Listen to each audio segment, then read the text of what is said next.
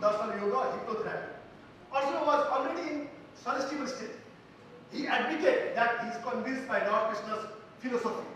And he wishes to see Lord Krishna's Vishwarup. I want to see your Vishwarup. Madanu Brahaya Parvam, Guyamatma Vyapa Sanjitam, Yathuttam Yatastenam, Mohoyam Vigatama. If you want, please show me your Vishwarup. I want to see that. So he was in hypnotic trance state. So now, the Krishna shows all his Vishwarup.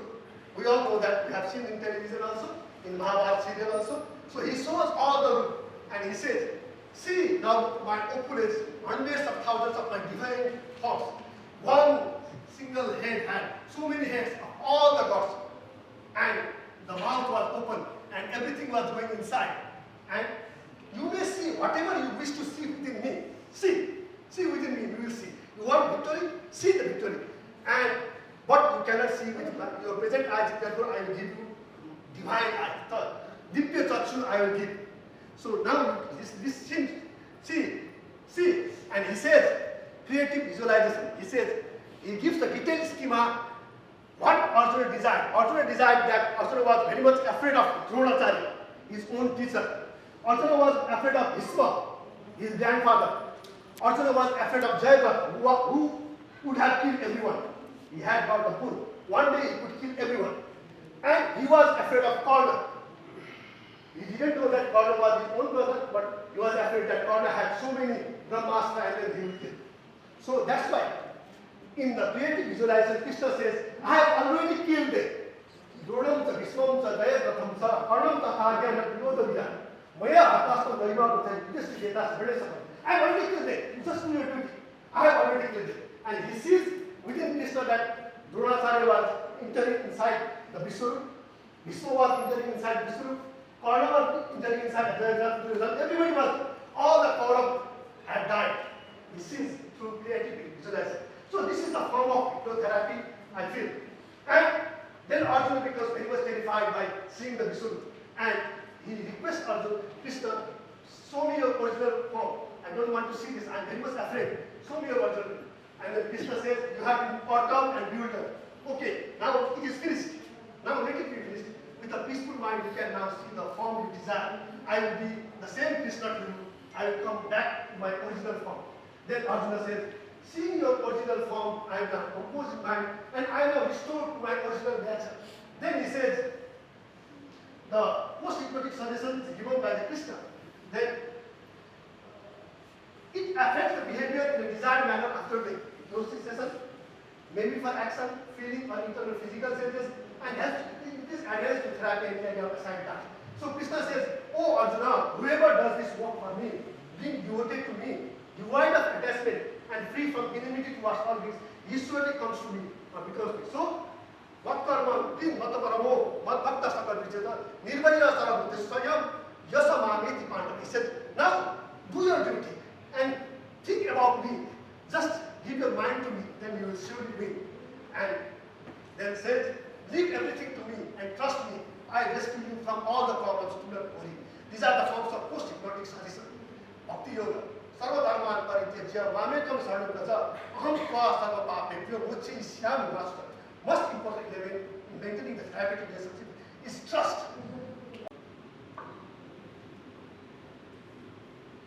Let me express my thanks to the organizer, Dr. Salim, especially, and my co-speakers, Dr. Ajay, Dr. Tanvi, and for this very session. So I came up with this very Buddhist perspective here after this Hindu perspective, very intensive one on the Gita. So resilience enhancing Buddhist approach. So Buddhist approach for the mental health during, especially during the adversity.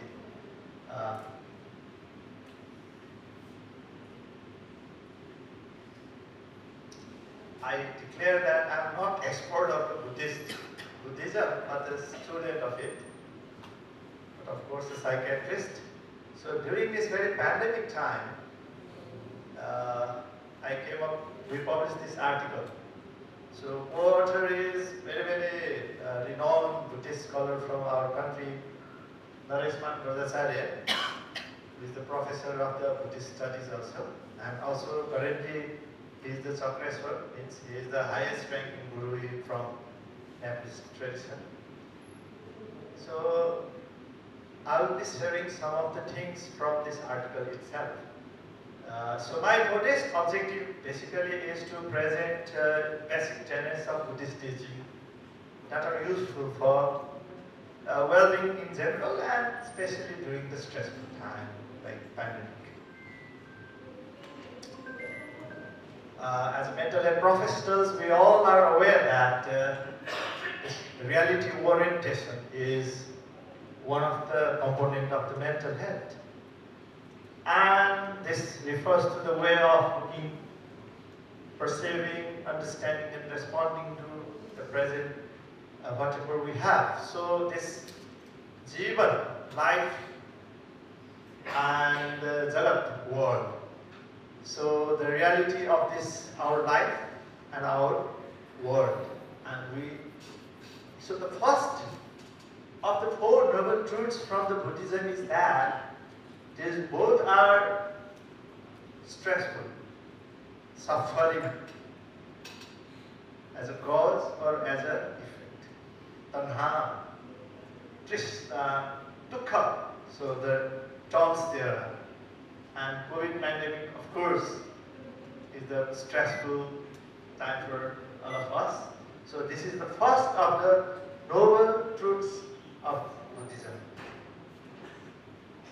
And resilience, we know, is the process towards the stability, peace, progress, balance. So it's the counseling of Lord Buddha to Arjuna during confused state prior to the war, as he has already said. The essence being to face up the situation without being much worried about the result. Leaving all up to Almighty, that is this Kama Karma. So I think the essence is that, to my understanding, and Dr. Tanvir will be definitely highlighting on the Muslim perspective. So he very much emphasizes on the charity, that is the support to the needy people. And Christianity, which is widespread, has got the emphasis more on the compassion. So religions basically informs the global system and provide meaning in both usual and in stressful time. So regarding this Buddhist approach, so this is basically based on the objective exploration, questioning and researching through inner experience of the reality of life and the world. For what Siddhartha Gautama has spent more than 6 years in the extreme hard work in meditation and learning. So this is the analytical one, both inside and outside. And this has been for focus on the promotion and well-being of the mind. That is the prevention of the downfall of the mind itself. So this is a systematic, like any of the academic curriculum, like curriculum based. As we know that in curriculum, what, who, how, when, this all will be clearly delineated, and so is Buddhist approach. And systematic, like in any academic, so there will be grading starting from nursing and going up and up. So in Buddhism also, the faith based on the degree of the exercise and performance and karma of the self. Talking about this Buddhist teaching, tradition, philosophy, religion. So in the timelines we can see that. So actually Buddha was born while there was a widespread papa on wholesome acts and deeds, discrimination and time. Actually there was no less violence, terrorism, ailments, famine, poverty and suffering among the people there. So the intention of was expressed in the first sermon of the Lord Buddha. So in the first sermon, the focus was on the psychological well-being, inner progress. In his Lord's statement, we can appreciate that. Lord said, I teach one thing and only one thing, that is the suffering suffering. So he, Lord, advises to not to practice two extreme things, indulgence in the self-pleasures as well as self-mortification, and to take the path of middle path, that is noble and full path. So if we, go through the timelines, we appreciate that Buddhism took the form of the education, it took the form of philosophy, religion, and the tradition. So we know, we have heard about these four noble truths of the life and the world. That is, life and world are full of suffering, dukkha, tanha. So in this birth, aging, ailments, death, association with unpleasant, and dissociation from the present, and not to get what we want. So all these five aggregates are referred as a dukkha, and that is the reality. And it has its root, its reason. So referred to as, so here produces the re-experiencing, re-becoming, bound up with the passionate grain. So it finds fresh delight now and here, now and there, namely three, thirst for the sense pleasure, thirst for the existence and becoming, and thirst for the self-annihilation. So these three are the samudaya, dukkha samudaya. And then, of course, the solution is possible. That is the nirodha, and there is a way out. That is the marga, magga. So five moral precepts for the purification and of the mind and body, and eightfold noble paths for the freedom from suffering. So, talking about this Buddha path, it talks about refraining from this kind of unholy or forbidden deeds. That is a varika through the Panchasila. Panchasila for common people and Ashtasila for the monks and nuns. So here it talks about forbidding, killing living beings, stealing, sexual misconduct, lying, and conjuring. And it talks about following the wanted deeds, that is the charita. So that is referred to as the Arya Astangika Marga. So it talks about the right view, right thought, right speech, right conduct, right livelihood, right exercise, right mindfulness, and right contemplation. So it shows how one can be summoned in this very picture.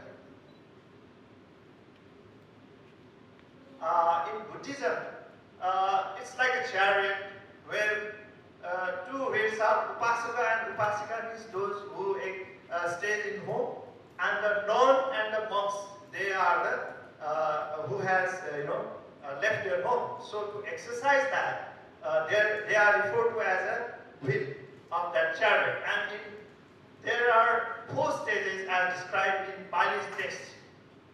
These phase are ready as per the attainment from the exercise, performance, and karma. And in that, so there are the stages of attainment, mentioning of the stages of attainment in the Buddhism. So first is the stream intera, referred to as the Sotapanna. Chula and Mahasutapanna, it is achieved by overcoming the false beliefs about the Buddha and teaching Dhamma and its other, that is Sangha. So this stream intera is achieved by that. And after that, the next phase will be the Sakidagami. So it's a once return. So at least there will be rebirth only once in this realm, and then by diminishing the loss, hatred, and illusion. So of course these are attained by continuous exercise like that, and of course then after that the stage will be non-returner, referred to as anagami. So after that there will be rebirth in the higher heaven. It's a belief. It's a stage described like that, where we will become arhata. That is the state attained by overcoming sensuous desire and ill will, in addition to attainment of the first, those previous two stages. So arhata, and of course is the way to nirvana. So in this figure also it has been shown. So it's quite noteworthy that in this Tanasya. So based on what characteristics we get, so the fate will be there. So for example, yeah, if we disagree, so the life will be like a naga. So it has the symbolism like that. Okay. Yeah, it's a short account of the approach during the adverse period. There is, these approaches will enhance the problem solving and coping in the stressful periods. So, and the well-being in the time of the stress. For example, there is a mention of this Ratana Sutta, this jewel discourse.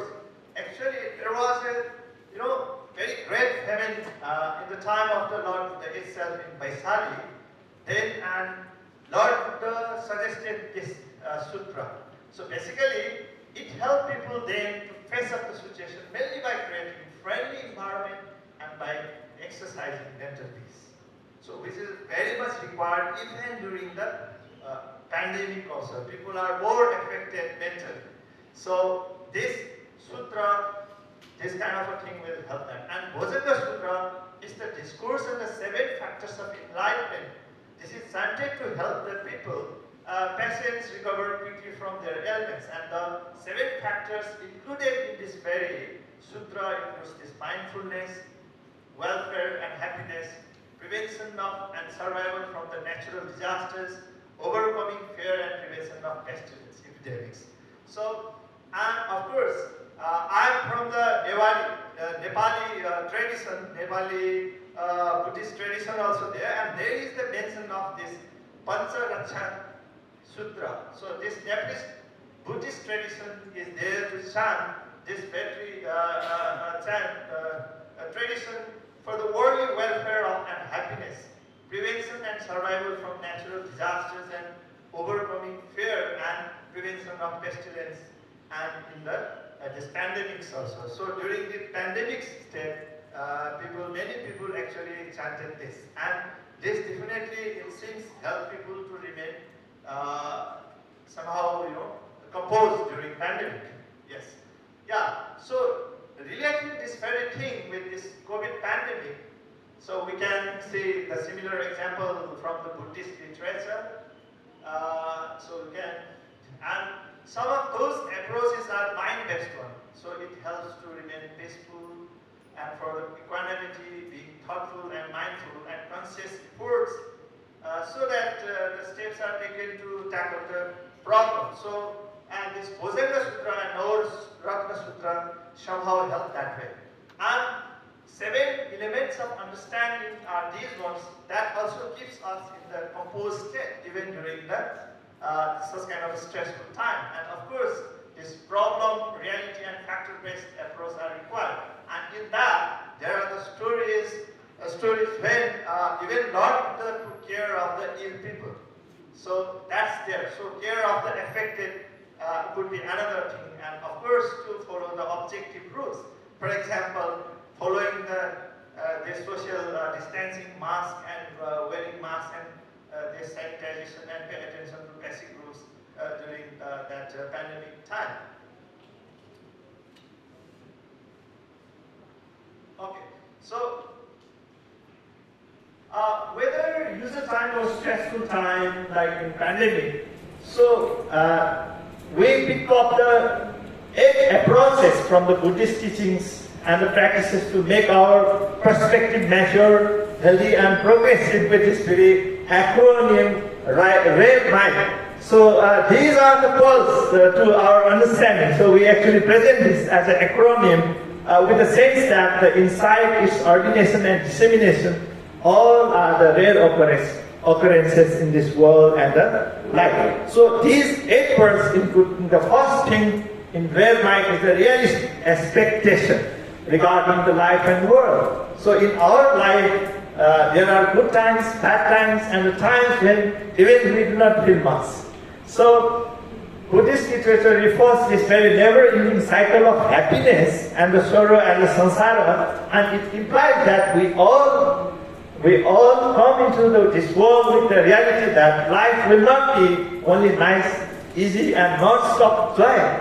and that we will not always have the things exactly the way we want. So this very expectation, realistic expectation, and of course COVID pandemic also has become reality for us, and being dissatisfied, angry and sad at times, other people and ourselves is not the solution. So this kind of a thinking, we can see in the Buddhist perspective, help us transform our feeling, perspective and behavior. So this is the first thing that included in that acronym, realistic expectation. And then awaken Buddhahood within the self. So as we know that the mind cannot hold two opposing states of the emotions simultaneously. We cannot be angry and passionate at the same time.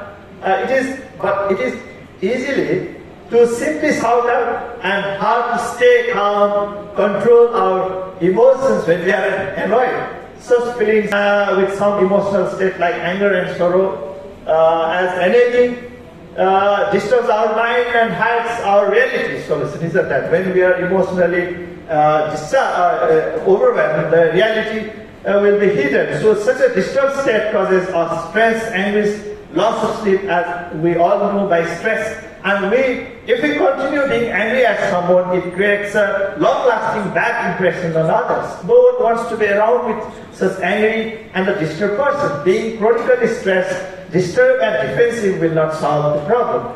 We should stop it and think realistically and start to apply the problem-solving strategy as far as possible. If someone's accusation is true, so if the accusation is true, it would be mature to admit that, learn from it and move forward with our lives. If it is not true, again, it would not be mature to be angry. So, because the person may make mistake, it is not something that we have never done before, so ourselves. So many frontliners, patients have been stigmatized during COVID. And four noble truths of the Buddhism is therapeutic in that nature. So that time also, it teaches us the truth that wherever there is a problem, there is a solution too. So this is the next pearl that we came up, and then another is to learn from enemy and adversity itself. So Buddhism teaches to view the situation neutrally with mudita, neither with attachment nor with hatred, and often teaches to do the things precisely opposite to what we usually do. For example, opposite to our urge for it, as well as being mindful of every step.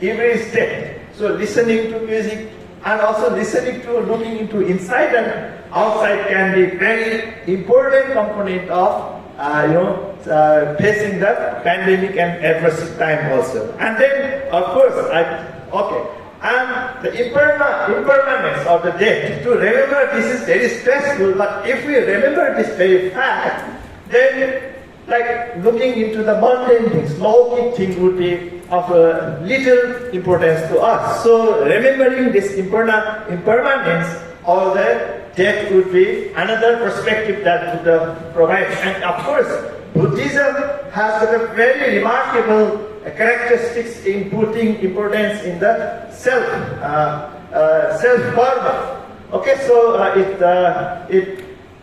it gives much importance in the role of self in one's own faith. So even during, for example, pandemic is referred to as a result of the human karma itself. Much emphasis on our karma itself. And then of course this last part is the emptiness. So actually, of course, we all have the meaning, but in isolation, it is like empty, no importance. That's why, so we have to remember that whenever we become angry, stressed, then we have to remember that in isolation, it doesn't have much importance. So to conclude, so my take-home message would be that, along with the conscious, healthy strategies like social distancing, wearing masks, hand sanitization, and context-based strategies like Namaste during the COVID suffering, this raised mind.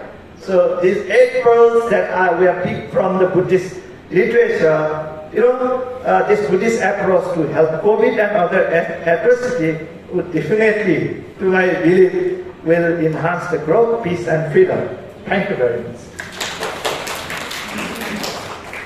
Very weighty type of presentation. Now, Tanvi. Thank you. Chairpersons, my seniors, my colleagues, very good afternoon. And in continuity of this today's topic, that is spiritual intensive, today I'll be talking about Islam and psychiatry. And I think this is a very important topic because spirituality is a major part of our life in our area. And before going to psychiatry, I'll be talking about this. Today I'll be talking about some introduction about Islam because many of you might not be knowing what is Islam and its basic concepts. Then I'll be talking about Islamic psychology and like the therapeutic approach, Islamic approach. So Islam is one of the major and last Abrahamic religion. And other two Abrahamic religions are Christianity and Judaism.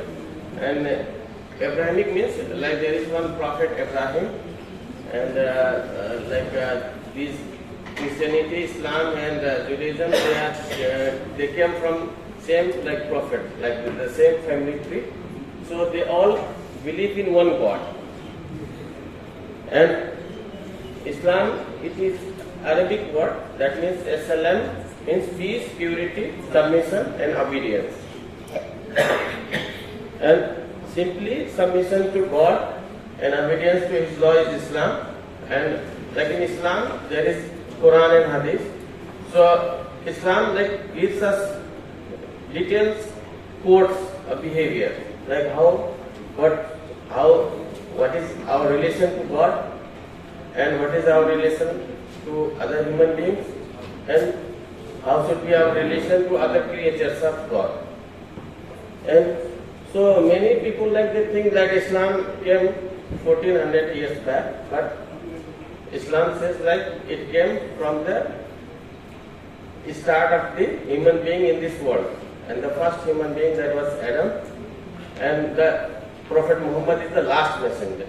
So the concept is like when God sent human being in this world, then God also sent some messengers to convey His messages.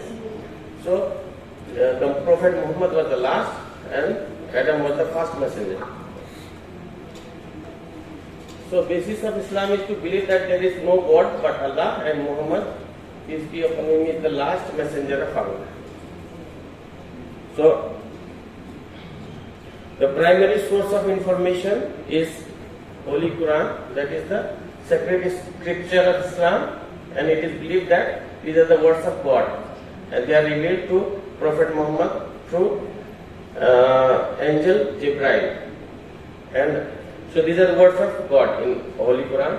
And Hadith, like this is the compilation of the words, actions, like the personality of Prophet Muhammad. Like this was the information was compiled by his companion, and it is believed that Prophet Muhammad is the noble personality. So they try to copy each and everything, like what was his actions, how he faced the problems, and like his everything, like get up. This is called Hadith. So these two are the source of information in Islam. Now the basic concept is the three beliefs. So Islam believes that there is one God, and then prophethood, like in different times God has sent some messengers to convey His message, that is Risalat and Akhira, means they believe that there is life after death. So there is only the death of the body but not death of the soul, and the soul is eternal. And then there are 5 pillars of Islam. One is the belief, that is Shahada, belief in God, and then there are prayers, like 5 prayers in a day. Then Zakat, that is giving, charity. So like all human beings, like they should give 2.5% of their earning every year, and these donations should be given to the needy people. And then fasting, there is 1 month fasting in month of Ramadan, and Hajj, that is pilgrim, like people, they go to Makkah once in a life. So, the purpose of human life in Islam. What is the purpose of human life? What Islam says? Like,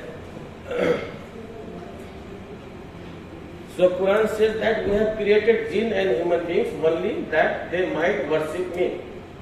So that is mentioned in Quran, chapter number 51, 36 verse. So it shows that human beings are created just to worship God. And jinn is, there is another creature, we believe. These are made of fire, jinn. And the life of a human being on this earth is just a preparation or examination for the eternal life after death. And good or bad consequence of eternal life depends upon how much of man believes.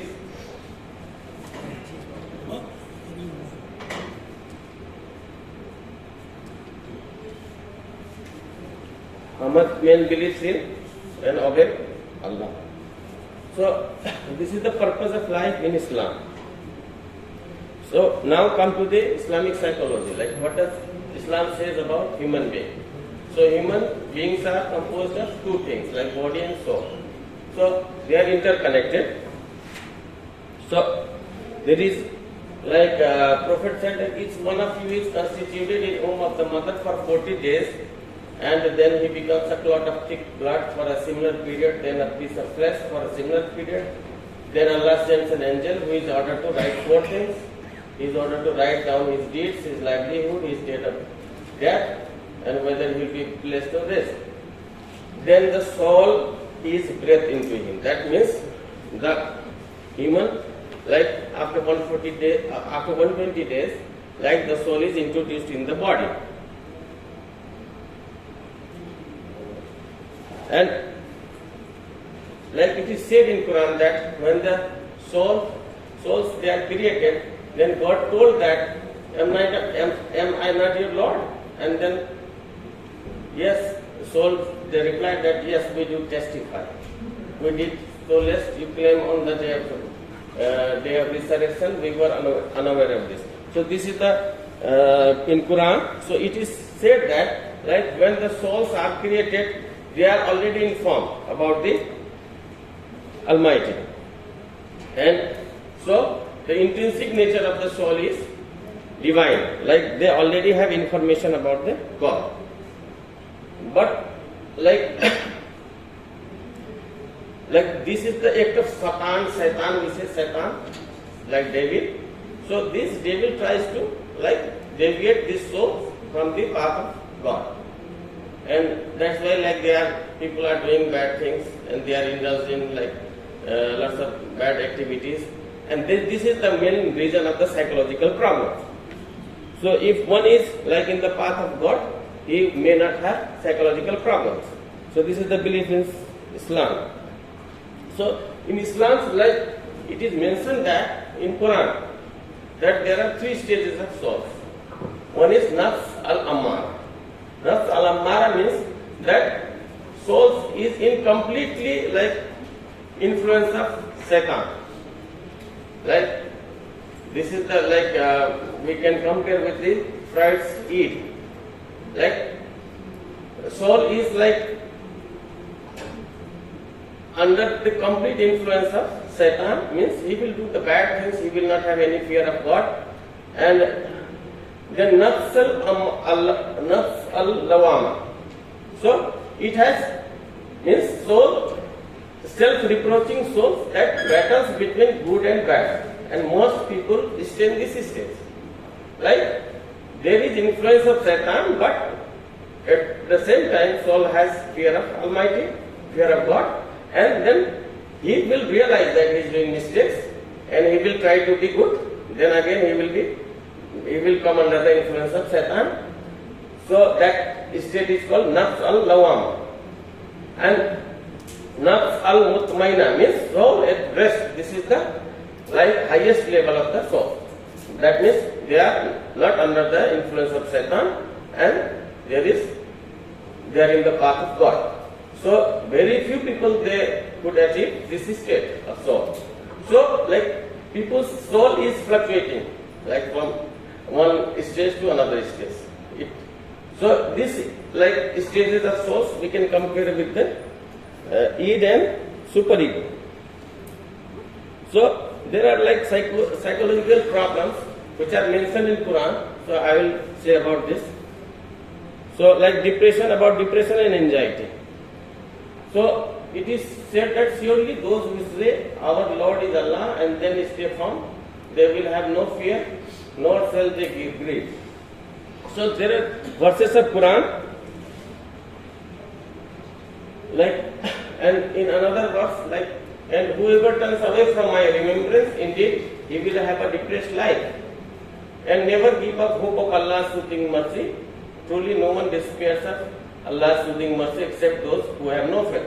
So according to these verses of Quran, like it appears that people like they get depressed when they go away from the God. And then there is mention about the dementia, like it is Allah who creates you and takes your souls at death, and of you there are some who are sent back to a feeble age so that they know nothing after having known much. For Allah is all-knowing, all-powerful. So there is like this verse, like it appears that talking about dementia, and then the responsibility to old age parents, like the Lord has decreed that you worship none but Him, and that you be kind to parents, whether one or both of them at an old age in their life. Say not to them a word of contempt, nor repel them, but address them in terms of honor. So these verses of Quran, they are also used when like people are going through some psychological problem, or like there is some family problems, they are not looking after their parents, no? So about suicide and euthanasia. So it is believed that this life is given from the God. So we should not kill ourselves. So don't kill yourself. No doubt Allah is merciful, and anyone who does so will be pushed in fire. And it is easy for Allah. So this is a sin. Committing suicide is a sin in Islam. So like Muslims have lower rates of suicidal behavior, and it is forbidden act. And high levels of religiosity can decrease the risk of suicide. And there is another verse in Quran. So this information I brought from the Quran. Most of them are from Quran and some are from Hadith. So whoever killed a human being except as a punishment for murder or for spreading corruption in the land shall be regarded as having killed all mankind. That whoever saved a human life shall be regarded as having saved all mankind. So these are the verses of Quran talking about suicide and killing. So about substance use, there is mention about the substance use in Quran. Like at the time of Prophet Muhammad, like these activities were like people used to take alcohol. There were lots of crime in the society. So like in Quran, the verse came like, "O you who believe, do not go near prayer when you are intoxicated, until you know well what you say." Means anything which impairs our thinking, these people should not go to the prayer. First it was told like this. Then they ask you about wine and gambling. Say, in both of them there are great sin and few profits for man. However, their sin is greater than their profits. So this is another verse related to substance use. Then, O you who believe, indeed, wine, gambling are unclean and Satan's work, so avoid it that you may be successful. So like whatever people doing bad things, either they are taking substance or any bad deeds. So in Quran like mention that these are acts of Satan. So that people will not blame self. And it is said that you try to be away from Satan. Then Satan's plan is to sow enmity and hatred among you with intoxicants and gambling, and to hinder you from the remembrance of Allah and from prayer. Will you not then give up. So this is particularly mentioned about the alcohol and other substance, intoxicants. Homosexuality, that is prohibited in Islam. So there is a verse in Quran, like we sent Lut. Lut was one prophet, and who said to his people, how can you commit an indecency, sodomy? So Lut, Prophet Lut was from Sodom, and from there like that the sodomy terms came, and there was like a message from Allah that time the sodomy was very common in that place. So this verse came. So this is prohibited in Islam. And now treatment. I will talk about the Islamic approach related to treatment. So first thing, like I would like to say, that is mentioned in Quran, that there is no blame for the blind, nor is there blame for the lame, nor is there blame for the sick. So it shows that it is not a punishment or any curse.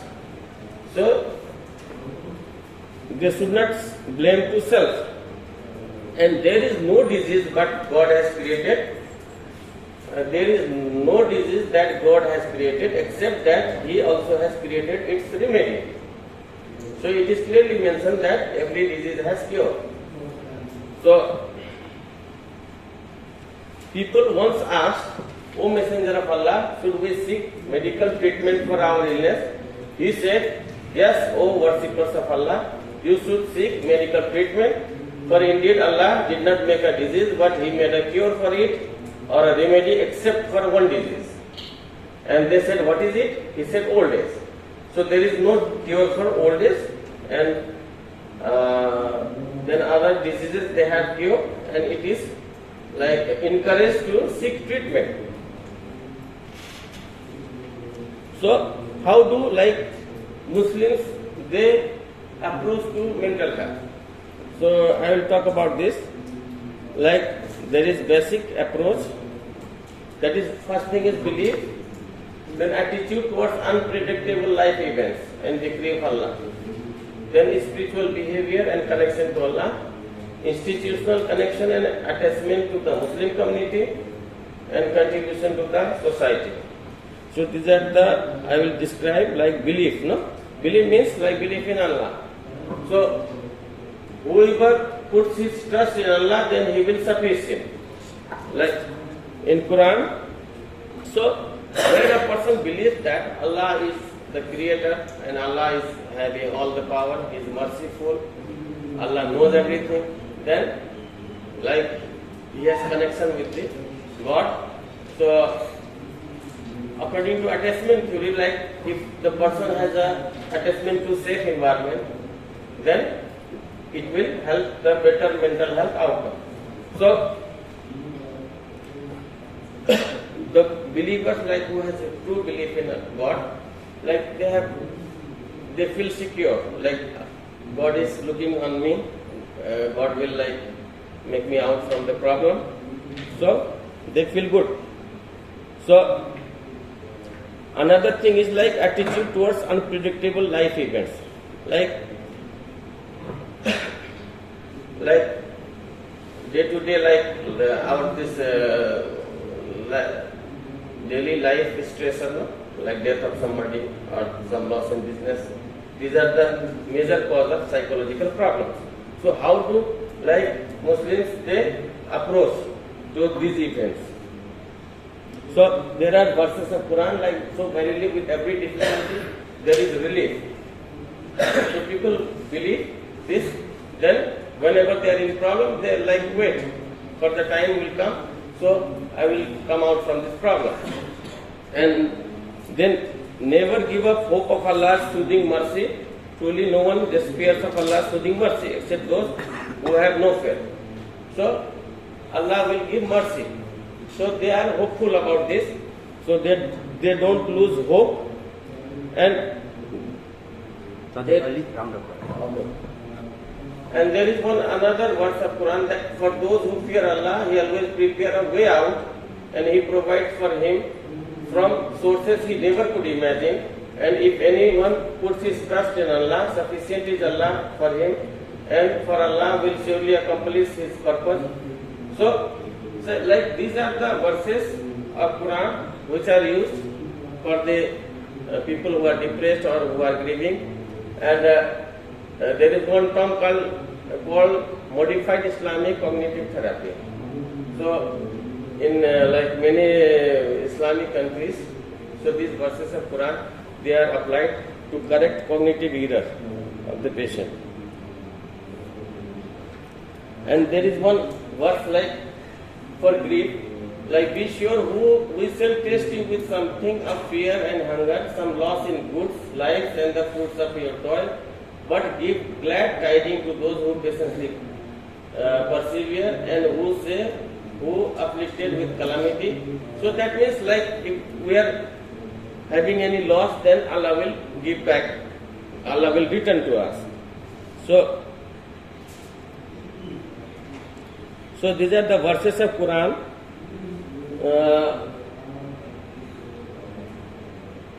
So these are used for the like for grieving people. Like these are cognitive, like these works at cognitive level, and there are some behavioral approaches like prayer. So Islam says like 5 times of prayer.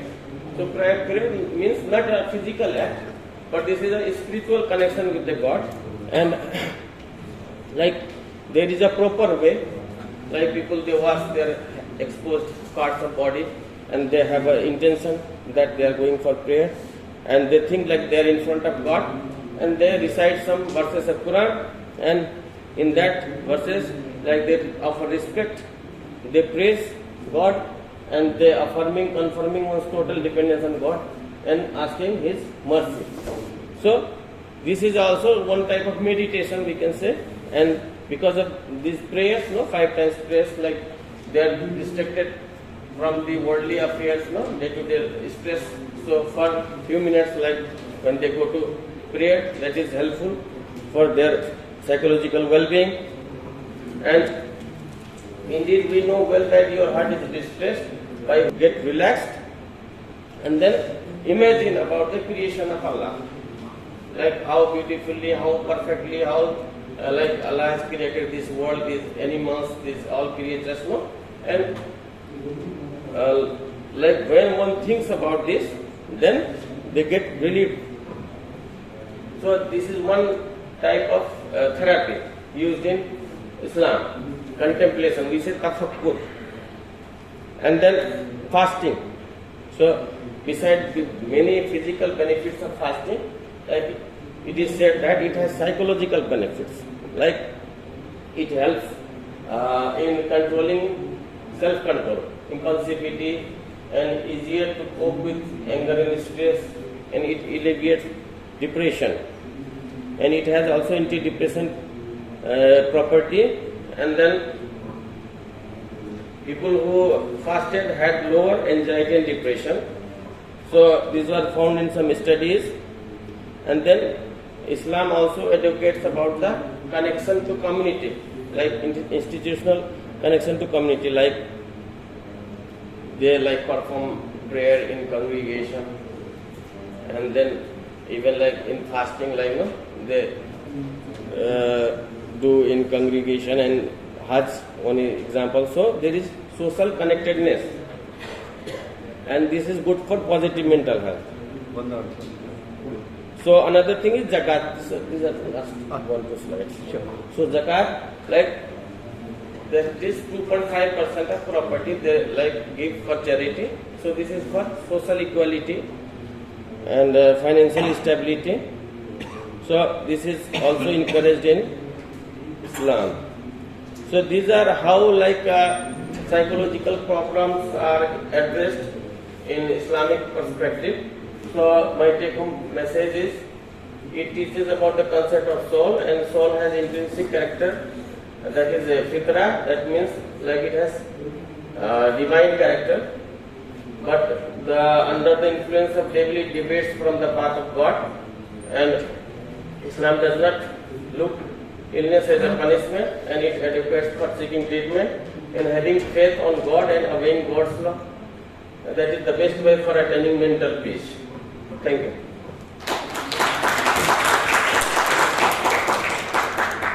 Thank you, Tanvir. Many of the time these patients were cheated by the so-called faith healers also. Even for, they do nothing but they charge heftily and then they lose so many things. So I was getting the idea that we being, of course, somebody who would decrease the sufferings of people, can we institutionalize some sort of spiritual intervention inside the hospital itself? Why not we advocate some spiritual scholars? They will come and visit their respective faiths and then give the pearls of their religion. Not that they will do any let's say superstitious work. But things like this could be imparted to our patient and then they will be well taught and then they may be contented. I think this should work. I just wanted to experiment. This is just fun. So what is the opinion to the scholars? Thank you for your wonderful presentation. I really enjoyed it. Thank you, Abhisar. Yes, it can be used, I think it can be used as a form of complementary therapy. There are some studies which show that prayers are better than placebo or better than, but it should not be in expense of you should not take the medicine, but you should follow. Exactly. It should not be like that, but it should be as a complementary. Exactly. That's what I am saying. After doctors round or nurses round, there will be some spiritual scholars round. What about that? Rather than my view, this is my observation. Okay, in UK, what I saw is, inside the ward itself, based on their religion. So some, as you said, suggested. So they will visit, and a assigned person will, help from the religious viewpoint also. So it's there actually. I myself have seen in the UK. So UK have that system in NSS. So just to complement. You want to say something? So like in Malaysia and some Muslim countries, like they are using like this in hospital setting, like recitation of Quran and then enhancing their belief. But I don't know how much ethical in our part of. Why not? We have to experiment. We are the one to start a new trend. I think. Yeah, and also experiment. Yeah, also like we see many patients, they are from different religious backgrounds. So if we can understand their religious background, that is helpful for us. Like in Islam, they believe in jinn, Satan, So when the moment we say there is no jinn, no Satan, they will not comply with our treatment. So we should give respect to their religious belief as well. Thank you. This is not the question, but I have some general comments and some opinion. I think both the presentations were very elaborate and very comprehensive. And we have come to know that according to religion, spirituality also, there are etiology of the pain, suffering, and sorrow, and there are manifestation also, and there are ways to deal with those treatment. So spirituality plays very important role. And we say that most of the sufferings, most of the sorrows, most of the pain, they are man-made. Even in psychology, cognitive behavioral therapy, first thing is thinking. That if you feel negative, then you behave negative. So the spirituality comes there also. And I think that in the definition of the term, health, by WHO, when it was formed in 1948, that definition still exists. The definition of health is a state of physical, mental, and social well-being, not only the absence of disease and infirmity. That still exists. The spirituality part, they talk in all the seminars, but still in the definition it has not been included. So I think that this definition has to be included by WHO also, and we have to, maybe we can recommend this. I don't know, the conference also can recommend this thing to the concerned agency. And another thing which I would like to say, all religions, in all the religions, I think only the paths are different, but the goal is the same. The methodology is different, but the ultimate goal is the same. So spirituality should be included, and I think that unless or until, this is like the four wheels of the car. If one wheel of the car is not functional, then other three also cannot function. So spirituality is very, very, very important, especially in this context, in the present context, in the modern context. Yes, very yes, important. yes, sir. So this is my opinion. Thank you, sir. Thank you, sir. Please.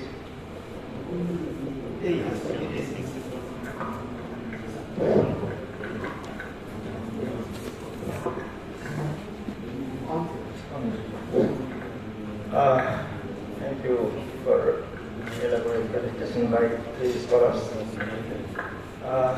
Dr. Ravi also raised a question: how should we approach for the patients admitted in the hospitals of patients of different diverse belief groups? I think that from in practical aspects, we should be very much acceptable to follow the traditional some intervention which doesn't contradict to the intervention, our allopathic psychiatric intervention, unless and until it interferes with our treatment process. But we should be equally acceptable to implement side by side the patient's religion which he comes from. So, like Dhamidakri and one Christian believer may well wish to visit by someone, some Christian priest, and for Muslim also we should be adopting a more acceptable, more open approach to implement, to accommodate those kinds of interventions also. I think from practical aspect, I want to suggest that. But I want to bring your attention to one fundamental aspect of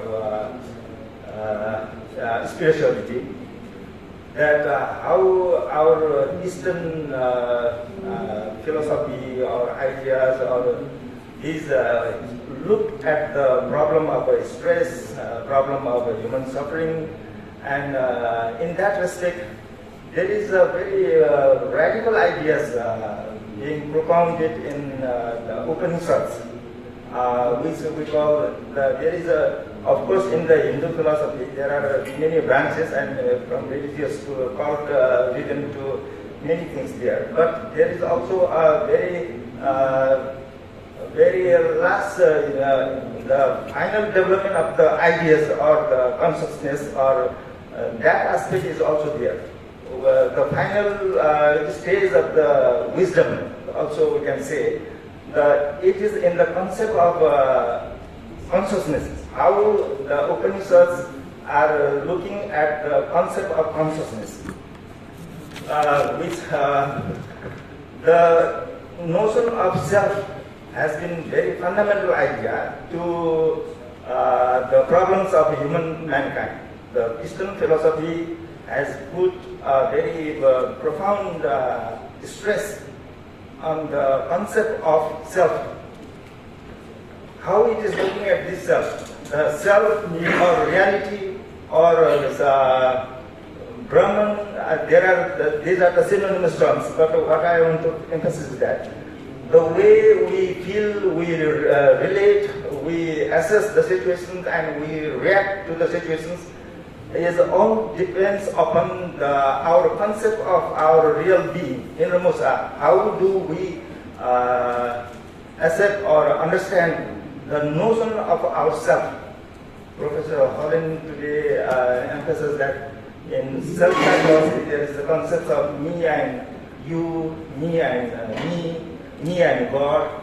But what I want to emphasize is that this Eastern philosophy, as I am pointing it to that it is the pinnacle of the wisdom, it wants to see, it poses that the self that we understand is very much false. It's illusory.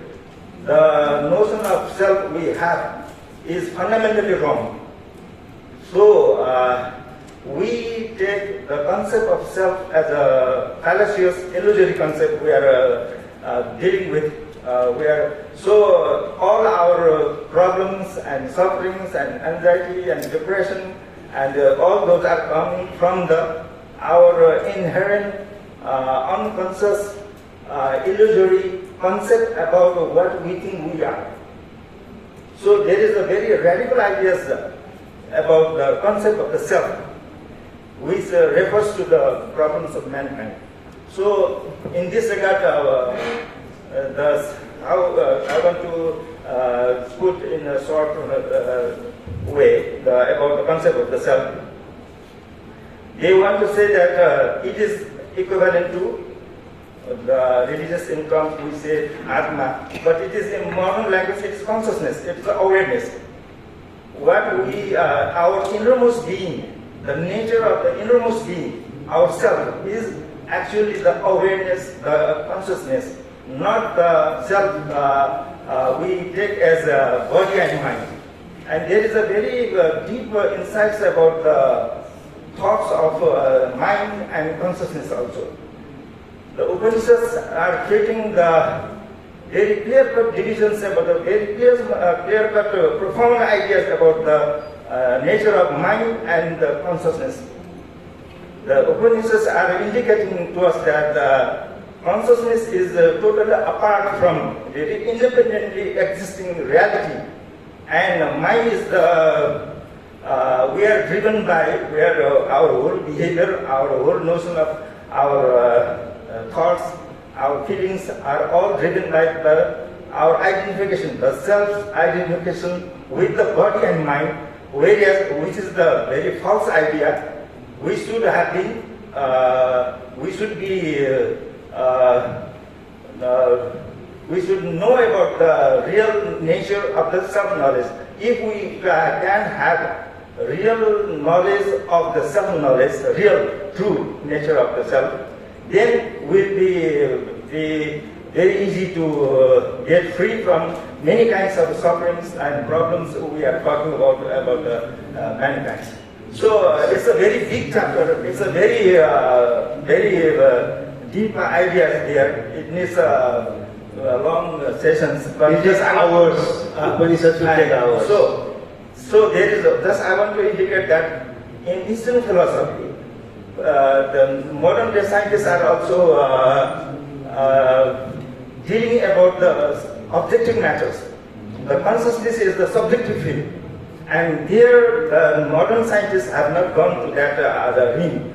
So, the modern physicists, modern day scientists are also hit with the wall. They have not been able to further proceed ahead due to the imprecise or imperfect notions about the consciousness, because they have not gone to that. Whereas Upanishads have clearly defined, have shown given the very profound ideas about the nature of the consciousness. So it's a very big chapter. It's a very deep, profound thing. So it kind of just I wanted to hint about that. So what I want to finally what I want to say is that actually I wish there are many young doctors also. I wish there could be spiritual psychology. In Nepali, I could say Adhyatma Manovigyan. This should come refined in a very well-developed, well-coordinated, well-organized Adhyatma Manovigyan or spiritual psychology. That should be coming. And I wish I should work for that book, for that thing. But I would like to encourage or invite the young doctors also to look to ponder over this thing, and probably sometime we may come up with very elaborate, very profound ideas that is in our eastern part, in the Oriental world, there is. But we have not been able to sum up, to put it in a very organized and systematic way. But there is a very big insights, profound ideas, which may be very much helpful in promoting the mental health of our country, of the world itself. Thank you. Thank you, sir. Anyone wants to add? Let's try to be on. size, la? La. Or you can shout. You are young yet. I have a very simple question. First of all, thank you for all my seniors for all the wonderful session. I want to ask a simple question. My question is that we all know that all people of this world are bound to some kind of spiritual faith. They are bound with, it may be Islam, it may be Christianity or Hinduism or anything, or they may be atheist, that is also some kind of faith. That is a faith. Every person is bound to a faith, and that is driving them, right? So now, as psychiatrist, when we see the patients are, in my understanding, I may not be completely right, but in my understanding, the patient might not be in the perfect state to understand the whole, to grasp the big picture of the spirituality of the teachings of Gita or Quran. That it is not possible for the sick person to grasp that. So, how can we can we create some place or some center or a different kind of hospital where we will talk about the fundamental of well-being, how to be well-being. So, how can we start a hospital or a wellness center, whatever it may be, which will help people to understand themselves and become a better person mentally and physically. So how can we go in our country's scenario? So how can we start there? This is the question. Anyone can help.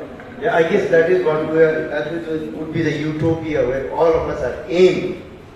But the problem is what came out. Could we do this in the hospital? We did it and we ended up on the wrong side of the fence. I remember Santavan Hospital. We used to go there. Santavan Hospital had a OPD and on the side was a prayer room with a cross there. That was pretty intimidating for some people, not for me. And especially I came into teaching hospital. In teaching hospital we did two things. Every bed, like Santavan, if you get admitted, every bed had a Bible. Right? We copied the same thing into teaching hospital. Hare Takyamuni, naya patient आउँदाखेरि गीताको किताब राखेर हुन्थ्यो. अब हाम्रो नेपाली मान्छेले कति गीताको लेखा गीता बुझे भगवान जान्छ. The concept was that there. अनि त्यसपछि we took, and that had to be abolished because of, obviously we are Nepali, so anything will start fighting. अनि त्यसपछि what we did was from 7 to 8. PA system was there, so we started playing music. Music, but once we graduated up to bhajans, it had to stop again. So it's much easier for us out here to say, let's have, we could use this spirituality, but here we have so many different things that if you do one thing, the other one will shout out. But that is utopia. That is utopia. We would like to do that. Can I add something on this? Yeah. Sir, maybe if we create a different center, just like there are many resorts out of here, people come to those resorts for relaxation. They stay around 5 days or 7 days, they come in a package, they stay over there and they feel a bit relaxed when they are out of the resort. They feel that, that's why they pay for it, right? So cannot we create something like that, a small setting, a mental hospital situation, but it can be like a resort. It's not necessary that only a sick person should visit that. Maybe if I want, I can come over there and I can talk. If there are scholars, I can talk with them. And that's how that is. So in that way we can upgrade our understanding and well-being. Yes, we understand that. That would be the utopia, right? And then we talked about Islam, we talked about Buddhism, we talked about Hinduism. There was no one in Christianity. But as Tanvir was going down the line with Quran, I was closing my eyes and I was seeing the New Testament there. Every point he was saying, it was there even in the New Testament. If there is no God except myself. So, but everywhere you look, it's the same thing we are talking about. It's the same dice. We are looking at it from different places. At least हामी नेपाली भएर एउटा चिज चाहिँ गरौँ के it doesn't apply to you so I am talking in Nepali है यो योगा भन्न छोडौँ कि अर्जुना भन्न छोडौँ कि अर्जुन हो बाबा योग हो हामीहरू उल्टो बोल्ने अनि अरूले चाहिँ उल्टो बोल्यो भनेर शिक्षाउँदा पाइँदैन and I would love to hear this evidence-based medicine get out of the room. त्यसपछि we can do justice to our thing out here. And then I'll give it to you. Now, sir, over to you before we thank you.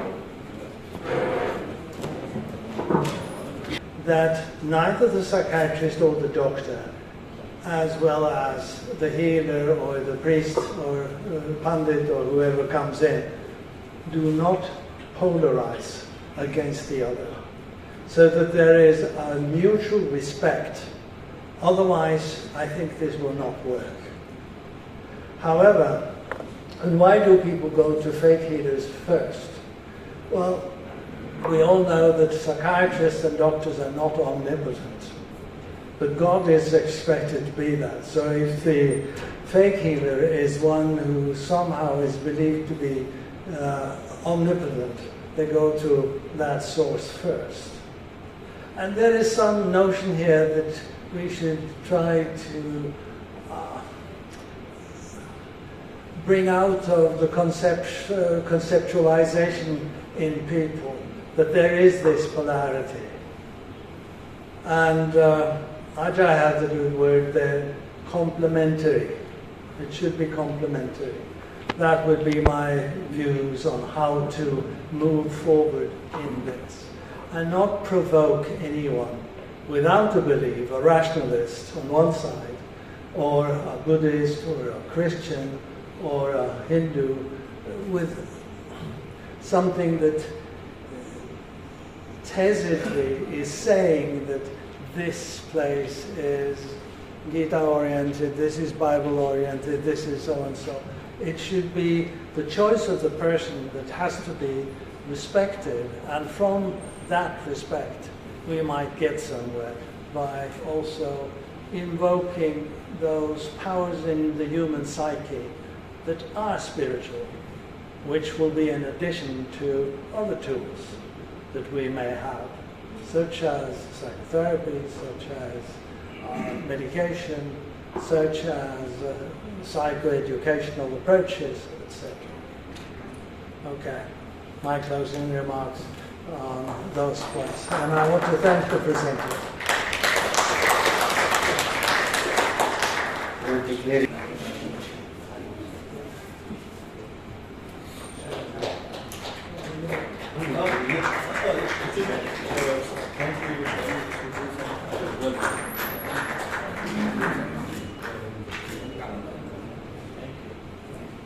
Thank you, sir.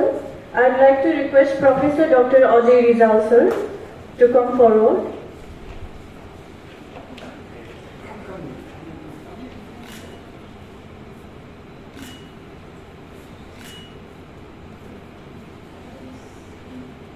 I'd like to request Dr. Tanvir Ahmed Khan, sir, to come forward to receive the token.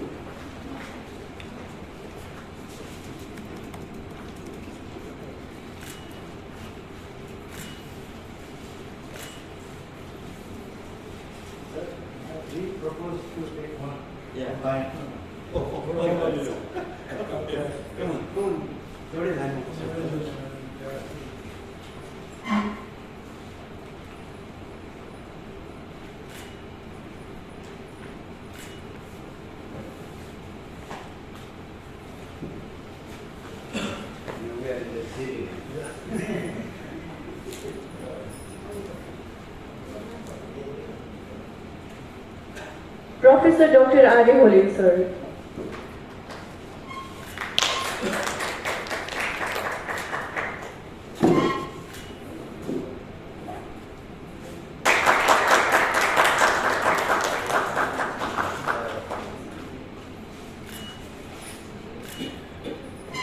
Thank you, sir.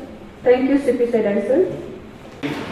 important topic, very often not talked about, but a key problem for a significant proportion of population, significantly affecting the mental health, erectile dysfunctions. An overview. Dr. Powder. Dr. Reed Powder. She is a consultant psychiatrist, and she works in sexual medicine, MD psychiatry, fellowship in psychosexual medicine, former associate professor at Nepal Medical College, and she is associated with Sri Virendra Hospital, Kathmandu now. Over to you, Dr. Reed Powder.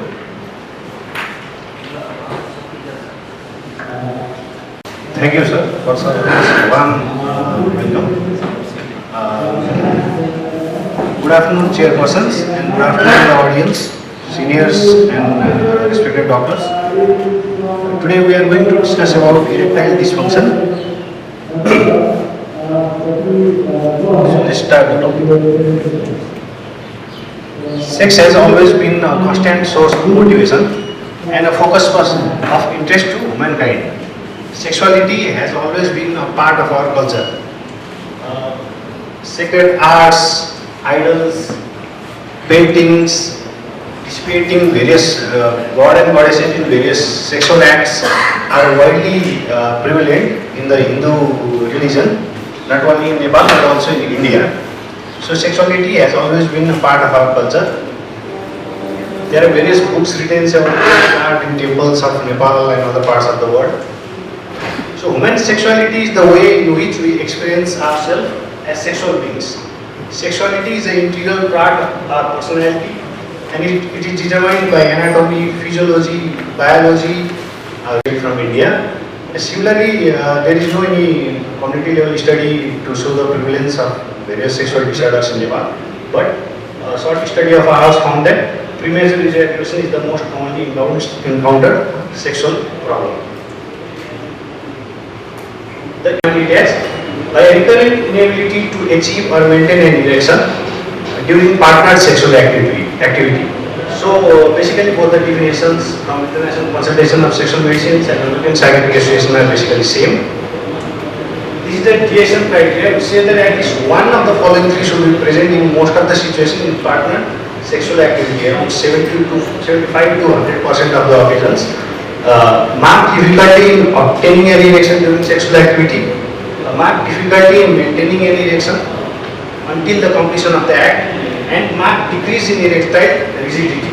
And it should be persistent for a minimum of approximately 6 months, and it should not be explained by any other non-sexual disorder. We can classify erectile dysfunction variously. According to the duration of the problem, it can be either lifelong, a person may be having lifelong erectile dysfunction, or it may be acquired. According to the situation in which it is present, like generalized, in all the situations where the partner is having sexual activity, whether it's home or it's hotel with any partners, if there is erectile dysfunction, it is generalized. But situational is in some specific situation, if a patient has a failure to maintain or have an erection. Like sometimes what happens like, especially in honeymoon couples, they go for honeymoon and there the partner can have an erection. But you will be regularly having that during other time in normal sexual activity. So that can be called situational. So according to etiology, it can be organic, psychogenic or mixed. But basically most of them have a mixed etiology. According to the Massachusetts male aging study in the US, the prevalence of erectile dysfunction in aged men of 40 to 75 years, 70 years was around 42. And you guys can see in the graph from 40 to 70 years, the occurrence of erectile dysfunction in men rapidly shoots up. Similarly, another study also showed a prevalence of around 66 to 64% and average prevalence of 30. So it is a disorder and naturally which occurs in aged males from more than 40 years of age. we are not going to discuss about the normal mechanism of erection, but basically what we have to understand is that any arterial obstruction in the penis or damage to the cavernous bodies or venous leakage. When the person has erection, the arterial flow to the penis increases. There is dilation of the cavernous muscle, which compresses the venuses. So, due to that, the venous leakage can't happen. So, arterial flow is increased after sexual stimulation, and venous leakage is also blocked. Because of that reason, erection is maintained. But if venous leakage happens, then the erection won't be there. So, all psychiatric disorders, even erectile dysfunction, as a biopsychosocial model, we all have been understanding previously, which has a biological, psychological, and social cause factors. Biology like our genetics, evolution. Similarly, psychology like our personality, partner choices, partner's attitude towards sex. Similarly, social like cultural aspects, religious beliefs. These all things are intermixed together to cause any type of psychiatric disorder, even erectile dysfunction. Drug addictions or sedentary lifestyles, they are also one of the cause factors for erectile dysfunction. Cardiovascular factors are very common, like hypertension, coronary artery disease, dyslipidemia, diabetes mellitus. They are very commonly associated with erectile dysfunction. Especially these disorders are also seen in aged men. I mean, being more than 40 years of age. So, because of that, also the prevalence in aged men of erectile dysfunction increases. Similarly, endocrine factors like hypogonadism, hyperprolactinemia, hypothyroidism, this can also lead to erectile dysfunction. Medical disorders like hepatic insufficiency, renal insufficiency, COPD, sleep apnea, spinal cord injury, polyneuropathy, these all are one of the medical causes of erectile dysfunction. There are also tricyclic antidepressants like clomipramine, imipramine, amitriptyline, opioids, and other drugs are antihypertensive, especially non-selective beta blockers, propranolol, thiazide diuretics. This can also cause erectile dysfunction. So these all things should also be inquired. So how does the erectile dysfunction occurs? Generally, there are sometimes what happens, there are some trigger factors like difficulty putting on a condom during sexual activity, during the rush or whatever the patient has difficulty trying to find the condom or to put the condom, and because of that there is kind of tension or anxiety which may cause to failure of the erection or early relaxation of the penis. So that triggering mechanism can lead to a contributing factor next time. The patient may remember that okay, last time this thing happened, because of that I could not get an erection. Maybe I won't be able to get erection this time also, next time also. So because of that stress and factors, the erectile dysfunction continues. So other factors are economic problems, too much of alcohol, consumption signs of disease, all can act as a psychological factors that triggers erectile dysfunction. There are other psychological factors causing erectile dysfunction like sexual beliefs or myths. Men should have a larger penis, penis should always be erect. So these are various sexual beliefs, myths that can also lead to erectile dysfunction. Sexual schemas like cognitive phenomena about cognitive attitudes about body and sex, like I can't perform, I'm incompetent, I'm impotent. These type of schemas that the patient may have, that also may lead to erectile dysfunction. Similarly, automatic thoughts during sexual activity. Sometimes what happens during sexual activity, the patient may think that, okay, what happens if I can't get an erection? What happens if I won't able to last longer, like last time? So because of those thoughts also, their erection mechanism may fail. Similarly, affective factors like performance anxiety, activity stress, and psychopathology like depression and anxiety disorders are also one of the common causes of erectile dysfunction. Partner and relationships issues are also very common cause for erectile dysfunctions, like this triangle shows the over distant love triangle of love. This shows that intimacy, passion, and commitment, they are very intertwined with each other. So for a good sexual relationship, there should always be romance, love, care, sensuality, attraction. These things should be there. So power struggles, betrayal, partner's attitude towards the patient, physical appearance, this all can lead to a problem of erectile dysfunction in the male. Similarly, contextual factors like daily stressors, serious financial struggles, unemployment, fatigue, these all can also lead to erectile dysfunction. So now these are the etiologies, how to diagnose or how we should approach case of erectile dysfunction. So diagnostic assessment should always be performed with the partner first and one erection. Similarly, sexual history, we should find the problem is difficulty in attaining or difficulty in maintaining the erection.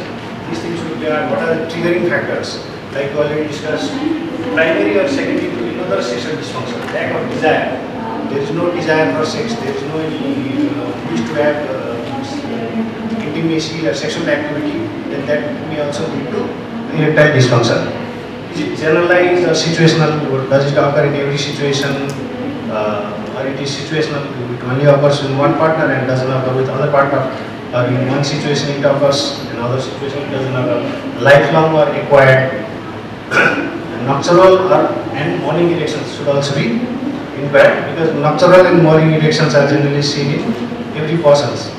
During REM sleep, there is a natural phenomenon that male will have erection every night and in the morning. So that if that nocturnal erections is there in the patient, it generally rule out organic etiology, not 100%, but it generally rules out, because normal mechanism for erection is present and psychological mechanism may be playing a role.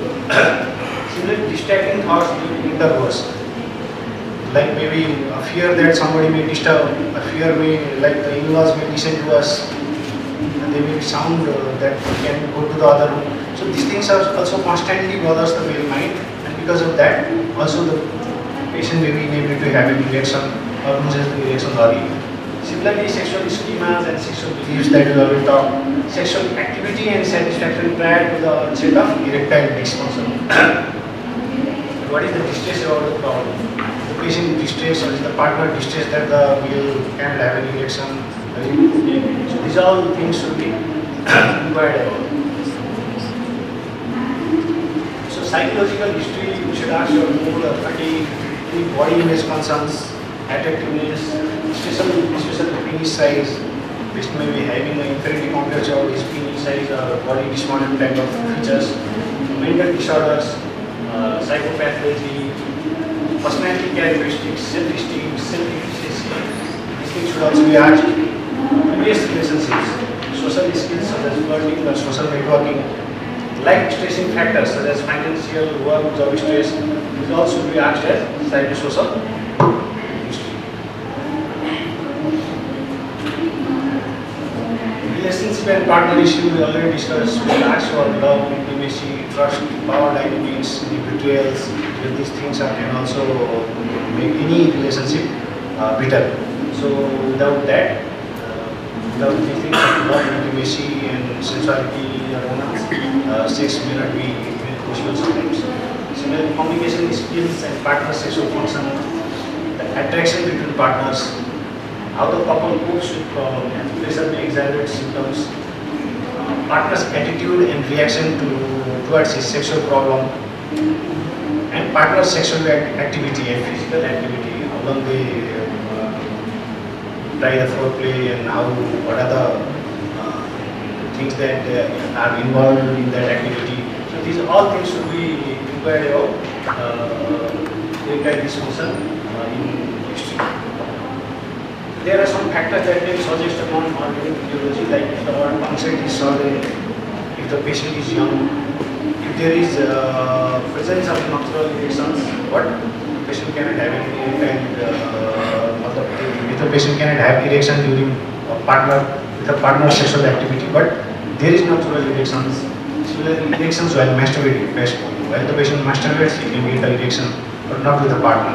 So these all can give a hint towards non-organic etiology. there are some differentiating factors between organic and psychology. Like age, generally in organic it may be for older, in psychogenic it may be for younger people. Onset is generally organic, it is gradual except for trauma and surgery. For psychogenic it is acute. Circumstances are global. In organic every situation there may be erectile dysfunction, but in psychogenic it is only situational. Symptom scores are consistent or progressive or intermittent. These are normal or decreased. Organic risk factors are there or not. We may also suggest organic etiology, partner problem, anxiety and fear. So these are some factors that can differentiate between organic and psychologic etiology of erectile dysfunction. These all factors can be classified into predisposing, precipitating and maintaining factors. Like any other disorders, these factors may sometimes precipitate, sometimes trigger and sometimes also maintain the erectile dysfunction. Maintaining factors, for example, relationship problems, poor communication between partners, lack of intimacy between partners, precipitating factors like new relationship, pregnancy and childbirth. So these all factors can sometimes predispose or precipitate or maintain the disorder. So now after history we should do physical examination, which is very important. Sometimes we just think that the patient is erectile dysfunction, the patient may not be able to identify his physical problems or physical deformities. So general screening for medical risk factors or comorbidities should be done. Evaluation of secondary sexual characteristics is also very important. Assessment of the cardiovascular, neurological and genital system should be done. And focused physical examination generally for the penis and should be done, like testicular atrophy, Peyronie's disease or phimosis, so that may also be contributing to ED, which the patient may not be doing. Another important factor is prostate examination, so that should also not be missed. So there are some common laboratory tests that we should perform. So that is serum total testosterone, prolactin, thyroid function test, RBS, screen for diabetes, lipid profile to screen for dyslipidemia. So there are some tests that are available to see whether to perform erectile dysfunction cases. Nocturnal penile fluorescence and rigidity, or it is also called RISI scan. This test is generally used to differentiate between psychogenic and organic erectile dysfunction. So this is a patented machine called RISI scan. It has generally two loops, and it is that two loops are tied. One loop is tied to the base of the penis, and other to the tip of the penis. And the patient is asked to, that device is attached to the patient's thigh and he is monitored for overnight sleep, like Holter machine for the cardiovascular activity. So what we aim to measure is that these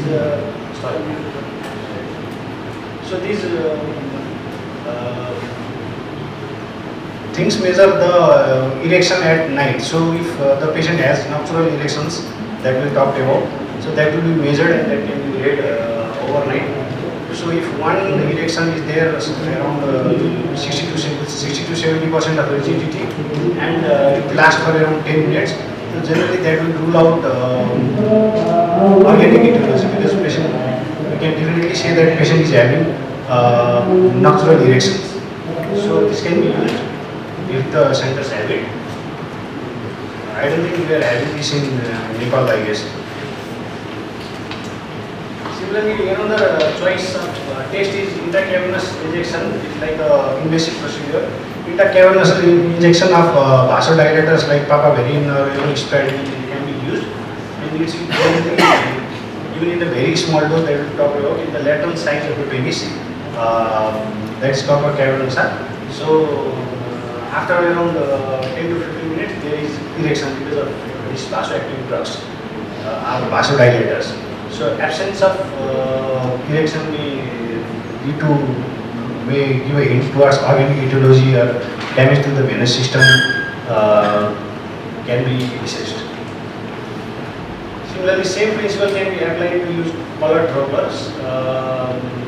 The vasoactive agent can be given to the penis like we talked about, and colored Doppler is performed by a radiologist. We can see the anatomy of the penile arteries.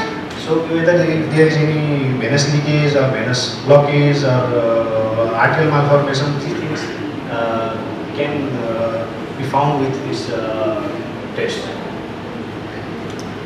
So it depends on the center. Some centers in India practice it, but not all centers. I think we don't even have these medications for IV use, like pepaverine or Risperdal. But sometimes they also do solar Doppler and without this drug, and it is not practiced, but without that drug also you can see the penis, but that won't give a, I mean, if the fracture of penis or other thing about the musculature, if any damage is there, that can be seen, but the anatomy, arterial and venous anatomy can't be seen without those drugs. So there are some standard questionnaires that we also should take into review, like International Index of Erectile Function, which is a widely accepted questionnaire that can be used for erectile function, which has five domains. So erectile, there are 15 questions. So in erectile function domain, there is question 1, 2, 3, 4, 5 and 15. Orgasmic function, sexual desire, intercourse satisfaction and oral satisfaction. So in all these 15 questions, there are around 5 responses. So for erectile dysfunction, we only see answers for this erectile function domain.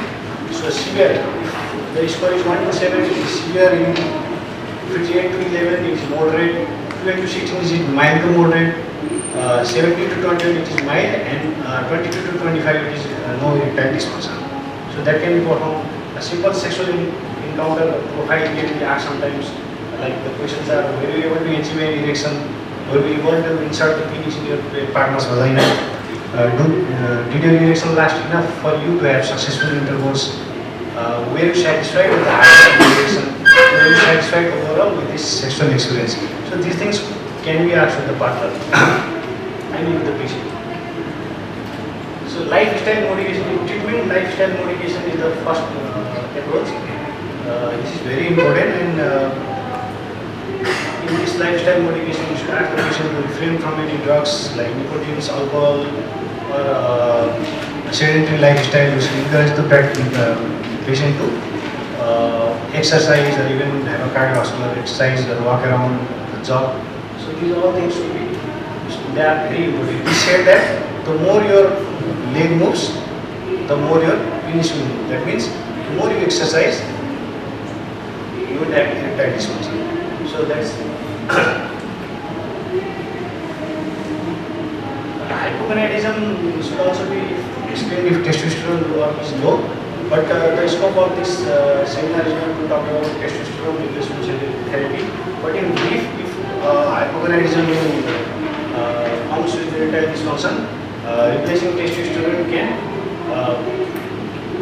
improve the general improvement in sexual function. It can improve sexual desire, it can improve mood and energy, it can improve the orgasm and ejaculation, and improve spontaneous and nocturnal erections can occur in hypogonadal way. So PDE5 inhibitors, Viagra, the blue pill, which is doubt that the blue pill changed the world. So it was introduced in 1996. In 1998 it was approved, and after all it was widely marketed and one of the widely used medication for erectile dysfunction. So the basic mechanism and action of PDE5 inhibitors is that sexual stimulation, side or touch or foreplay activity, this causes parasympathetic fibers to release nitric oxide from LRG, and it triggers the guanylate cyclase, which converts guanylate guanine triphosphate to cyclic GMP. And cyclic GMP is the most common important neurotransmitter for erection, which is rapidly broken down by PDE5 to other metabolites. So cyclic GMP, what it does is that it causes influx of calcium to the arterial smooth muscle, and it causes relaxation of the arterial smooth muscle, and causes increased flow in the penis and erection happens. So as PDE5 inhibitors rapidly metabolize this, if we inhibit this PDE5 by sildenafil or the other PDE5 inhibitors, then the erection may last long. So that is the basic phenomena of PDE5 inhibitors. So there are various PDE5 inhibitors available in the market. most commonly used are sildenafil, vardenafil, levanafil and tadalafil. They are different in range, dose, their starting dose and basically the duration of action. Sildenafil has a dose of around 25 to 100 mg, and tadalafil the dose is 50 to 20 mg. These are generally short acting. It doesn't. But tadalafil is one of the drugs that is very long acting. The Tmax itself is around 2 hours. So, in the case if you are prescribing tadalafil, which is basically ask the patient to participate in sexual activity after minimum of 2 hours. Otherwise, it won't work. So that is the basic difference. Even levanafil has a very short Tmax. The duration of action also is around 4 to 6 hours for all these drugs, but for tadalafil is long lasting, around 36 to 48 hours. So that's why tadalafil these days are also used as a daily prescribing pill because of its long action. And because of that long action, it is not related to the sexual activity. I mean, the patient doesn't have to pop a pill and then go and have sex. You can take that pill beforehand, and sexual activity may not be linked with the ingestion of the drug. So in side effects also, basically most of the side effects are same, and they are even that frequent side effects are headache, flush, dyspepsia, nasal congestion. But this side effect, back pain, and is more common in tadalafil. Similarly, color visual disturbances is more common in sildenafil. Else, all these side effects are basically more or less similar for all these drugs. Sildenafil and vardenafil, this headache is most commonly encountered problem, and even the patients present with that. I had a severe headache, so I stopped the drug. So for that reason, sometimes we can also give a paracetamol tablet to take along with sildenafil. So there are some non-responders to PDE5 inhibitors. So these are non-responder. Patients should be exposed to a minimum of 4 of the highest tolerated doses of these 2 drugs taken sequentially, not concurrently, with adequate sexual stimulus. So if even after taking 4 of the highest, preferably 4 of the highest tolerated dose of these PDE5 inhibitors, one drug, not together, but one after changing the drug, with adequate sexual stimulation. If sexual stimulation is not there, then that nitric oxide won't be released, so they won't never work. So they are all non-responders. So generally, 30 to 40% of the patients are non-responders. So those patients who have can also who don't get erection with that intracavernously injection with eloquastatin, they are also non-responders. And generally, they are non-responders. Veno-opposite dysfunction or dysfunction in the arterial supply or venous supply of the penis may be the reason.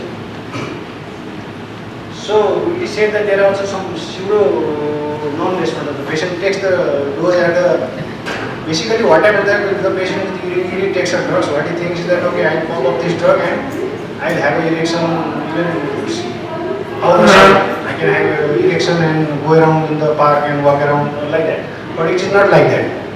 Even if you take the pill, if the patient takes the drug, but he doesn't actively participate in sexual activity, there is no stimulation, there is no foreplay, then the drug will never work. So these type of counseling should be done.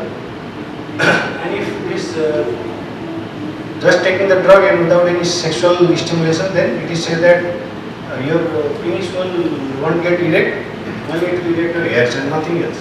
So recounseling of the patients, re-education about the mechanism of action, duration of action, and the pharmacokinetics of the drug should be explained, when to take it. We also forget to discuss that sildenafil and vardenafil, these drugs, if they are taken with fatty foods, they delay the absorption. So if the patient is having a fatty meal and the absorption of the drug is delayed around 1 to 2 hours. So that these things should be explained. Sometimes high-dose PDE5 therapy includes for these non-responders, and switching patient to another PDE5 inhibitors can also have a favorable outcome.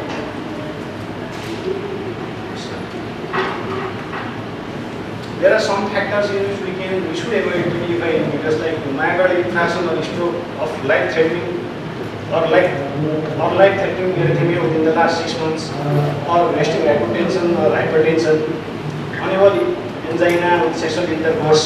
If the patient had unstable angina with sexual intercourse, in that cases, organic nitrates, if are taken, they are absolutely contraindicated, like nitroglycerin, isosorbate mononitrate, and isosorbate dinitrates, and nitric oxide donors.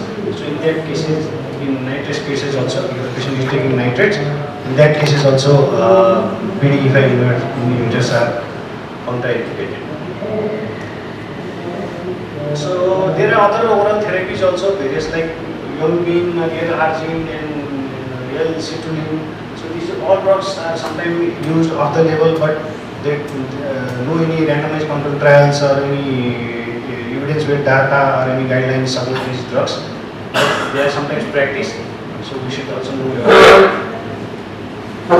So what are the other mechanisms? After oral medication, there are other therapies also that can be used.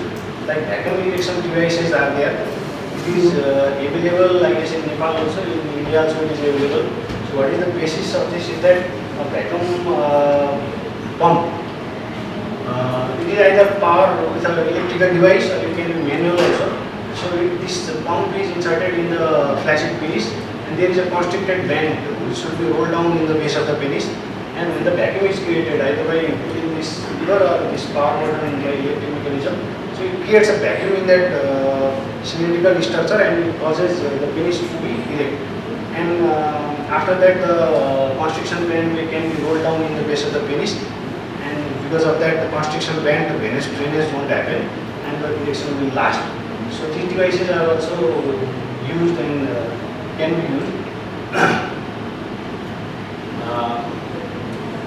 So they will be useful with PDE5 inhibitors and injection therapy post surgeries. Reported satisfaction are also considerably 35 to 85%. And most men who are satisfied with vacuum erection devices continue to use them long term. So adverse effects are also only mild, like bruising, local pain, fatigue to exaggerate. And serious side effects are very rare, but sometimes extreme necrosis has also been reported. So these are also one of the first line drugs and first line therapies, especially in those patients who doesn't want to use PDE5 inhibitors, who has a side effect to start with PDE5 inhibitors. Similarly, the same diagnostic therapy of intravenous injection therapy can also be used for treatment as second line. Various vasoactive drugs like L-prostatin, papaverine, phentolamine, this can be inserted in the corpus cavernosa with a small gauge model 25 to 30, and because of that, because of the property of the vasoactive drugs, erection occurs and the patient can perform that. But this is a invasive procedure. Some patients may not like to perform this injection on their penis. Those issues are there, but it is also one of the oldest therapies. Same is used even before the use of PDE5 inhibitors. Similarly, various other similar mechanism working drugs are available, like we call it intraurethral levoprostatin, like which is available in the brand name of use in Western countries. Medicated urethral system for injection, in which this pellet is used to insert the pellet of alloprostatin in the urethra, and similar by absorption of that drug, it also causes erection. So even side effects include penile pain and dizziness. Sometimes priapisms are also reported. Another new type of therapy is low intensity extracorporeal shock wave therapy. Device is used to give various type of shock therapy to the penis, and it says that it causes revascularization of the neuroanatomical structures of the penis.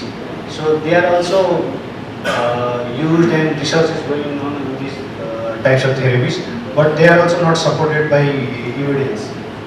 But it has some place in low intensity for sexual problems, and nowadays we give this, but because of lack of sexual medicine expert in our country, and I usually get emails from Professor Rao, please send somebody for fellowship. It started when we had a conference in Lumbini, I think So from that time he used to ask some Nepalese psychiatrist who wants to go for fellowship, and I was very happy when Rit opted for it and he completed from the same university. So now I think we get our opportunity to refer patients if we are not able to treat those patients, and I think we can do justice for those cases. So this forum Dr. Rit presented it very well. I think now we will take few questions if anybody wants to have some queries.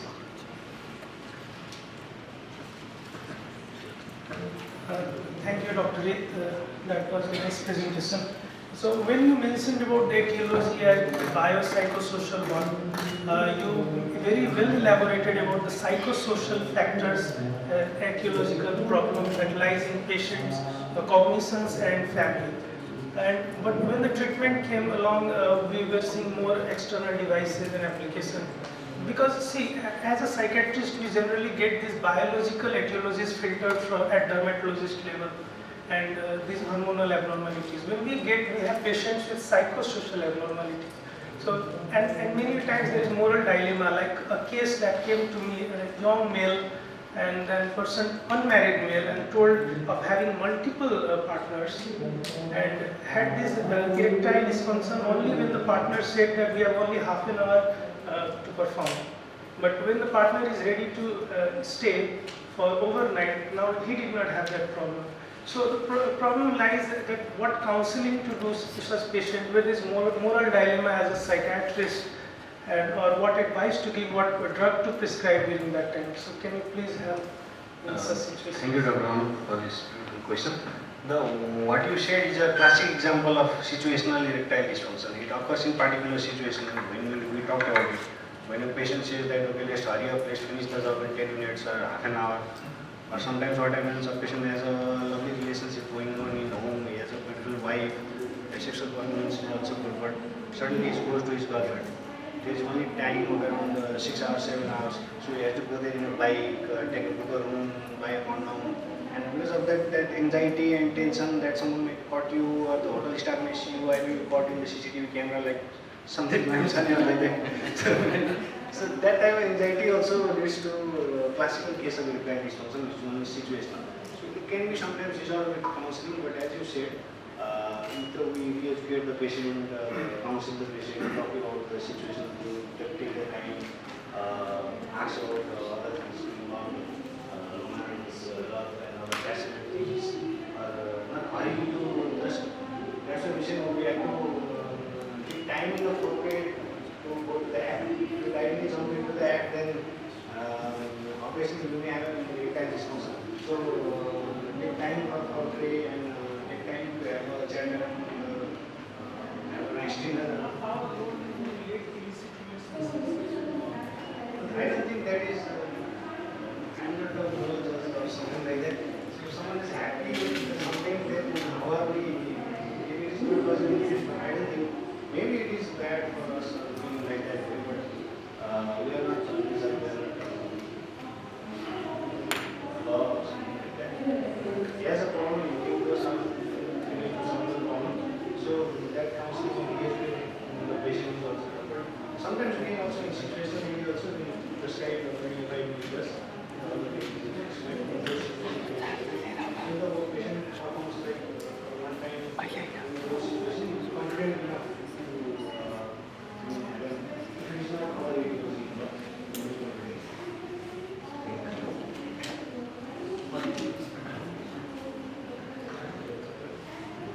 Hello, I am Dr. Mohibani. I have a question. He already mentioned that pre-ejaculation is the problem, premature ejaculation, erectile dysfunction, these are common with the dysfunctions.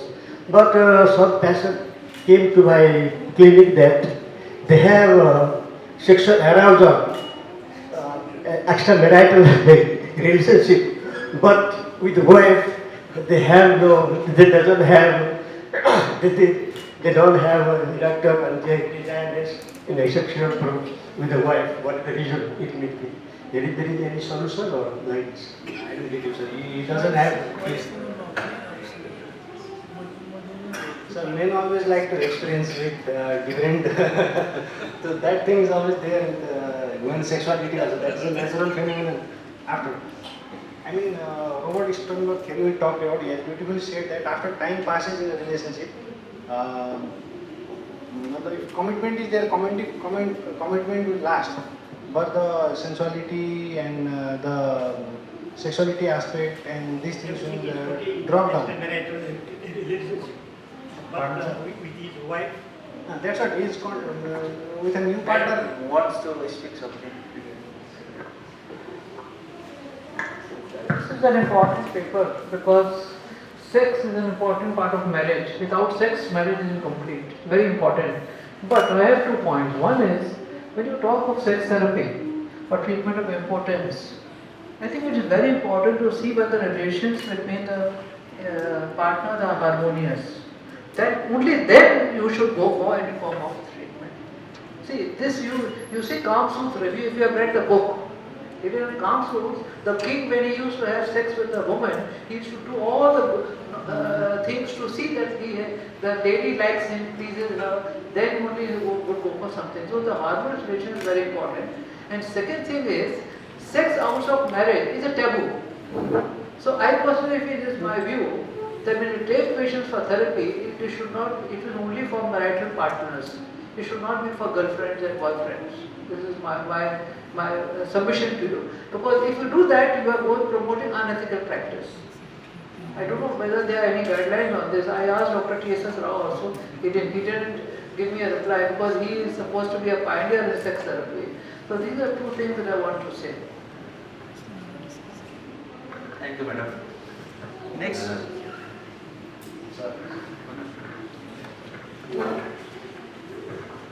Thank you, Rick, for a very good presentation.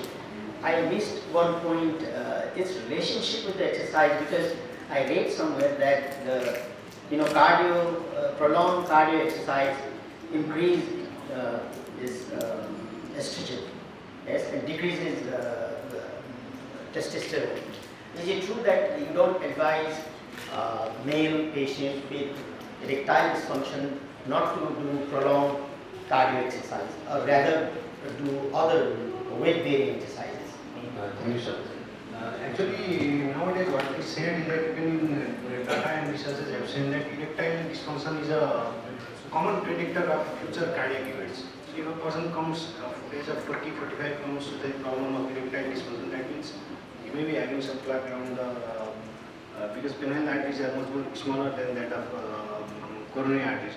So that may be indication that the patient may have some lipid profile problem or a dyslipidemia or other cardiac problem that has to be assessed.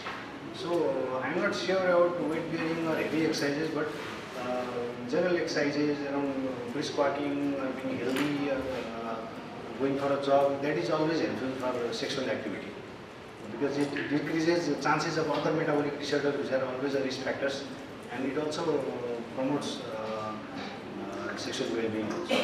And I am not sure about that testosterone, whether it decreases, but testosterone has a releasing phenomena of like bimodal phenomena. When you send testosterone samples also, it is said that in the early morning 10 a.m. samples will be sent, because that time the testosterone may be more high. So that reason can also be there of the distance. There is last question for today. For a wonderful presentation. So sometimes what happens is when we see these young patients with sexual dysfunction and they respond with, let's say, tadalafil. Okay? So we actually practice a lot in teaching hospital where we give it tadalafil 5 mg for a prolonged period of time on a daily basis, and the sexual improvement is so nice and everything becomes so well. Then we shift it to bi-weekly doses or sometimes weekend doses, and it works well. But then there is always a guilty conscience on a treating doctor. Am I making him or am I helping him? Because the next time he's going to have a sexual attempt, he's going to have, do I have tadalafil in my pocket? Do I have tadalafil at my home? So what is the recommendation? How long should we use them? And then what is the way to taper that? Thank you. Thank you very much. Tadalafil is the only drug that is, guidelines suggest which can be used on daily basis medication, that dose of 5 mg. It can be used like 5 mg daily. How long that is not mentioned, I guess. I mean, you can use till the dysfunction is there. But you said it right, the patient has a psychology that because of this pill I am having an erection, and suddenly if you stop that, okay, that I may not having that pill, so the automatic thoughts can lead to another automatic thoughts and you will lose that erection. That is the common problem. So that's why history taking and this counseling part is very important, like prescribing these drugs. So if you are giving it in a young patient, most probably is having psychogenic etiology, which can be solved by counseling, re-educating the patient. Whatever in young is like you don't have a stable relationship, you like Dr. Saab said, go around and some girlfriends that in a hurry you do that activity. So because of those reasons also you may that erection, and you may be highlighting that issue that I have erectile dysfunction throughout life. So that can be done, I guess.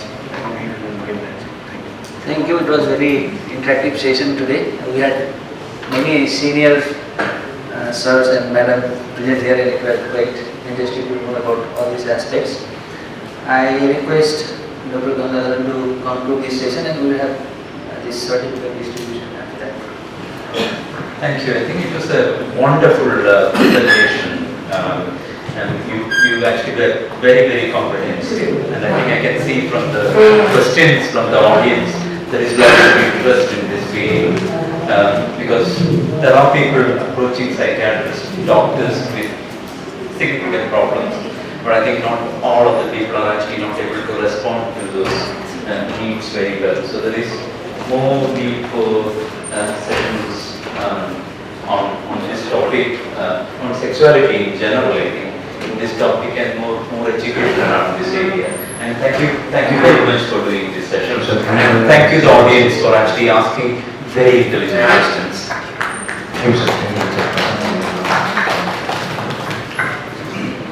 Thank you, sir. Thank you for this elaborative and informative.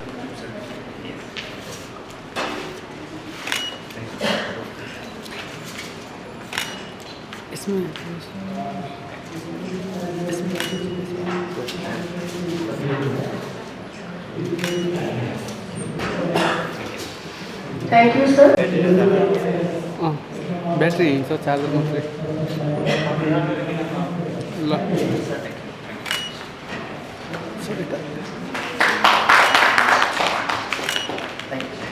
Thank you, sir.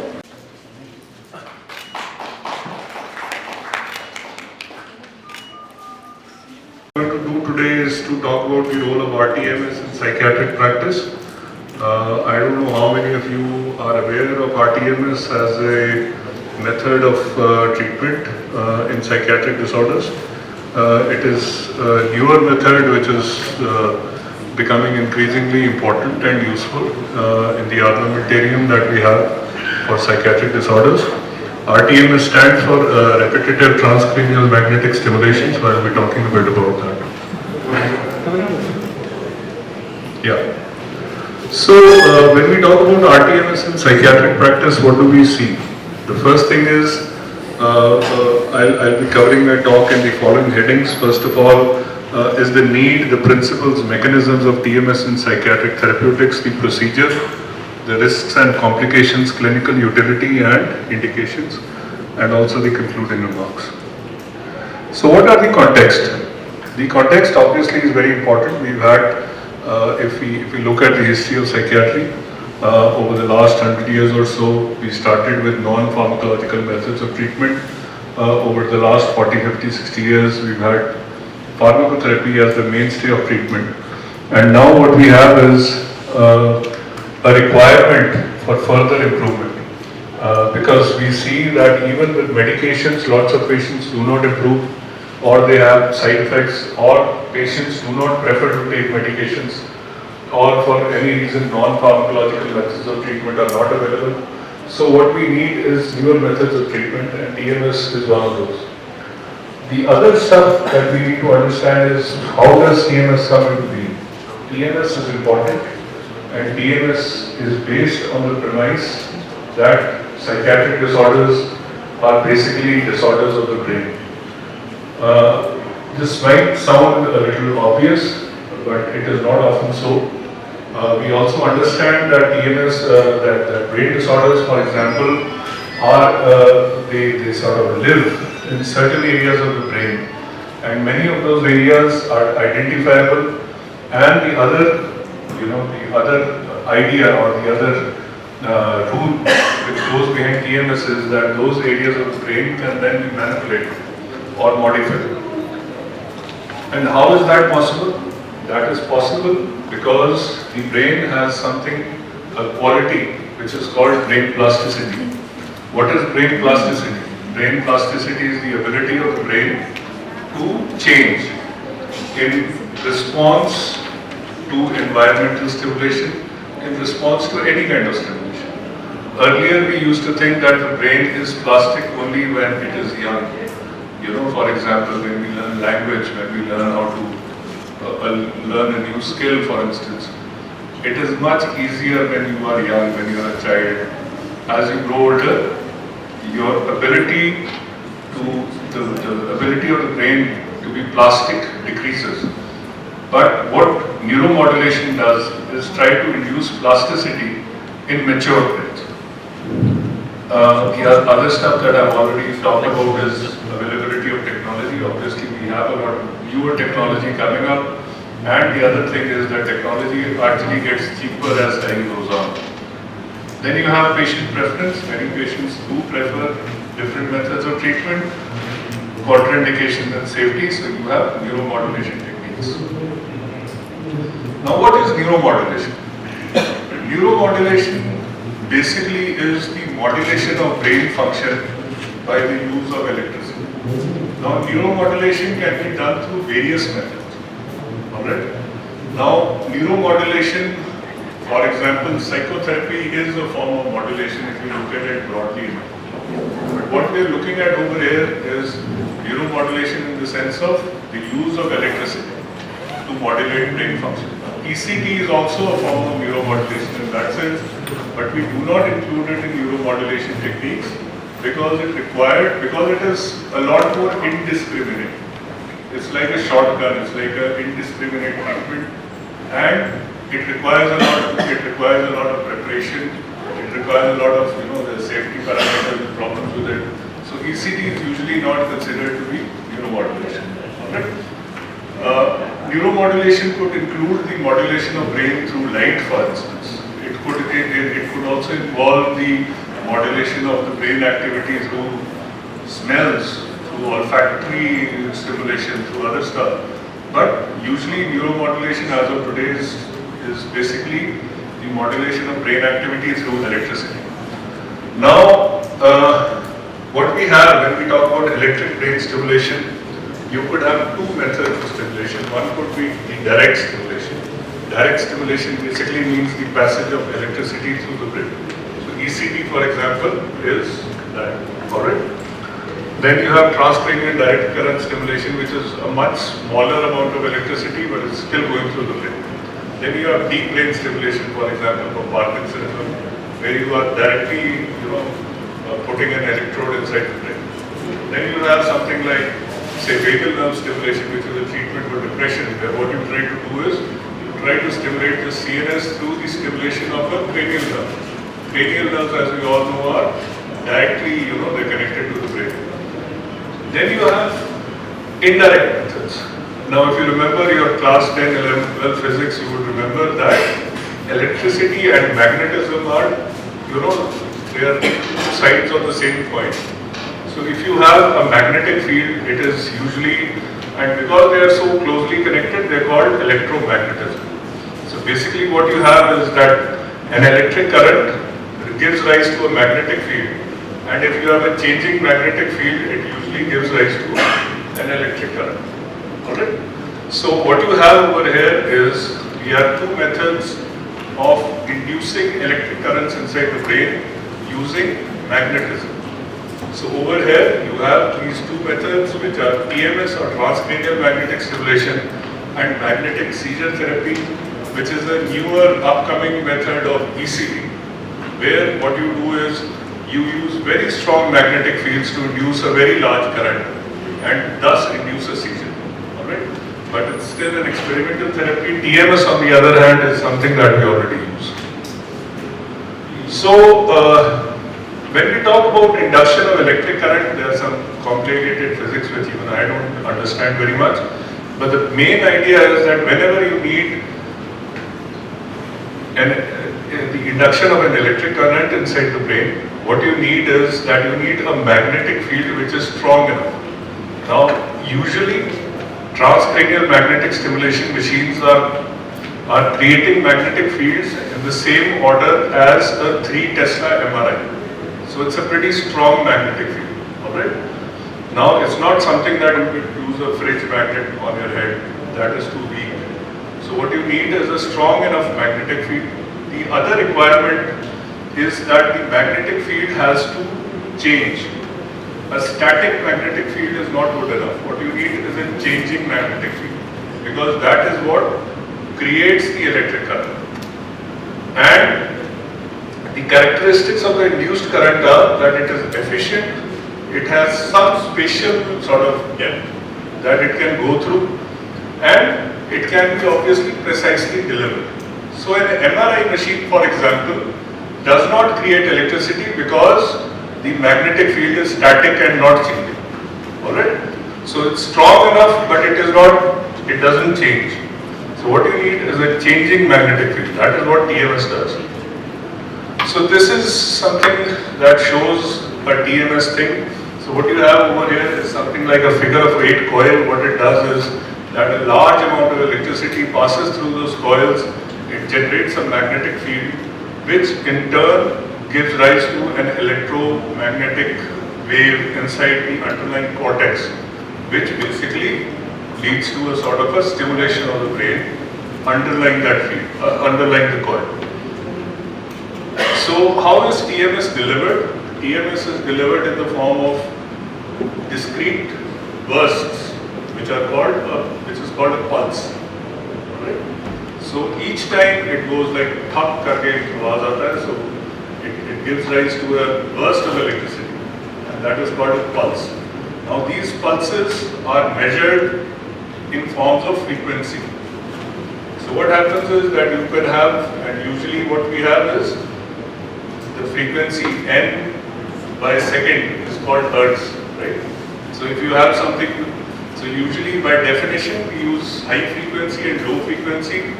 Low frequency is anything below 5 hertz or less than 5 pulses per second is low frequency, and anything above 5 is high frequency. That is usually taken as 10 hertz. So what are the other requirements of TMS? The other requirements of TMS are that it needs to be repetitive, which is called repetitive. That is why it is called RTMS, because you can deliver 1 or 2 pulses, but that is not enough. That will just cause the generation of an action potential. What you need is plasticity. Plasticity comes when you repeat it again and again. And basically what you see is that repetition comes over periods of days to weeks to months. Alright? So 1 or 2 or 3 days is not enough. What you need is weeks and months of treatment, which is obviously a bit of a weakness. It is transcranial, thus it is non-invasive. It is magnetic, and stimulation is a bit of a misnomer because it can be inhibitory also. So what you need is basically to hypothesize or to try to understand a brain disorder in terms of hyperactivity or hypoactivity of a certain brain area, and if it is hypoactive, to try to increase the activity, and if it is hyperactive, you try to reduce the activity. So you try to see where in the brain it is. If that place is accessible to the cranium, to the scalp, then you can stimulate it. For example, if your problem or if your brain area is very deep down, the magnetic impulse that you are generating will not penetrate to that depth. So what you need is something which is superficial. So what are the mode of action? What is the mode of action with relation to psychiatric disorders? Single pulse leads to a depolarization, repetitive pulses leads to specific areas, and there are various mechanisms which I have already talked about. And eventually what you get to is modulation of cortical excitability. Whenever you stimulate one area, what will happen is that the action potential that underlying area of the brain will become less sensitive. So for example, there are treatments of intractable epilepsy with TMS. So what that does is it reduces the seizure threshold of that particular area. And brain plasticity I have already talked about. So brain plasticity is basically the ability of the brain to form new synapses, etc., in response to stimulation. So for example, if you have ERP for OCD, that is a form of brain plasticity. But that, what you are trying to do over there is, you are doing it in the form of psychotherapy. Over here, what you are trying to do is that you are trying to do it using an artificial method where that requirement of effort of the patient is not there. So when we look at the history of TMS, I mean we've known that magnetism leads to electricity and all that, but this technology is fairly new. This is one of the new the study that was published, and this was in 1985. After which this was in Lancet, where somebody talked about the fact that it could be used for medical purposes. And thereafter, in 1995, you have the first study in biological psychiatry, and you have the first sort of depression trial in 1995. So right now we are 2022. So what you have is a period of around 26-27 years in which you have a huge amount of knowledge which has been added to this field. So, like in all treatment procedures, what you require is you need to screen a patient for safety. The contraindications to TMS are the same as the contraindications to a MRI. Alright? Just like in an MRI, you will not put a patient with a ferrous or a magnetizable, intracranial implant or something. It's the same. So what you basically need to do is you need to screen the patient, and also it's always a good idea to have a written informed consent and get all the other procedures in place, because it is something that requires a lot of time and effort on part of the patient, because a single trial of TMS will last anything from 3 to 4 weeks to longer, where a patient is going to have to come every day, almost every day, other than a Sunday or a Saturday or something like that. So the patient requires a lot of investment. You require to put in a lot of time to try to understand the patient and see what you want to actually achieve. So it is very, very important to see what is supposed to be done. The other contraindication is that the use of TMS in children is not really understood. People do use it in sort of research settings, but it is not advocated from the point of view of treatment guidelines. So this is the kind of information sheet and screening tool that we use. This is the consent form that we use in our department. This is something that we generally picked up from an MRI sort of screening instrument. So the precautions are basically anything inside your head which is magnetizable is something that we don't use. The other thing is that especially with high frequency protocols, there is a very small but real risk of inducing a seizure. So anybody with an organic brain condition which breeds, for example, give a lorazepam injection, and you should have all the necessary paraphernalia to interrupt a seizure. That happens. It is very rare, but it is a real problem. So how do we do it? The basic idea is to try to determine how much energy are you going to use to stimulate the brain. Now this is different for each person. So what we usually do is a proxy measure, which is called the motor threshold estimation, which is basically the amount of magnetic energy that is required to develop an action potential which is strong enough to produce a motor contraction in a muscle which is visible to you. So we usually take that as the abductor pollicis brevis of the right hand. So basically you try to stimulate the left motor cortex, which is somewhere close to the central surface. Alright? So you put the coil over there, you give a single pulse, and you see that your hand is going to develop a contraction. So you use the same energy to stimulate whatever area you want. Sorry. So this is how you do that. It's very easy. It's something that you can just learn in a few days or something. And then the coil placement, because as I've already mentioned, this coil, the penetration of the coil is very, very limited. It is only up to 3 to 4 centimeters, 5 centimeters maximum. So it has to be placed very, very precisely on the precise area of the brain that you are trying to target, which is usually the DLPFC or the dorsolateral prefrontal cortex, which is used for most treatment protocols of depression and also other protocols in, say, OCD or other disorders. This can be done with the 10-20 system, EEG, or with neuronavigation. There are so many tools which are used. So this is the 10-20 system. And after that, you develop your protocol as per your system. The main idea is whether or not you want to do a high stimulation, high frequency, or a low frequency. That is the whole idea. And it is delivered in form of something that we call trains, which is a set of stimuli. So you don't want to induce a seizure, for instance.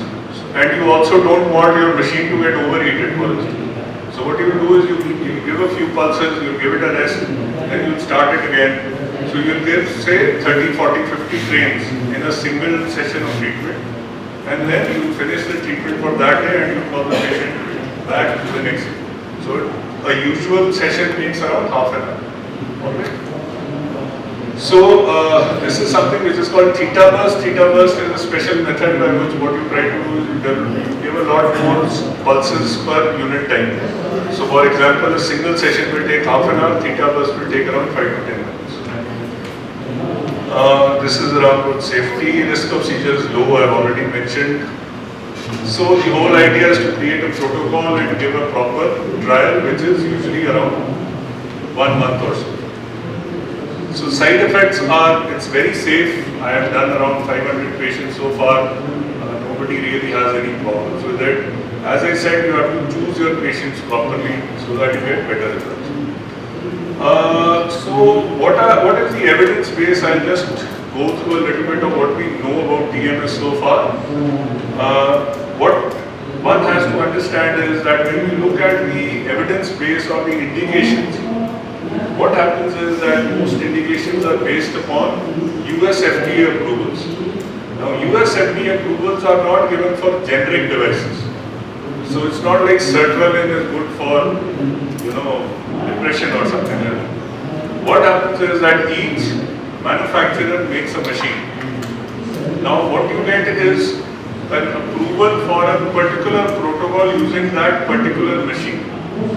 But that does not mean that you cannot extrapolate that protocol to another machine. So in all likelihood it will work as well. But you just need to understand that that is how the system works. So what are the approved indications of conventional TMS and theta burst stimulation so far in as per US FDA? So these are approvals that are present in, say, APA guidelines, for instance, or even IPS guidelines for OCD or depression or whatever. So what you have is, starting from 2008 onwards, you have these following indications for which the use of TMS is approved.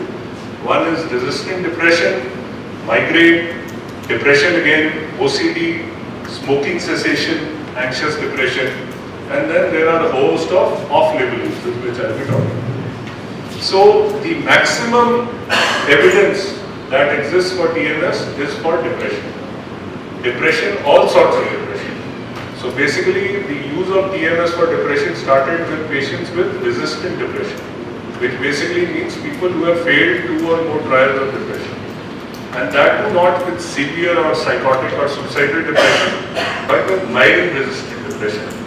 Following which people have started to use TMS and with benefit in patients who have acute depression. So basically as acute treatment, even maintenance treatment. not so much for continuation treatment because it's too long. Most of the studies are very expensive, so they are not usually conducted. Alright. So these are the approved indications for conventional TMS, which is used with a figure of 8 coil. So as you can see, this is not a very clear slide, but basically it shows that each of these indications is for specific machines using specific protocols, which are all pretty close to each other. So this is a recent sort of viewpoint which was published in 2022. So basically, as I just said, that what it underlines is the fact that the evidence for TMS in depression is quite, I would say, it's a done deal. There's really no controversy about it. So this is the sort of, this is one study which was done sometimes in, I think, 2007. So this is the usual kind of protocol that is employed for most depression trials. So over here, what you will see is 3000 pulses per session at 120 motor threshold, etc., etc. The operative part is that you are doing 5 sessions a week for 4 to 6 weeks. So this is a usual duration of treatment that you need your patient to commit to, because less than this, it will not work. And these are followed by various other protocols, etc. So the meta-analysis show that for depression, the effect size is 0.5 to 0.8, which is around medium sort of thing. Alright, so it's not too bad. And this is mostly in patients where, you know, this is for real world situations also and efficacy trials also, where people have been on antidepressants and have not been on antidepressants also. So what your evidence shows you that is that TMS, the use of TMS in the setting of a patient already on a stable dose of antidepressant is safe. It doesn't really matter very much, and antidepressants don't really make too much of a difference to what is going to happen with TMS. Alright. Then there are various other network, umbrella, real world analysis, etc., etc. What these show basically is that depression is sort of TMS is beneficial for depression. And then, as I've already mentioned, the use of TMS in resistant depression, that is how it all started. And there is a lot of interest for the use of TMS in resistant depression because this is one group of patients which really do not respond very well to other treatment modalities. So, this is one of those things. Yeah. So, as I just mentioned, depression, treatment-resistant depression is one of the main indications. Acute major depression medications do not seem to have modulating effects on TMS. Long-term effectiveness is not clear. I would say that TMS is a lot like ECT in that sense that you may achieve remission in a patient with TMS, but the effects will not last for more than 4 to 6 months. So you basically need to either continue doing some kind of a maintenance TMS or start some kind of medication to prevent relapse. Otherwise, you are looking at relapse. ECT is also like that. ECT, once you give ECT, it is not going to, the effects are not permanent. Most people will relapse in around 4 to 6 months. Maintenance effects are not clear. We have done a few patients on maintenance, they seem to do pretty well. It is safe and well tolerated, and this is the main sort of protocol that is employed. It is not recommended in psychotic severe depression or suicidal depression because, as I've already mentioned, it takes a very long time for TMS to start acting. So it takes around 3-4 weeks. And if you have severe psychotic suicidal depression, ECT is still the treatment of choice. Please do not consider TMS even in the relative stage or something. Then you have theta burst stimulation, which is much the same. It's just more number of pulses per unit time, and it is effective for the same set of indications. So again, theta burst for major depressive disorder, again, same stuff. Accelerated protocols are something new. What it basically do is, conventional TMS is 1 session a day. Accelerated protocols is more than 1 session in a day. So you can give 2 sessions, 3 sessions, 4 sessions a day. There are many centers in Europe where they give 2 sessions a day, where they'll admit a patient for OCD, give 3 sessions a day. So that is basically an accelerated protocol. What an accelerated protocol does is basically deliver more pulses. So most evidence seems to suggest that if you can deliver more pulses per unit time, you tend to have better response. So accelerated protocols seem to work. So again, so these are the sort of the approved indications. The other approved indication is OCD. OCD, as you all know, is a major pain, but it does. Some patients do respond well to TMS. So over here, unlike depression, what we try to do is we use low frequency protocols. In depression, we use high frequency protocols.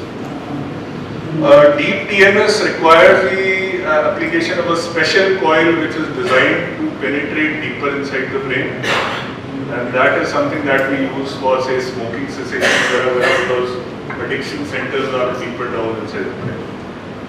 Off-label uses, there are absolutely anything under the sun that you can think of. People have tried it. So as per this recent article by a big number of authors, it's been used for Alzheimer's, tinnitus, depression, PTSD, OCD, schizophrenia, persistent auditory hallucinations is one major indication. Then negative symptoms, it has been used, and addiction.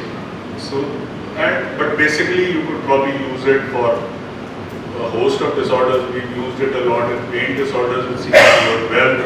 Then anything under the sun, anxiety, whatever. Bipolar depression, again, switches do happen, but it has been used. These are all off-label uses. By off-label, I mean that there are case report, case series, trials which are available, but it is not at a meta-analysis level, and it is not approved by US FDA. What it requires is that you require to have two trials. One is where you show that it is better than placebo, and second is that you need to show that it is as good as an existing treatment. So if you have these two trials, you can ask for FDA approval. Now most of these studies are off-label uses, basically mean that these two trials have not been done, but there is some evidence to suggest that it does work. So as per this author, it seems to work for depression, PTSD, auditory hallucinations, negative symptoms, addiction. It seems to work means that there is some evidence to suggest that it does work from data which is maybe questionable or not of great quality, but it is there. So what are the issues with TMS? Like all treatments, it is expensive. The machine obviously is very costly. Then there are social, demographic and clinical parameters in the sense that you need to choose your patients properly, you need to have proper indications. And you need to conceptualize a patient in the sense of not a diagnosis, but in the sense of a symptom set that you are trying to target. Alright, so for example, repetitive behavior, compulsion or something like that would be a better way of conceptualizing a patient than OCD. Because OCD is such a heterogeneous thing, or schizophrenia is such a heterogeneous thing. So what you have to look at is, for example, auditory hallucinations, which is your problem area. Because that is easier to map to a specific brain area. Alright, so if you look at schizophrenia, it is such a huge heterogeneous disorder which is in so many places that you don't know what to do. Alright? So you basically, once you are able to conceptualize your problem, then you can pick up your brain area, then you can pick up your parameters, then you can pick up whether you want to stimulate or you want to inhibit or what you want to do. So the other problem obviously is that you need to have uniformity. There are so many studies, we do so many different things, and the need for international databases, etc. And the other thing is placebo effect. Now placebo effect is true for all treatments in psychiatry. I think the only treatment which does not have a bit of placebo effect is ECT, and also in patients of OCD where placebo doesn't happen. But for practically any other psychiatric disorder, especially depression, placebo effect is a matter of fact. I mean, even antidepressants have comparable placebo effects to say TMS. So the magnitude of placebo effects in sham arms of TMS trials is immense. So you still don't know what is going on, but that is one caveat which has been pointed out.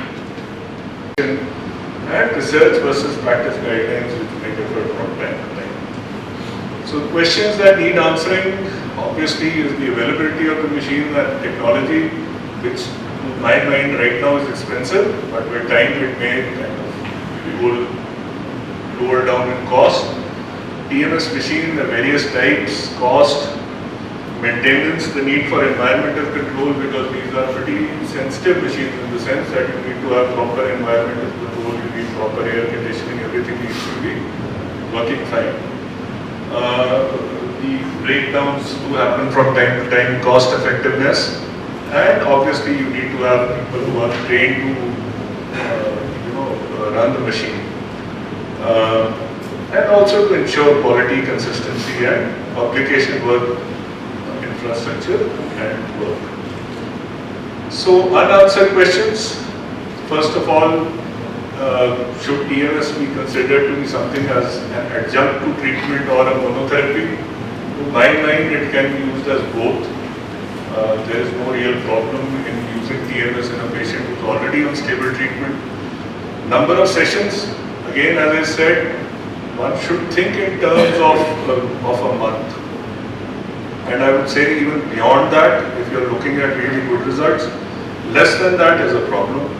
Role of maintenance treatment, I have tried it, it seems to work, but obviously it requires a patient to come on a regular basis. Guidelines for specific disorders are coming up, but you know how it is. Maintenance treatments, as we are already saying, are we under-treating patients? Most trials do under-treat patients, which is probably why many of them actually have negative results also. Because, as I said, the sort of time and the investment that is there for the patient is difficult, number one. Number two, because such trials are very, very expensive to conduct. And what do we do with patients who cannot be weaned off treatment? This does happen from time to time, but then you have to look at stuff to get around this whole problem. So, the approach to a patient for TMS, you have to look at first of all safety. So anybody with contraindications, don't give. But if you have no contraindications, you can consider. It is better to think in terms of symptom sets than diagnosis, because diagnosis, psychiatric diagnosis are very vast, heterogeneous. They really do not have validity in that sense. Then the other thing is to think of the area of brain on which those symptom sets can be mapped, and look at whether those are hyperactive, hypoactive, what do you want to do with them. They are obviously, simplifications, but they seem to work. And then you decide the treatment, you decide the target, and you decide a protocol, give a fair trial with regular assessments and objective measures, and it usually, in some patients at least, you will get good results. So this is pretty much the same. Yeah. So thank you very much for it. Population process is reversible like ECT or ERP that you do. And so what about the experience of the maintenance phase? Have you used this patient only RTMS, or to what proportion of patients have been given antidepressant as well? We have, because we are a clinical service, so most patients that we are a clinical referral service in that sense. So most of the times our patients are patients who are already on treatment, who are resistant patients who have not really improved as much as they should have. So most of them are on treatment. So what we are using TMS is as an adjunct to conventional treatment. So what we have done is that we have some patients, for example, we have given as many as 150 sessions also without any problem. So maintenance treatments are, experience seems to suggest that at the very least it is safe, there is no problem. We have also followed them up after 6 months, 8 months also after the last session, and they're sort of a clinical setting and a research setting. In a research setting, there is a lot of stuff that you can do. You can use it as standalone, you can control your patient population much better, but in a clinical setting you get what you do whatever you get. So that's it. Yes, sir.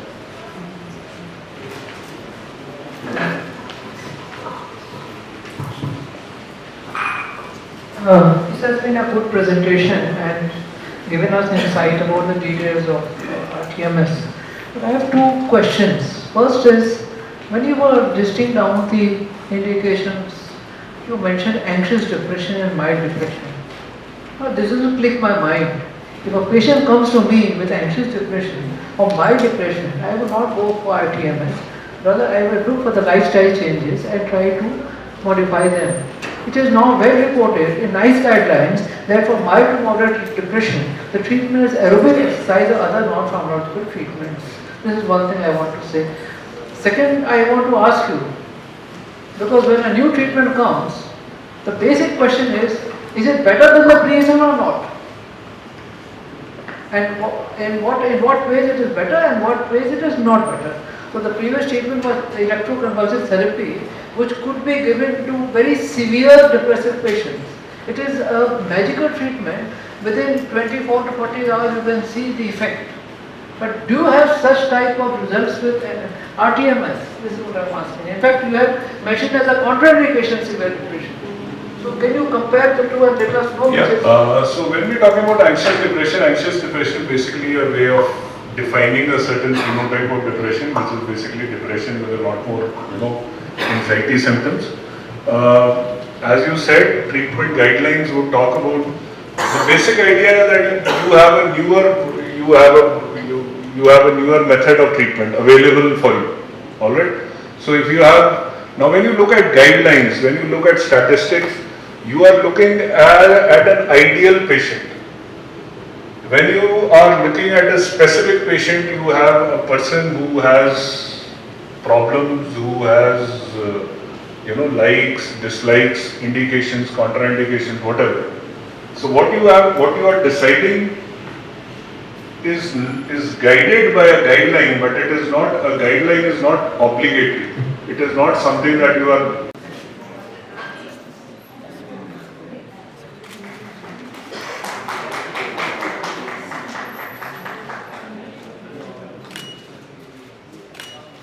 Thank you, sir. Professor Dr. Pushpa Prasad Sharma, sir.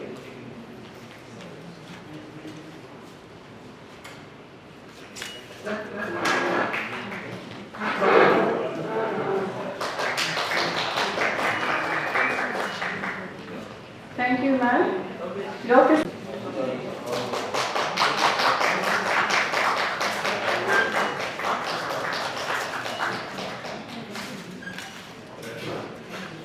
Thank you.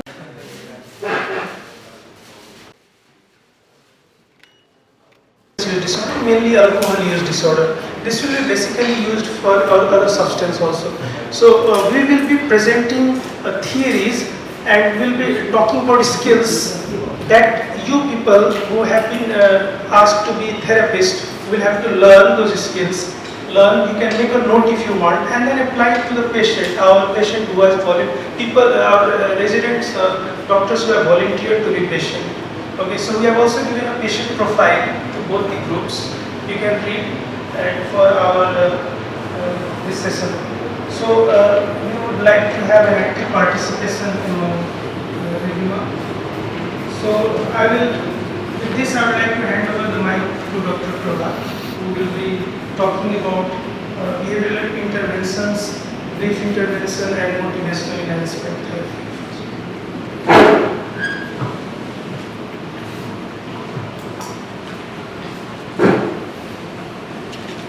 Thank you, Dr. Anu. As told by Dr. Anu, I will be dealing mainly with behavioral therapist part, and that will be followed by role play or something like actual interviewing technique from these two groups, and that will be followed by the CBT part, that is mainly relapse prevention therapy, and again that will be followed by role play by two groups.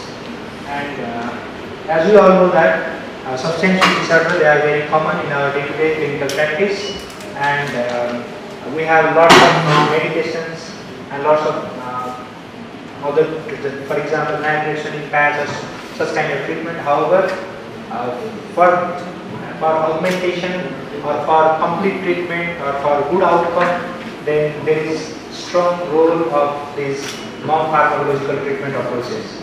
And many a times doing behavioral therapy, that is kind of brief intervention, is very easy in hectic OPD time also. So, and that can bring, that this small effort can bring significant change in patient's life. So we are just trying, or we are just making an effort to help, to sensitize you people so that patients can be benefited. With this, I would like to start my presentation, and this is basically workshop. So we'll be having just brief presentation, just to sensitize you all and to grasp the technique how it should be done, so that it will be helpful in this role play and as well as for further clinical practices. So this is these are the stages of change. That is stage of change for motivation, and this is these various stages. The various patients might be in various stages.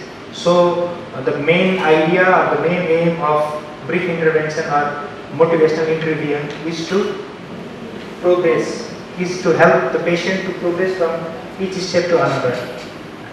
And the first step is pre-contemplation, where the patient might not be actually ready, but that is, there is no intention on changing behavior. That is, for quitting substance they might not be ready, even they might not be thinking about it.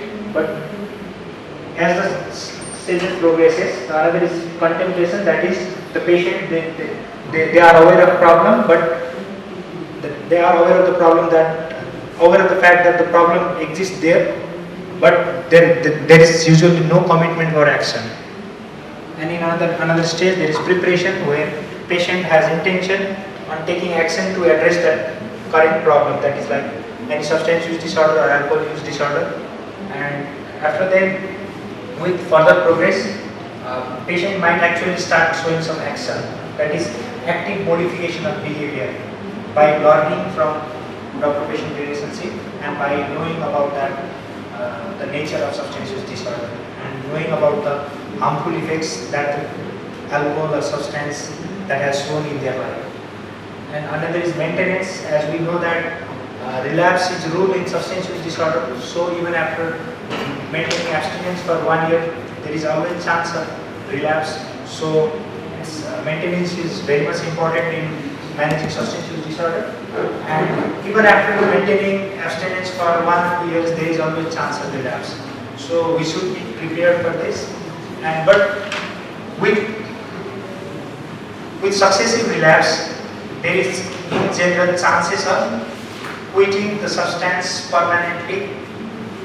That is like more the number of relapse and more the dedication of patient during that period. And there will be chance of maintaining abstinence for a longer period. So though relapse, for instance, can be seen as a break in therapy or kind of so-called pseudo failure, but actually it should not be considered like that. In general, various studies have shown that minimum of, even after commitment and even after start of treatment, various studies have shown that around 4 or 5 subsequent relapse.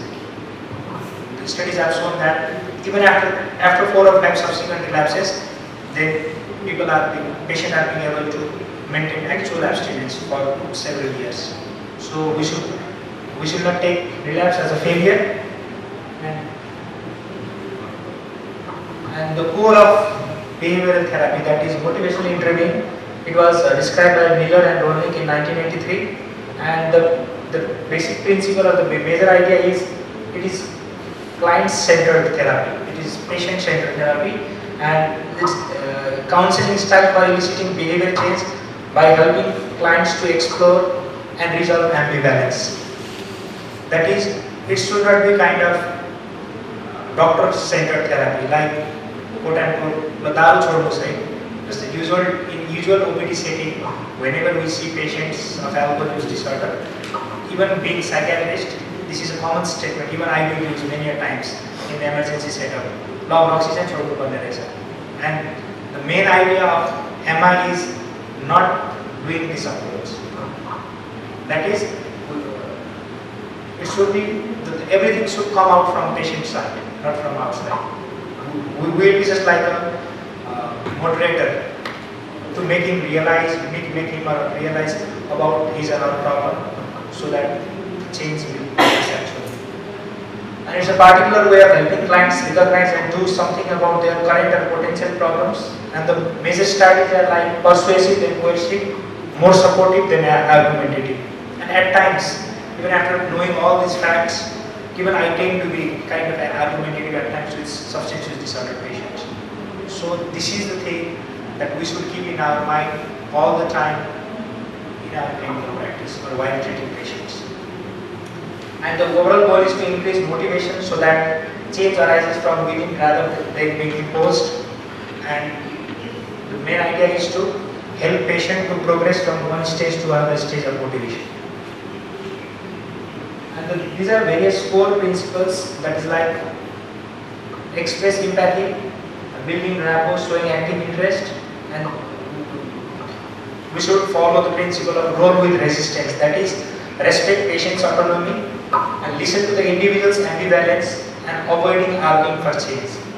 These are few principles that we suppose from the participants while doing that role play. So, as a clinician, if we are able to follow these things, and after, for example, since few months, I am trying to follow these things, and in my clinical practice also, I have seen that changes, like when I used to be like kind of argumentative or at times being applying the principle of doctor-centered therapy. During those days, patients used to be kind of reluctant.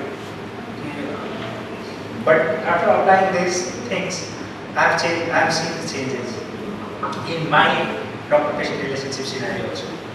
And that is develop discrepancy, that is elicit pros and cons, identify goals and current behavior, and support self-efficacy, that is communicate with the patient and building individual's confidence so that he or she is capable of change, actual change. And based on this motivational interviewing, two major therapies can be done. That is, one is motivational enhancement therapy and another is brief intervention. They are largely same, but the basic difference is MET is usually done in severe dependence patient and usually in de-addiction setting, that is inpatient setting, whereas brief intervention is usually done in opportunistic setting like ROS OPD or emergency. So it can be done even within 2 minutes time, whereas MET usually takes 20 to 30 minutes, and various studies have shown about the number of MET required is usually 4, whereas BI can be even single at times. And however, remembering the first slide, that is stages of change, MET and BI, they might be needed for several chances, or patient might be needed these things for several times whenever we get the opportunity. So it should be like the brief intervention should be like whenever we get a call from emergency. Actually, the patient's presentation was like gastritis or so, and whenever physician asks for us to see the patient for dependence, and during that interview time, during that medication prescription like lorazepam, thiamine, or baclofen or naltrexone, that is the time we start brief intervention. So side by side, apart from medication, these things will start to work. So this is the opportunistic setting, and usually brief intervention, they should be short, that is 1 to 2 minutes or 5 to 10 minutes, structured around the conversation, and it should be collaborative, that is person-centered and non-judgmental, and we can see the frames, the acronym as feedbacks, responsibility, advice, menu, empathetic interviewing, and self-efficacy. Using those 4 principles of MI, following these steps. Though it might not be such structure in this setting, but we can practice many times to make more efficient or something like that. So in the beginning we can give feedbacks, that is tell about them about the current level of alcohol use. So at times in BGOPD, if I just get a chance of 1 minute, even if I am not able to do any of these things, usually I do give feedbacks to the patient about their current alcohol use, like looking at the reports of USC abdomen and that LFT, by just getting the feedback about their negative consequences on their health and giving them feedbacks, then at that moment only the patient might start thinking about change. So just telling that stop alcohol in one sentence, or giving feedback in one sentence, you can realize that you can just make out which will work better. So it's just like trying to sensitize you all. And another is responsibility, that is reinforce any decision to change or not, that it should solely remain in patients. From patient side it should come. We should not impose, that is what I am trying to say, advice. But based on the facts about the drinking, we can offer advice to changes. That should not be kind of directive, but as like kind of giving psychoeducation kind of thing we can do here. And provide them with menu of options for behavioral change. We can give varieties of options, and like we give options in medications. And empathetic interviewing, consider their perspective, be non-judgmental, and encouraging the patient to believe that they can change. Advantage and disadvantage of quitting substance, and we can give some sort of scores, and we can calculate the score, and that we can give. And this is one of the idea to give feedback to the patient, because it's from patient's perspective only, and it's a way that patient might start thinking about that changes. So it was like the advantages of taking substance, another it was like the disadvantages of taking substance, and we can give certain scores also that will help the patient to realize. Another is advantage of quitting substance and disadvantage of quitting substance. And with this, I would like to conclude my presentation, that is, client motivation is essential for promoting change in substance use behavior, and that principle of MI is helpful for the same. Motivational approaches are based on the principle of patient-centered counseling, patient-centered therapy. Effective motivational counseling approach can be brief, and MI focuses on enhancing intrinsic motivation and is especially applicable when clients are in early stages of change, unlike other approaches like contingency management, that is kind of extrinsic motivating techniques. And another is reflecting clients' hopes and values in contrast to the negative effects of their substance use behavior. And the current practice of MI is based on the primary principle of eliciting change talk and strengthening the client's commitment to change. And with this, now I would like to request both the groups to my two doctor. So basically it was told how to talk about motivational interviewing entity. Thank you, Dr. Prabhat. So you told to develop discrepancy with patient. So how do you practically do that? So to develop discrepancy, you don't say that how their life has changed, you make them speak how the life has changed from past and currently. तपाईं पहिला चाहिँ पसल हरेक दिन खोल्नुहुन्थ्यो, पसलमा 10-12 घण्टा बस्नुहुन्थ्यो, आजकल कति बस्नुहुन्छ, कहिलेकाहीँ बन्द गर्नुपर्छ कि पर्दैन. This will create discrepancy in the patient's mind, the client's mind actually. Would not have liked us to call patient if he was here. So he would call his patients as clients. So in our client's mind, we have to put that, install. And Socrates used to do that with his students. Did not tell them exact answer, just to ask them questions. So thereafter you can compare the past with present or the patient's present with future. How do you see yourself 10 years from now, and how alcohol is going to help you do that? They will start developing discrepancy. See, in the same way, it was easy to avoid argument and then don't confront the patient. You have to roll with resistance. You don't agree when the patient say that alcohol has done nothing bad to me. You do not confront. You don't agree as well. So you just have to roll with resistance. Keep moving forward by giving the evidence what you have as an expert. So in the same way, how will you give feedback to your patient?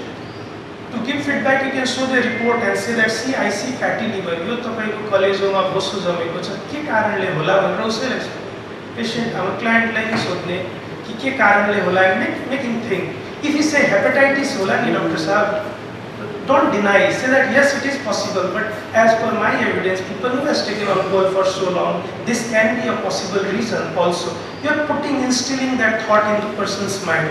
So this is how you will be applying, and we will see how you intervene. So we will I'll complete RPT currently, and then at once we will try MI, MET and RPT all three in a single setting, because so that we can manage in a short time. So I think, is it okay with you?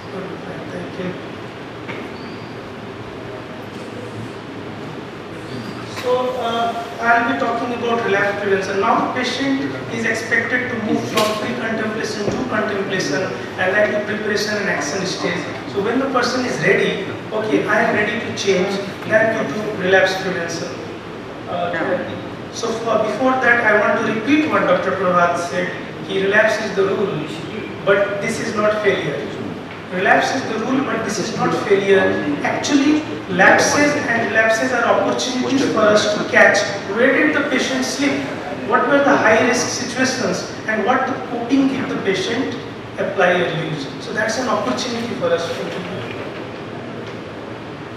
So we have to understand difference between lapse and relapse. Lapse is like the first time when the patient takes substance, has still not developed dependency, but that will decrease the self-efficacy. So when we just let the patient have lapse, we do not intervene, they will go into relapse. So relapse is actually returning back to the older pattern of drinking in the dependent pattern.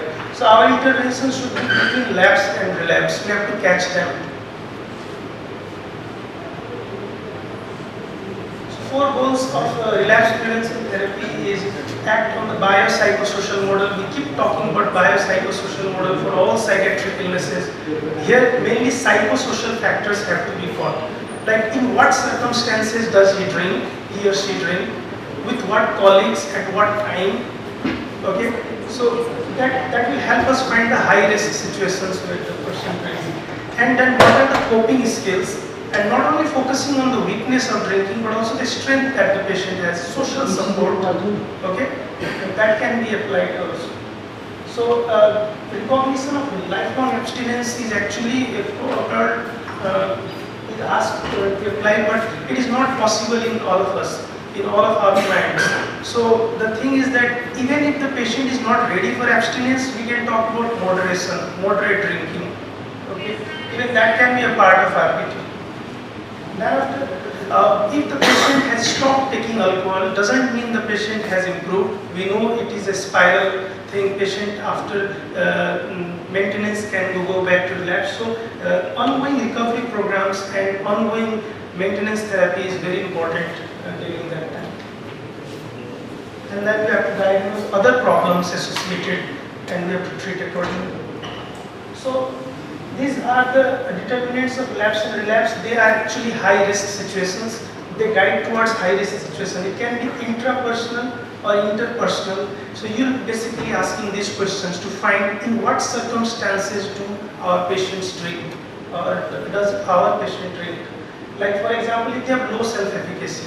So low self-efficacy develops when they are actually they are violating their abstinence again and again. So their confidence gets low. Okay, I can't live. So you have to catch that self-efficacy if he has tried it before or not. Thereafter, motivation we have to find in which stage the patient is. Like for example, if a patient is in pre-contemplation, is totally blocking his senses, not ready to listen to you, then you can at least say, okay, as per the evidence, these are the materials that we have, what alcohol does to other patients. I am not telling you it has done to you or it might do to you. But you have only material also. First thing, you give materials to read. Second thing, you can ask these patients is to self-monitor. Self-monitor. What Buddha also used to teach, that you observe your own self, your cognitions and behavior, all this thing. You can ask the patient, what is your drinking pattern? You just note down in a diary. If you don't want to stop, it's okay, you continue drinking, but you bring it in a tabular form. When do you drink, how often you drink, with whom you drink, for how long you drink, and what impact does it do? Do you have associated craving or not? Or do you have some psychosocial problems, quarrel with wife, or what job problem, boss is pressurizing, what else is causing that circumstances? Just write it down. You'll find tens of cues from that diary to work upon. Like what you are expecting. Most of the patients say positive outcome expectancies. Thank you, Dr. Sauraha. Like one of the patients that Dr. Kawad showed, he told Anand Milsar, that patient is accepting I am drinking for outcome expectancies. Then remember one thing, that outcome expectancies are short-term effect. For these patients, you can take them for long-term, improve their short-sightedness and show them what 10 years later will this alcohol do. Will the outcome still be Anand? No, unlikely. So that is what you can show. Or when the patient who has already taken for 15 years, 20 years, you can ask them to describe alcohol faces. You show evidence. You don't say that you have alcohol faces. You show them the picture, what kind of shape of the nose or the facial puffiness or drooping, these eyelids have get down. These things can be shown, and then he might see mirror, start noticing the alcohol faces in himself or something. So that can really help. In the same way, coping skills are very important, and when you are trying to assess coping skill, you have to find what maladaptive coping the patient is doing for the stressors, and then you have to teach other skills. So different coping skills in the form of relaxation exercise if you find they are anxious, or it can be graded exposure or systematic desensitization if the patient has anxiety disorders, can be taught. These are different coping.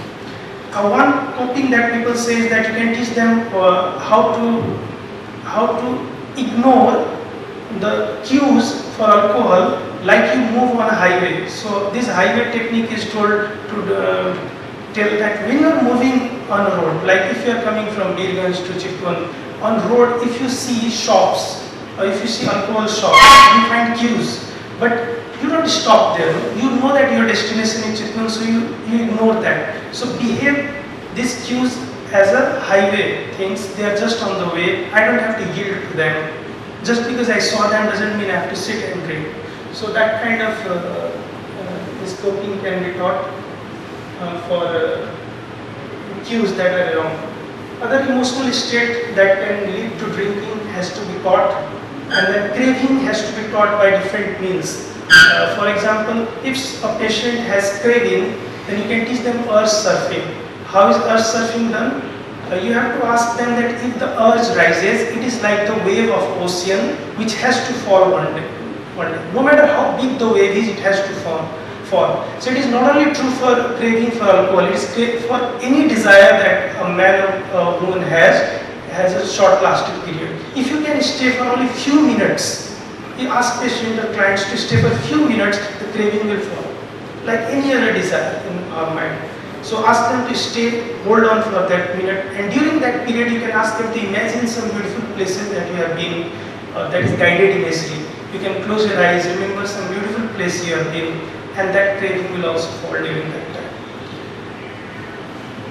Then after, interpersonal determinants in the form of social support should be found, and what are the relationships and interactions with the spouse and other family members. So how can you ask your client to find high-risk situations? You ask them to write autobiographies. Won't be possible in a short session now. You can ask them, if you want to see them for a second time, write your biography. How did you start drinking and how it started, went on increasing. And then you'll find high-risk situations there. that I used to drink with friends, I used to drink with my boss. Most of my patients say, I drink with my clients. These people have to convince clients during business setting, and so I was not a drinker, but I had to drink to convince them, and so I developed this habit. So you have to find high-risk situations like that. In one of the patients, high-risk situation was the quarrel with wife. Whenever he quarreled, he just had coping of drinking during that time. So such high-risk can be found in autobiographies. Past relapses, you ask them when was the last time you relapsed, and then you ask what was the condition, situation, describe in detail. In relapse fantasies, you can put a bottle of alcohol in front of the patient, his favorite one, and then you ask, imagine the best situation you would drink. Then the patient will talk about his high-risk situations. Then after you have to monitor self, I have told you about it already. And there are inventories which can be applied practically.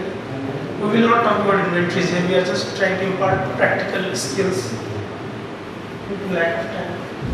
So there is another situational competency test that is given to assess the coping skill. What you do is that you give a situation where you are forced to drink in a group or colleague, and during that situation you ask the patient to reply to that situation. For example, Dr. Subodh, for example, if Dr. Subodh is a doctor here and the person is patient, then you can ask her, like, if there is a situation where there is pressure from friends, okay, that you have to drink in this party, how will you respond? Then you have to note how does she reply, in what time, like she's thinking a lot, that is poor coping. She's taking, latency is the period of reply that she's taking. Then after, what is the duration of speech? She is giving short speech. Okay, I will tell them no, is like poor coping. But if she tells, okay, I have this health problem, I cannot drink, or there is ritual at home, there is some puja and all these things, so I can't drink because of my parents being strict. Whatever, if she explains in a social way, that is a good duration of speech, and that should be taken as a good coping. Then you will say, will you end up drinking at last? Or you are able to cope, you can tell some explanation, that you have to see. That is how you check someone's coping. Now, how do you teach coping? Healthy coping skills has to be taught. First of all, the best coping is to avoid the situation. You should always avoid. If a patient has an alcohol shock between home and office, the patient or the client should be asked to change the way. No matter how long it is, you don't take that shortcut. You don't take the path where alcohol is, where the cues are there. It's the best way to avoid it. It is not always possible. But even if they face or encounter such situation, you should ask them to escape from that situation. That is what you can give during your RPT session. Thereafter, coping skills in the form of highway signs have already been told to you. You have to ignore things you see in a highway, no matter you like it or dislike it. Okay? Girls might see things like shops for shopping, they might have this craving for shopping, okay. So, but you remember that your destination is something else, you can ignore that. Same way you can try systematic desensitization or graded exposure for anxiety patient, even that is teaching them coping. And then relapse rehearsal. Like in relapse fantasies, you are asking them what is the best situation of drinking. You ask them to create a situation. For relapse rehearsal, you can say now how to answer the person, that is assertiveness training. So as a patient, during the role play, you can say, you can be assertive politely. This is the reason why I don't drink. It was okay, I used to drink earlier, but now I have reasons not to drink. Then stress management in the form for anxiety patients. Then see, self-efficacy is the confidence, kind of confidence of the client that if they are ready to stop or if they believe that they can stop or not. And to increase the self-efficacy, the patient should be abstinent for longer and longer duration.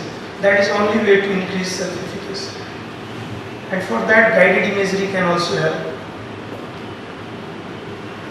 For someone who has lapses even after all this counseling for repeated education sessions, so you can give them this thing.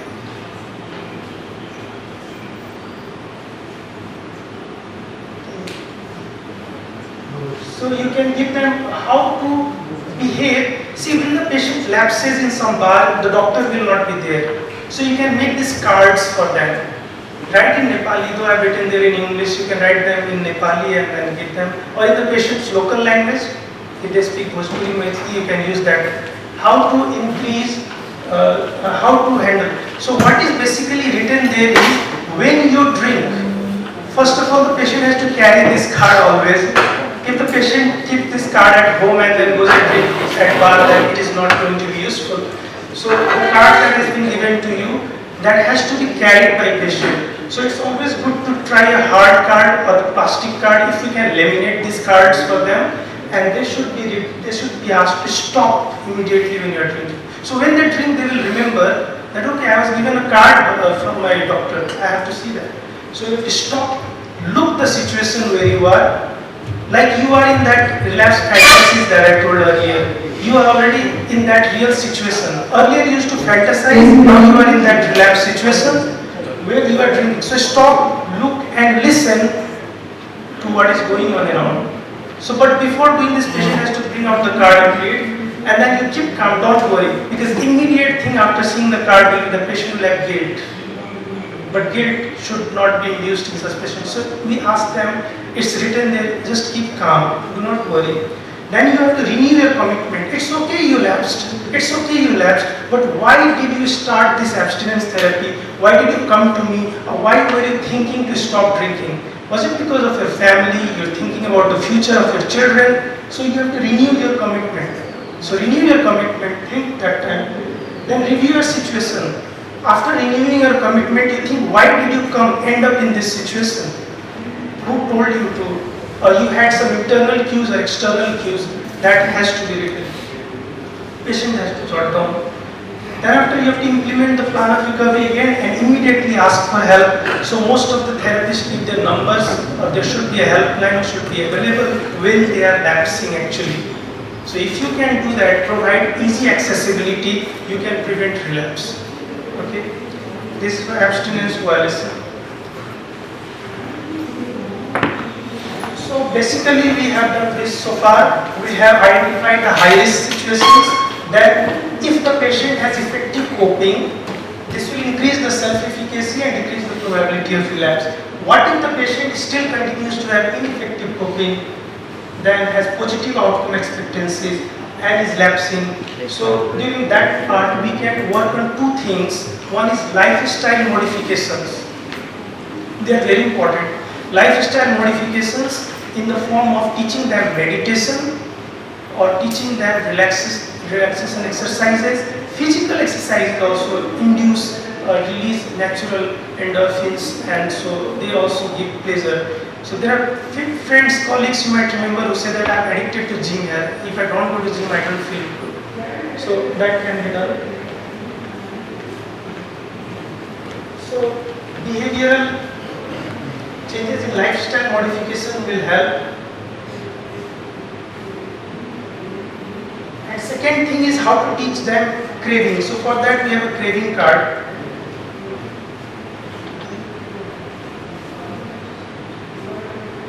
So for that we have to give craving cards to them. When you have craving, what you do.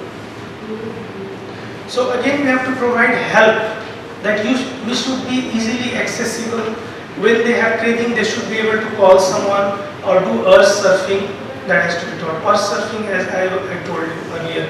And guided imagery is one thing that can again help. How to do guided imagery? You first ask patient to remember the most beautiful or the most pleasant place that the person has ever been in the world. And there we ask them to apply all the senses, like you hear the beautiful, this rustling of leaves there, or those waves of the water there. You smell the flowers that were earlier, or you taste the nice food that you are having during that time, or you hear your loved ones talking to you during that time. You feel the wind on your body. So we apply all the senses, and during the interview settings where the patient can actually feel relaxed and urge can come down. And this can also be applied after training at bar or some places where the patient is lapsing. So that's all. So basically we have tried to tell you all the skills, how to do motivational interviewing, how to recognize high risk situations, what are the coping skills you can teach, and what to do for craving and all those things. So sir, if you allow, we'll ask them to do a role play.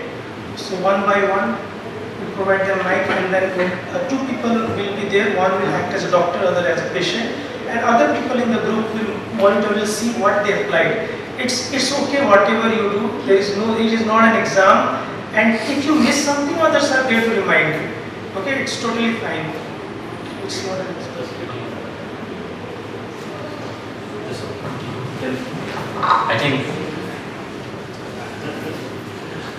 I think this is really wonderful sessions. The reason because, thank you very much, Dr. Prabha and Dr. Anu. The reason because I don't know the audience. Some of you are residents. All are residents and psychiatrists, young psychiatrists. So I don't think that you will get this type of the capacity building workshop, especially alcohol use disorder is a huge public health problem.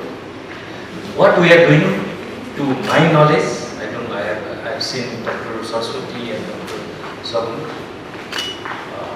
they are not here. What we are doing actually in the alcohol detoxification center, as a psychiatrist, we just detoxify and we hand it over to either clinical psychologist or maybe we discuss with just few advices, even not the counsel. But if you see, I think this is wonderful. That is why the conference is very important. You will get the no-need something like that. Thank you very much. Really, if you know these facts, if you have the skill of doing counseling, like the process, empathy, non-judgmental in one hand, and if you know the biopsychosocial model of alcohol use disorder, we know theoretically, and detoxification is not 50, it's less than 50%.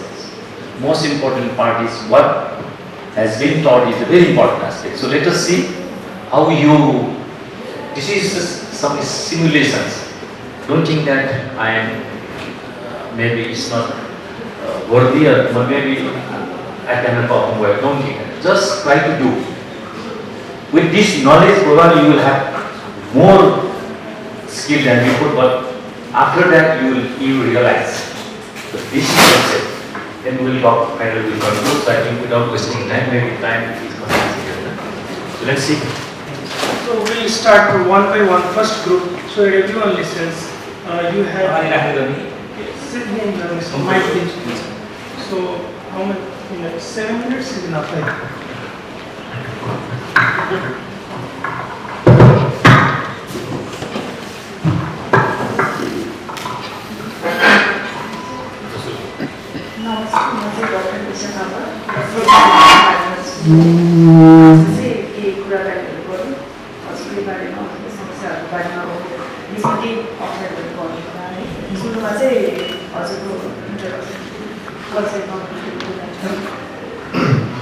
नमस्ते doctor म जसको शर्मा अनि चाहिँ खासै मलाई अलिक पेटमा समस्या भएको थियो अनि त्यहाँदेखि अलिक पेट दुख्ने खालको समस्या भएर अनि मैले पेसेन्ट डक्टर साहब देखाएको थिएँ अनि उहाँले चाहिँ ब्लड टेस्टहरू पनि गर्नुभयो अनि त्यहाँ एक्सरे पनि गर्न पठाउनु भयो अनि त्यस पछाडि उहाँले चाहिँ साइकियाट्रिस्टसँग देखाउनु भनेर उहाँले सजेस्ट गरेको मलाई उहाँ चाहिँ तपाईँसँग पेट दुख्नु थाल्यो मेरो 10-15 दिन जति भयो मेरो घर चितवन थियो मेरो परिवारमा चाहिँ म बुवामा मेरो वाइफ छैन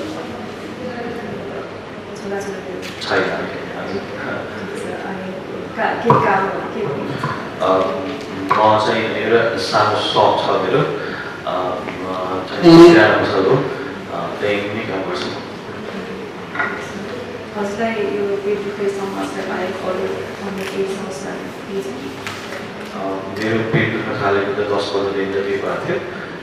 बाँकी अरू समस्या त खासै थिएन। तर यहाँको ब्लड टेस्टहरू गर्दाखेरि चाहिँ अलिकति ब्लड ग्लुकोजको लेभल पनि अलिकति हाई छ भनेर भन्नुभएको थियो। अनि अझै अलिक प्रेसर पनि थोरै बढेको छ भनेर भन्नुभएको थियो। अनि चाहिँ अझै मेरो कहिले पिउने बानी छ, चाहिँ रक्सी पिउने बानी छ। अनि त्यसले गर्दाखेरि तपाईँहरूलाई पनि एकचोटि भेट्नु, सायद त्यो कारणले गर्दाखेरि पनि हो कि भनेर उहाँहरूले भन्नुभएको थियो। रक्सी सेवन गर्ने बानी भन्नुभयो। सुरुवात चाहिँ कति वर्ष अगाडि या कति महिना कति भयो सुरु गर्नुभयो? पहिलोचोटि सुरु गर्नुभयो? त्यस्तो धेरै पिउने बानी त छैन, तर अब मैले सुरुवात गरेको त म अब 20 वर्ष भएपछि 10 वर्ष जति भयो होला। अलिअलि साथीहरूसँग कहिले काहीँ भेट्दाखेरि पिउने हो। त्यस्तो खासै धेरै पिउने बानी त छैन। सुरुमा चाहिँ साथीहरूसँगै अनि डेली बेसिसमा पिनुहुन्छ? डेली कहिलेकाहीँ 4-5 दिन लगातार पनि हुन्छ, कहिलेकाहीँ 1-2 दिन छुट्छ भने डेली भनेर त्यस्तो सधैँ डेली त खाने गरेको छैन। तर कहिलेकाहीँ 4-5 दिन लगातार पनि हुन्छ, कहिलेकाहीँ 2-3 दिन ग्याप पनि हुन्छ। डेली भनेर चाहिँ छैन यस्तो। हजुर, रक्सी सेवन गर्दा चाहिँ दिनमा चाहिँ बिहानबाट पिउने गर्नुहुन्छ कि? बिहानबाट मैले स्टार्ट गर्ने गरेको छैन। साँझ नर्मली चाहिँ कामसँग सकाएर कहिले अब पार्टिजहरू भयो, केही भयो, अब ब्रेन बिहा फङ्सनहरूमा गएको छ भने कहिले दिउँसो खाने भनेको छुट्टै कुरा हो। नत्र भने त्यसको आफ्नो काम छोडेर अनि अथवा बिहानैदेखि खान चाहिँ मैले खासै छैन त्यस्तो चाहिँ गरेको छैन। हजुरले भन्नुभयो 2 दिन जस्तो चाहिँ खाँदैन, हप्तामा 5 दिन जस्तो खान्छु भन्नुभयो होइन? त्यो 2 दिन रक्सी सेवन नगर्दाखेरि के अप्ठ्यारो गाह्रो हुने त्यस्तो के हुन्छ? पहिला त खासै हुँदैन थियो, तर कहिलेकाहीँ अहिले खाएन पिएन भने त्यो अलिकति निद्रामा समस्या गराउने, अनि त्यसपछि अलिकति मन आत्तिएको जस्तो हुने, अनि त्यस्तो हुन्छ। अनि खायो भने फेरि निद्रा लाग्छ राम्रोसँग। मलाई त रक्सी फाइदै गरेको जस्तो लाग्छ। मलाई अरू बेलामा जुन चाहिँ अझ निद्रा नलाग्ने अथवा हात खुट्टाहरू अलिक झम्झमाउने खालको समस्याहरू चाहिँ आउँछ। त्यो बेलामा रक्सी खाइदियो, अलिकति जुसहरू ग्लासहरू खाइदियो भने अनि फेरि अन्त्यमा आराम निद्रा आउँछ, भोलि बिहान फ्रेस पनि हुन्छ। त्यो भएर पनि कहिले खाने गर्ने त्यो खाने बानी बढेको कारण जति पनि छ। हजुरको पर्सनल लाइफमा कुनै समस्या, पारिवारिक केही समस्याहरू या काममा त्यस्तो केही अप्ठ्यारो केही छ?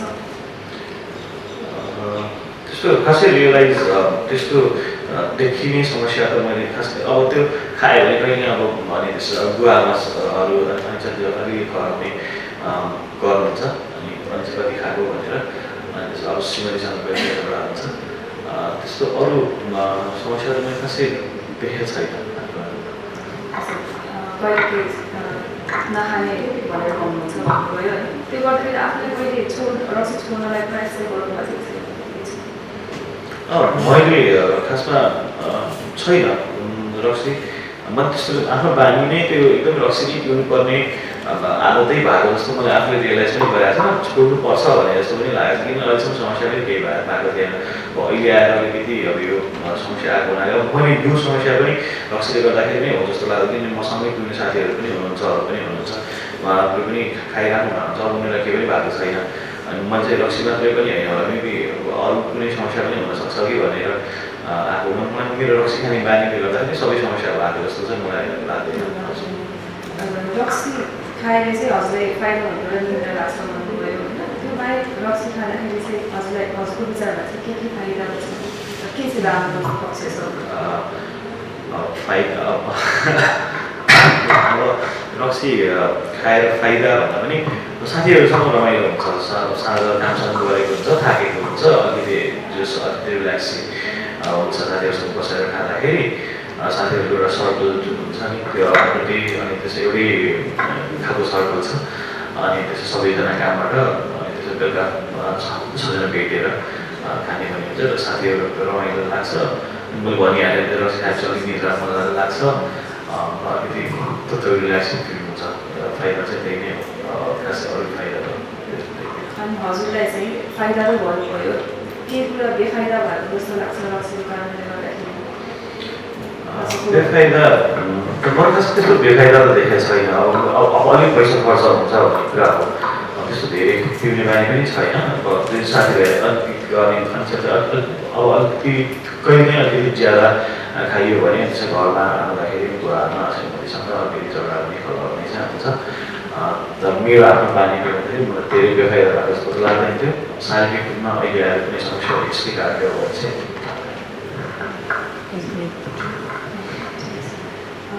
अब के खास चाहिँ अहिले हस्पिटल रिपोर्टहरू पनि हेर्नुभयो भन्नुभयो, हस्पिटल भन्नुभयो होइन, अरू रिपोर्टहरूमा पनि अब कलेजहरूमा पनि असफल देखिन्छ है।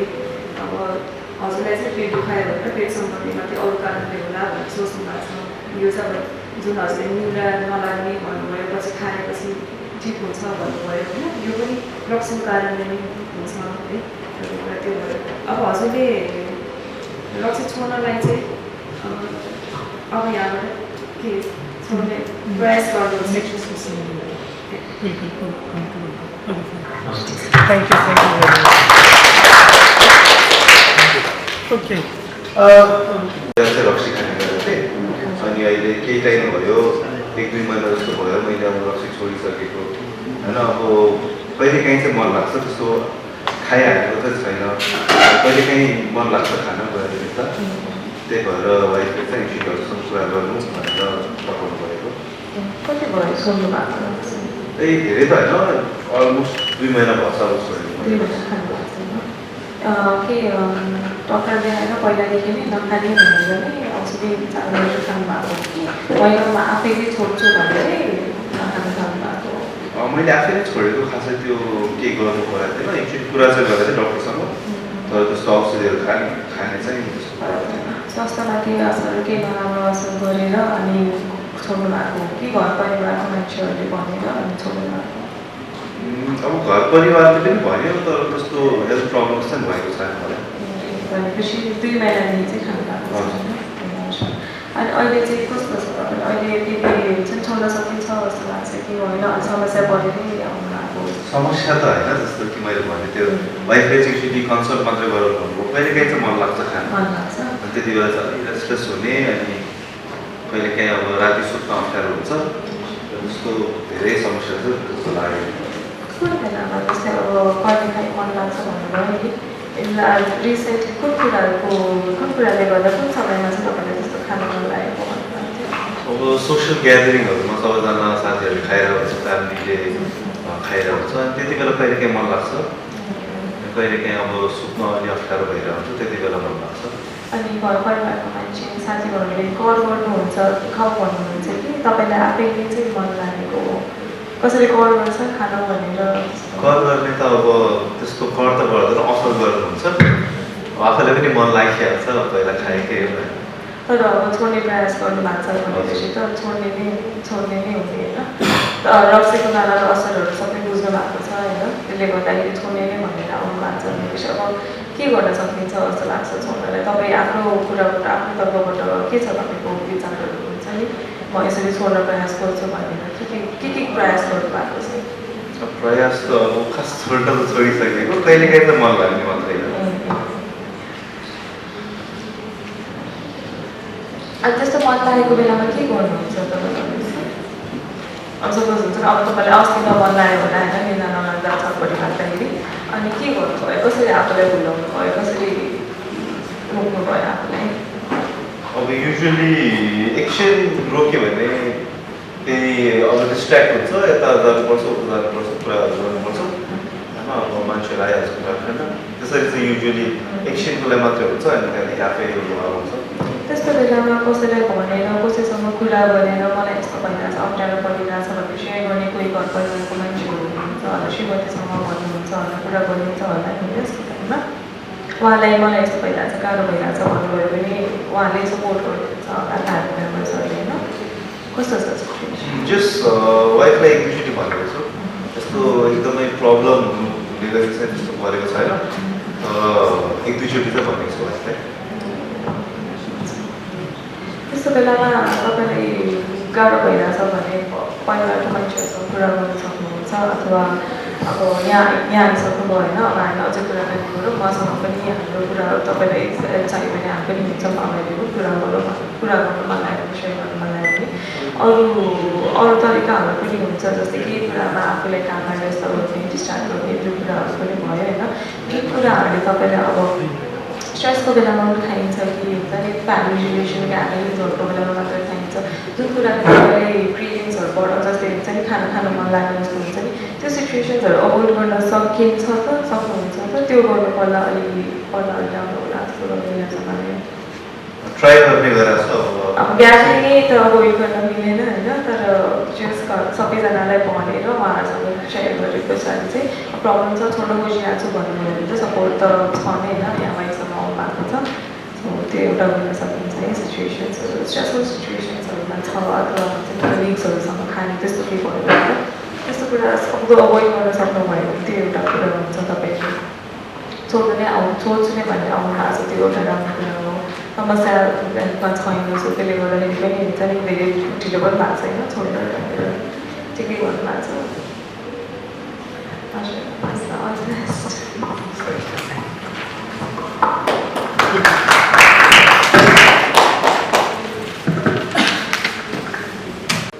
Hiring situations, and she was giving feedback in between, and she was also trying to elicit craving cues, and also trying to teach coping strategies, and also trying to teach about distraction techniques, and she was also offering other techniques so as to remain abstinence. And in the meantime, he as a patient, he was giving clues for hiring situation and craving cues, and moreover as a doctor she was sympathetic towards the patient, and she was trying to increase the self-efficacy of the patient. So with this two role play, I feel that they have done very good job, and with this I would like to hand over the mic to chairperson Dr. Sauraha. No sir, that's all. Thank you, Dr. Anup and Dr. Prabhat, for this wonderful presentation and the workshop, and thank you for the participants. They tried their best.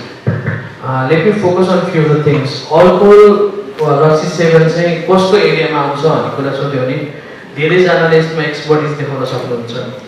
X युजर्सहरूले आफ्नो rehab सेन्टर्सहरू छन्, कतिजनाहरूले चाहिँ simply counselling मात्र गरिरहनु भएको छ, थुप्रैजना छ जसमा म यसको एक्सपर्ट हुँ भनेर आफूलाई क्लेम गर्नुहुन्छ। And therefore one of the areas like हेपाटोलोजिस्टले पनि कति बेलामा र including as psychiatrist we also claim that we are also the expert of this field. And if we are the expert then we have to produce results and consistently do things that makes them achieve what they want to achieve, that is abstinence. I just want to share 3 short stories that has impacted me. One of the quickly, because I just want to one of the story is a patient saying उहाँको बुवा बित्नुभयो अनि त्यसपछि क्रियामा बस्नु भएको थियो। त्यो बेलामा चाहिँ के भएको थियो भने एकदम विड्रल सिजर जस्तो आउन थालिसकेपछि चाहिँ उहाँको एउटा आफन्त चाहिँ औषध लिन आउनुभयो र के भन्नुभयो भने लाइक औषध उहाँ त बिरामीलाई लिएर आउनु पाउँदैन क्रियामा छु तर औषध दिनुहोस्। मिल्छ मिल्दैन धेरै कुरा सोचेपछि चाहिँ हामीले एउटा चाहिँ पानी लिएर पठायौँ।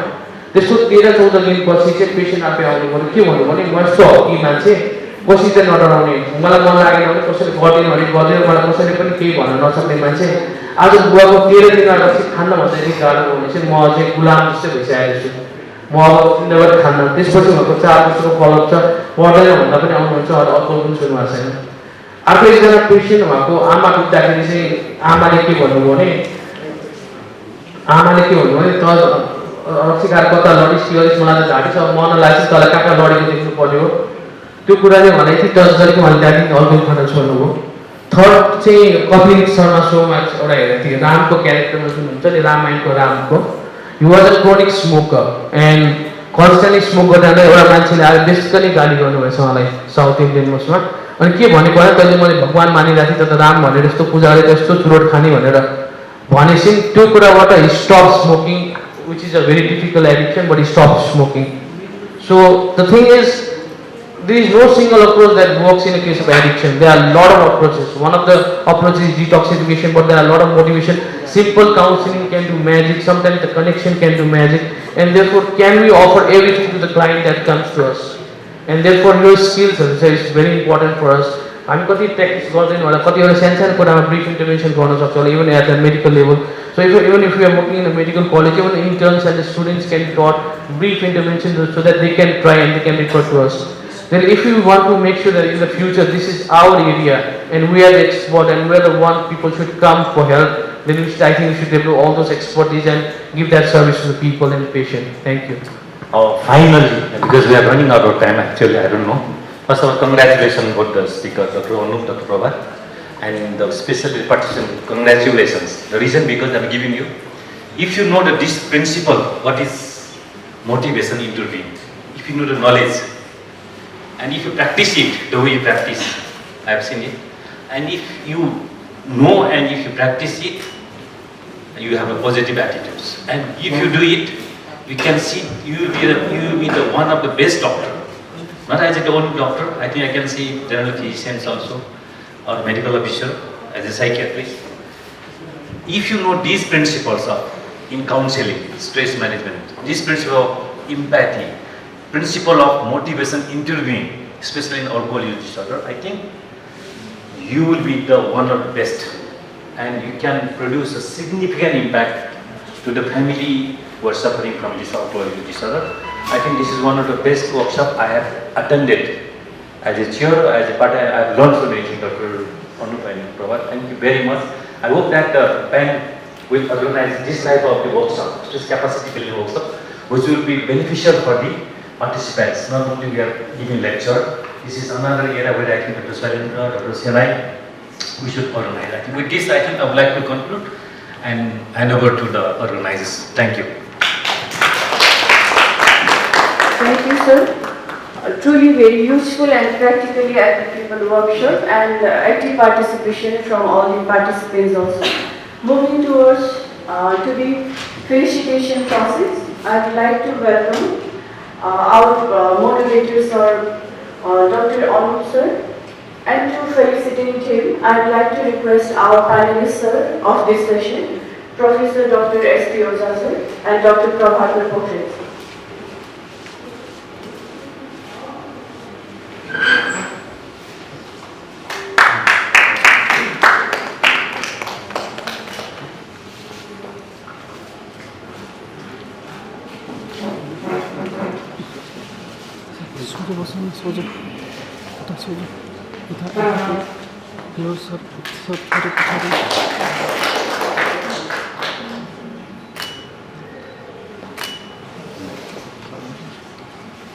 Thank you, sir. I would like to welcome Dr. Prabhat Sapkota, sir, as the moderator of this session.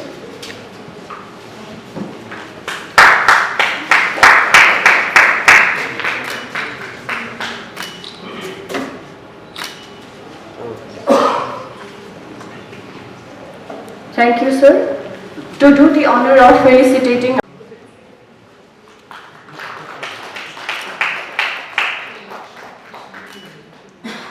Thank you, sir. Dr. Prabhakar Pokhrel, sir.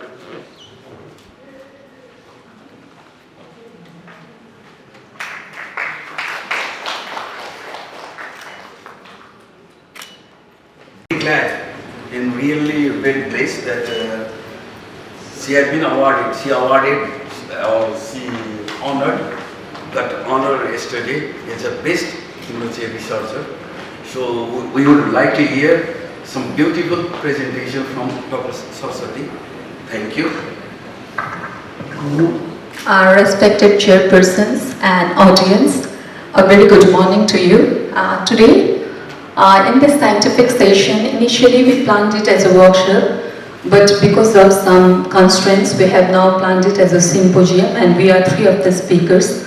I'll be talking about how to do scientific writing or academic writing, and then it will be followed by Dr. Pawan, who will be talking about ethics in publishing, and lastly we have Dr. Ajay, who will be talking about critical appraisal of scientific articles. So thanking the chairs, I'd like to start my session. whatever profession we may be, whether we be academicians or whether we are researchers, publish or perish is the norm. Whether we publish or we have no position in the academia, right? So scientific writing is a skill that must be acquired by all scientists, as we say, or researchers, irrespective of our place of work or hierarchy of position. And today, even if we need promotion, then we need to have certain articles, and therefore it is very important. And when we talk about scientific writing, we write basically for communication, right? So what do we mean when we say communication? Communication actually means clarity of the message that we want to deliver. It is actually for the audience rather than for the speaker or the writer. So with this, now I'll be talking about the basic components of any scientific or academic writing in any paper in a journal. We intend to write, there are basically 5 components. These are introduction, methods, visuals, and discussion.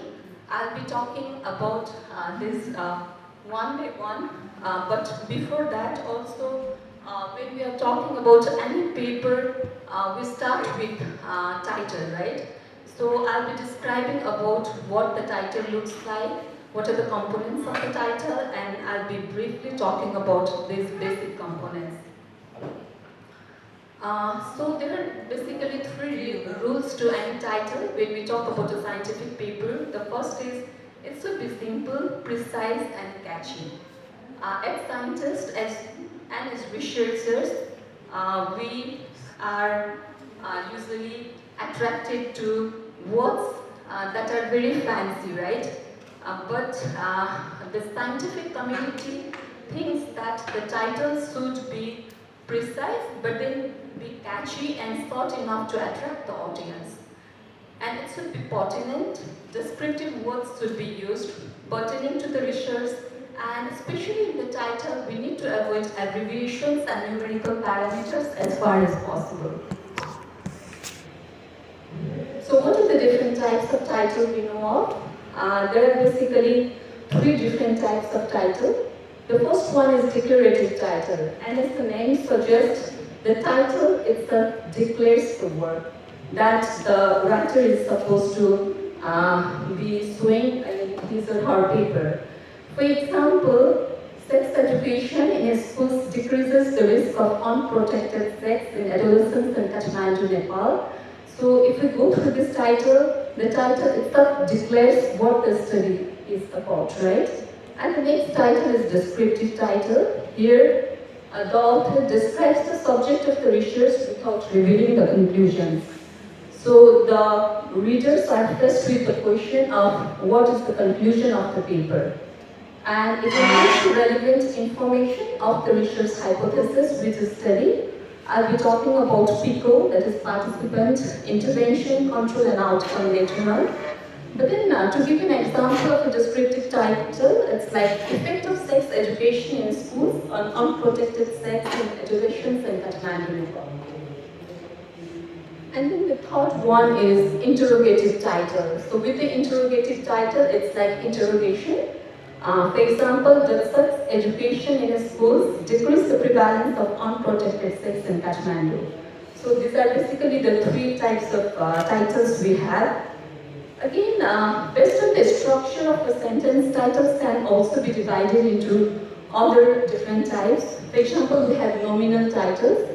Nominal titles capture the main essence of the paper. For example, the effect of early maternal loss on depression in children, right? And then we have compound titles. As the name suggests, in the compound title, the title consists of 2 parts. For example, impact of antidepressants in children with depression, a randomized control trial. We can similarly have other different kinds of compound titles consisting of 2 different subheadings, I'd say. And then the third title is full sentence title. They tend to be longer and they usually assess the outcome of the study. For example, cannabis dependence is an independent risk factor for relapse in schizophrenia, a prospective cohort study.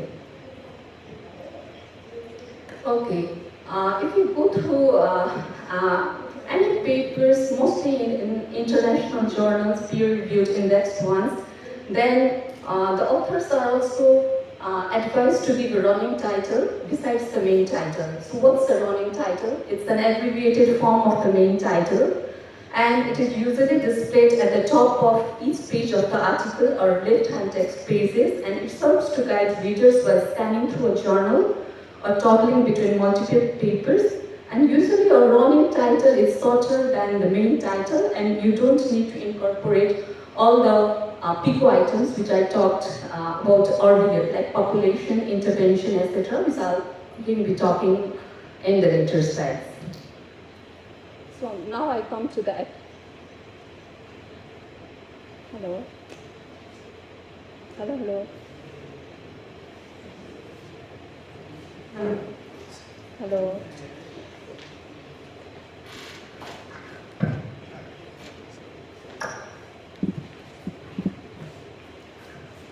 Okay, now I come to the abstract of the paper. This is the main part of the paper before the basic structure.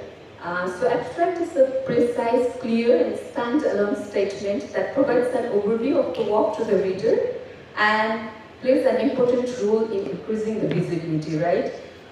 Usually as readers of scientific journals, we don't go through the whole of the paper. Mostly we scan through the title, and if we are interested, if we are fascinated by the title of the subject, then we go through the abstract. So it is very important. And the abstract should encapsulate the essence of the article. So the main components of an abstract in any paper consists of the background of the paper, the methodology, the results, and the conclusion. And basically, if we talk about the structure of an abstract, it is basically of two types. It is either structured or unstructured. By unstructured, I mean there is no definite structure in terms of introduction, methods, results, and discussion. But in terms of structured abstract, we have a structure starting with introduction or background, and then we have methodology, results, and discussion section, as well as conclusion. So results followed by methods would be the main emphasis of the abstract. So as I talked about the IMRAT structure, introduction, methodology, results, and discussion initially, which are the basic components of any scientific paper, I'll be taking the reference of this particular book, and from this book I have taken this figure. So IMRAT structure is basically the hourglass structure of a paper. So we start with a broad base in the introduction, and we try to narrow down as we go through the methodology and the results section. Now I'll be talking about one by one, like what do we incorporate in different sections. The introduction is mainly about the problem statement and how the study helps in filling up the existing gap, right? So when we think about any research hypothesis or any problem that's pertaining to the subject that you are interested in, then in the introduction section, we are mainly interested about why do we care about the problem. So we need to be explicit in describing why we are interested in that particular subject in the introduction section.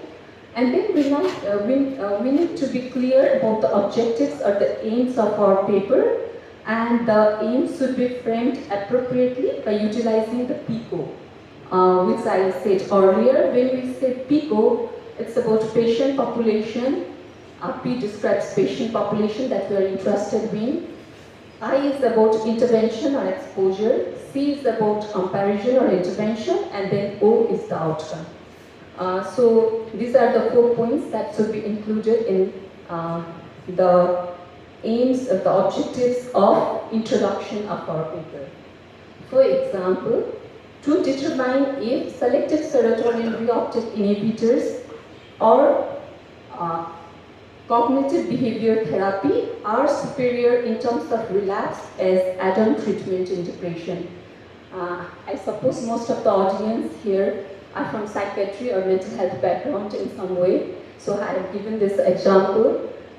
So if we go through this example, then in terms of intervention or comparator, we have CBT and SSRI, right?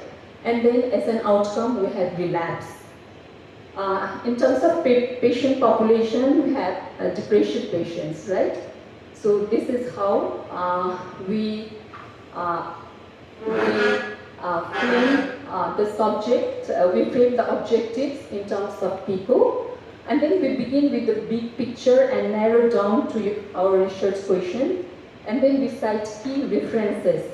Especially when we cite references in our introduction, then we are interested mainly with the papers that are either systemically reviewed or meta-analyzed than the individual references which we will later put in the discussion section. And in introduction session, it's important that we keep it brief. So this section of the procedures used for collection of data, and it's the most crucial section of the manuscript. Because if anyone goes through the methodology, then the readers going through the methodology by seeing your methodology, they should be able to replicate this study in some way, right? So it should be clear, and usually it's said that the methodology should be described in a passive voice. The rest of the sections in the manuscript are usually described in active voice, but in methodology we are interested in how. That's why it is said that in methodology the methods are usually described in the passive voice. So what are the specific points we are interested in when we are writing the methodology of the paper?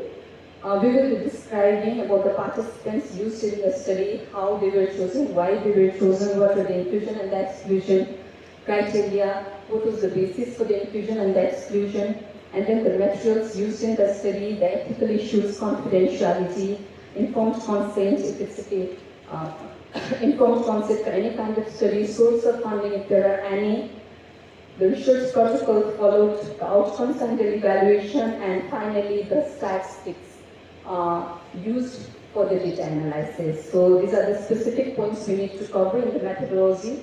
And as I said earlier, the methodology is the most important aspect of any paper, because it's by seeing the methodology we are able to talk how valid is the paper, right? Which the later speakers will talk about in depth. And then now coming to the results, what will be interested when we talk about the results? As I said earlier in introduction, we are describing what we are going to do. In methods, we are going to describe how we solve the problem, and now when we come to the results, we are going to let the readers know what we found in our study, right? So it is about summarizing the objectives we had, or talking about the hypothesis we stated in the beginning. We need to describe the analysis that we performed to test our specific hypothesis, and we need to organize our data in chronology as listed in the objectives, and especially we need to be careful when we are presenting our results, whether they can be presented in table or figure format. If the data can be presented in table format, we need to be careful not to repeat the data in the text, and it's important that in any paper we first present the descriptive stats, and after presenting the descriptive data, we are interested in the inferential part, right?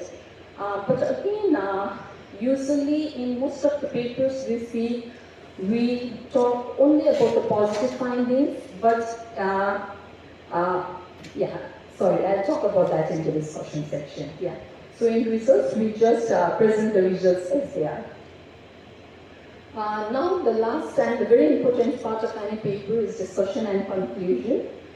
So in discussion, we do a concise analysis and explain our results so that it convinces the reader the importance of our findings. So in the first paragraph of the discussion, we briefly summarize the results of our study and remind the reader the question that our study is trying to answer. The knowledge gap filled by our paper should be thoroughly and explicitly outlined and addressed. And then we need to place our findings in context of other studies. What are similar to other studies? What different results did our study find in relation to similar other studies? And we need to give the justification of every finding. And in discussion, we usually explain the positive findings, but it is also important to explain or give justification of the negative findings, right? Usually when we give some negative findings, findings that we did not expect in the beginning of our study, most of the authors and many of us, we tend to ignore the finding, we tend not to report the finding. But in the discussion section, what most of the readers, or I would say the reviewers are searching is the explanation for the negative findings or some unexpected findings if you have. So I think this is very important. And then in the discussion section, it is very important that you be explicit about the limitations of your study. Whatever the study is, be it a cohort study, be it a cross-sectional study, be it a randomized control study, there are always going to be limitations in any study. So as authors of any paper, we need to be explicit about the limitations in our paper. That's the best part we can do by being honest. And then the conclusion should be our final paragraph, which provides a well thought of take-home message for the reader. And as I said earlier, in the discussion section, we usually cite the references about individual studies rather than systematic reviews and meta-analysis. It's about the references at the end of any paper. So when we write about the references, we need to follow the guidelines given in any journal if we are writing for the journal. So besides that, we need to be updated about the references. We need to be careful about the accuracy of the references, right? And then also for some references, there are many sources we will find, but it is important that the original sources must be referred to. And then we need to revise the reference citation style in the text and the reference list before submitting. And it's important that we avoid duplication of references, which we as authors are not very careful. So till now I talked about the structure of any paper. So briefly now I will be talking about the styles of a paper.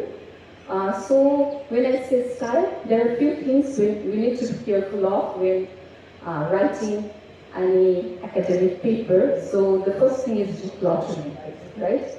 As scientists, as researchers, it's very important that we have clarity in a paper. By clarity, as I said, it's important that the audience understands what we are trying to, let's say, what we are trying to write, or what we are trying to prove. That should be clear to the audience. So decluttering means less is more. So if the same meaning is given by fewer words, then it is important that we don't write unnecessary words. I'll be giving a few examples. So the different examples we can have is we can avoid complex expressions and jargons. Our mission as researchers is not to sound smart but to be smart. For example, we can remove adverbs and adjectives that do not add meaning. And by saying that, I give an example here. For example, social comparisons are deeply rooted in the human psyche. Can you think of a sentence which gives the same meaning? without using these unnecessary words. Yeah. So social comparisons are rooted in the human psyche. Okay. So we don't need the word deeply here. Similarly, we can avoid little qualifiers. For example, social learning theory has played a very important role in developmental psychology. The better sentence would be social learning theory has played a central role in developmental psychology. We don't need the word very. And then there is this famous writer Stephen King has written an excellent book called On Writing, and he says, "Kill your darlings." So what does it mean? He means when he says, "Kill your darlings," he means in scientific writing, our darlings are words, phrases, paragraphs, or ideas that excite us, but don't add meaning or push our story forward. And I think this I talked about earlier. So in most of the areas, we usually write in active voice. It's only in the methodology that we will be writing in the passive voice, and these are the conjunctions that we are advised to write in our paper wherever they are necessary. This I think we can go through later. So with this, I'd like to conclude my part and thank you for your attention.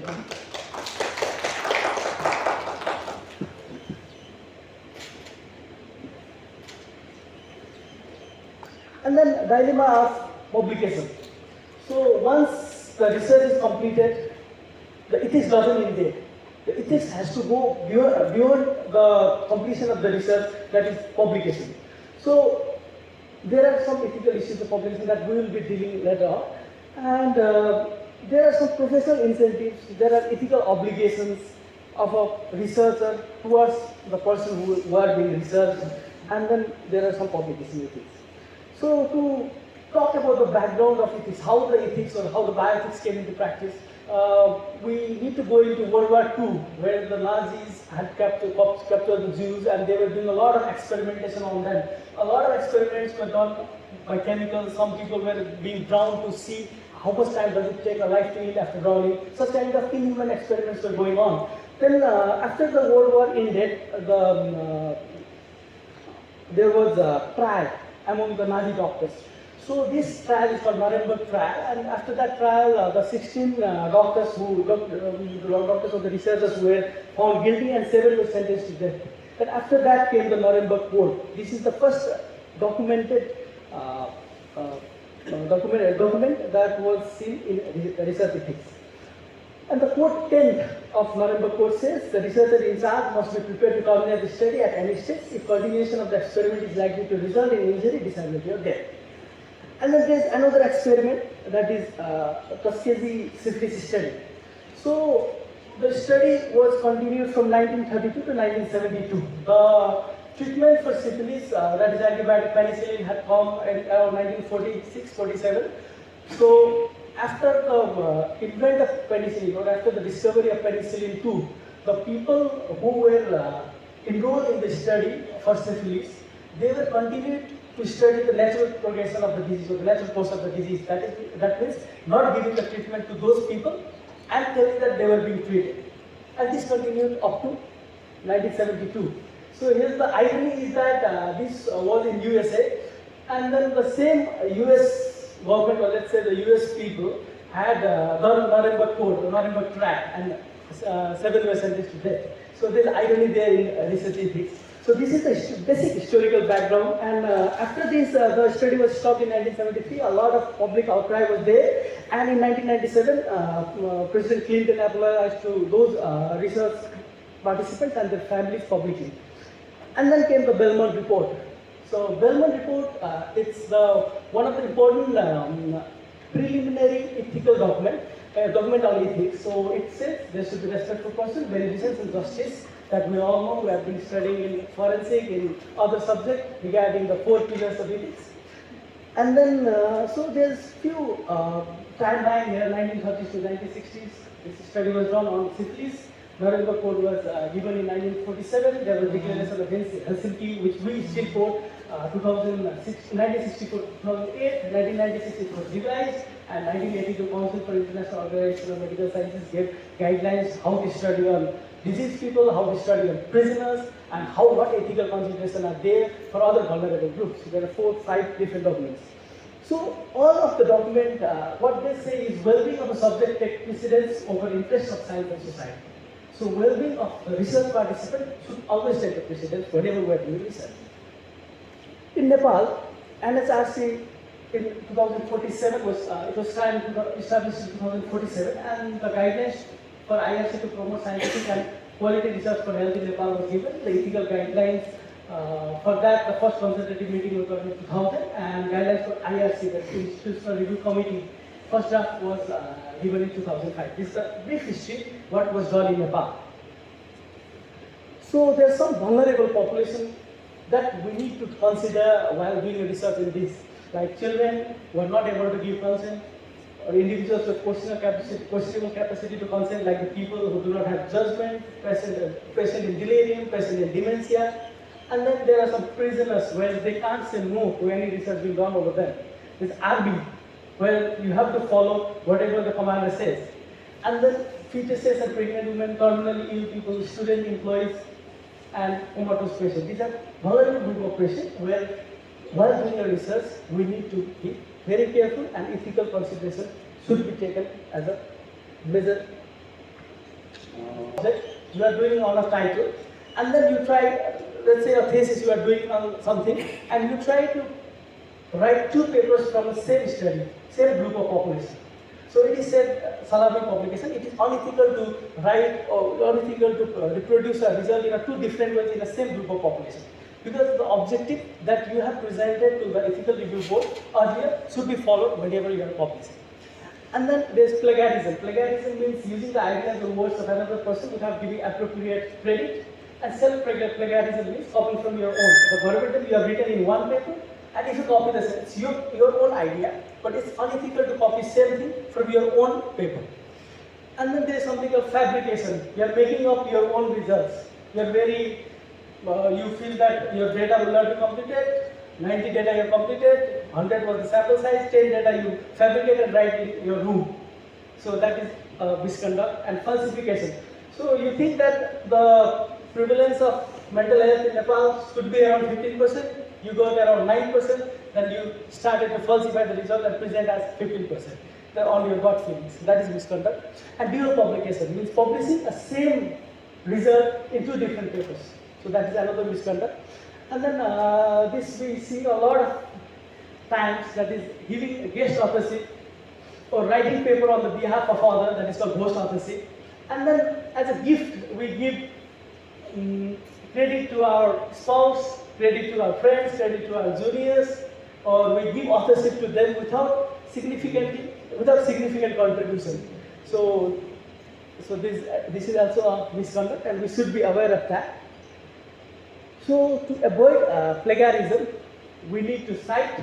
That is the most effective way to avoid. We need to paraphrase.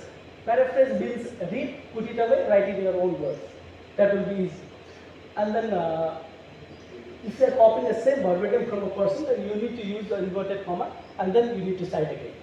And quoting exactly as a source, of course, you can't quote and copy the whole article. So that this should be always taken care of while writing an article. And self-plagiarism, as I told earlier, citing yourself like citing others, do not copy paste from the earlier work. And in the vulnerable population, for that we need to see the equity, the burden, benefits, risks and benefits to the participants.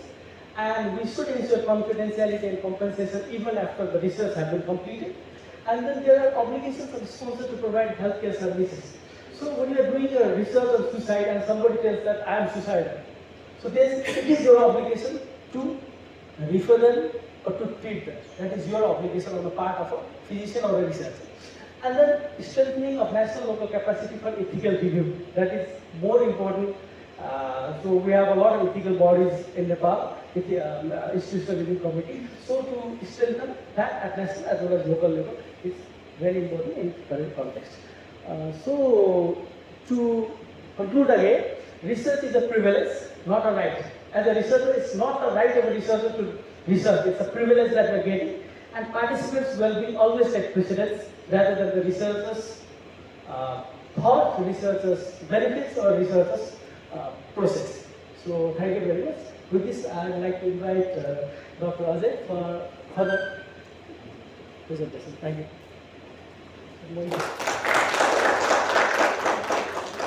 So every being of presentation will be having issue answer session. Okay. So if you do have any Dr. Ananta, thank you for sharing this session. So my work has been very much easier now because Dr. Saraswati and Dr. Paul has told so many things. Now I have to explain that they were talking about how to write a paper. Now I am talking about how to read a paper. Writing everything. Without reading, we cannot do introduction, we cannot do literature review. So how to read is also important. So that is the critical appraisal part. So most of us are, I think, residents here. So we are doing journal club. Journal club is an important academic exercise for the postgraduate. So here, journal club, most important thing is critical appraisal. And how to select a paper is also important. So that's important thing, an essential part in the postgraduate education. So critical appraisal, what is critical appraisal? It is a systematic process used to identify the strengths and weaknesses of a paper. It provides a basis for decisions on whether to use the results of a study in clinical practice. That is important for our clinical practice. For updating our knowledge also, we should be able to critically appraise any article. We should not jump that this Falana study has done, so they have done this, so we will do this. We cannot jump that. So critical appraisal is important. So it is a design specific and critical appraisal checklist are there. I will be talking about that. And they are useful tools to help assess the study quality, to find the importance of a research question, to see whether the statistical analysis is appropriate, and legitimacy of conclusion is there or not, and potential conflicts of interest. These are important aspects. So, how to choose a good paper? We should choose a good paper. So, if we want to do journal club, or if we want to update our knowledge, or if we want to answer the questions which we may have in clinical practice, we may have some certain difficulties during our clinical practice also, which drug to use. Now, it is treatment resistant, but what to do? Then that time also we need to choose a good paper. So, journal with a very high rejection rate is very important. So that is there. Papers from good institutions, highly qualified authors will be knowing, grant support from prestigious organizations, awarded by an organization or institute, and presented at an international meeting or conference, and the date of submission and acceptance. That is important. When we see the paper, we will see the date of submission, date of acceptance. If we see short acceptance date, as a submit garyo, 2 महिना publish भइसकेको छ भने, that is not a good paper. So at least 6 months, 7 months, that is important thing. A long gap means multiple revisions and is a good paper. So I am giving just example. As Dr. Saraswati has already told, these are some of the papers we have done.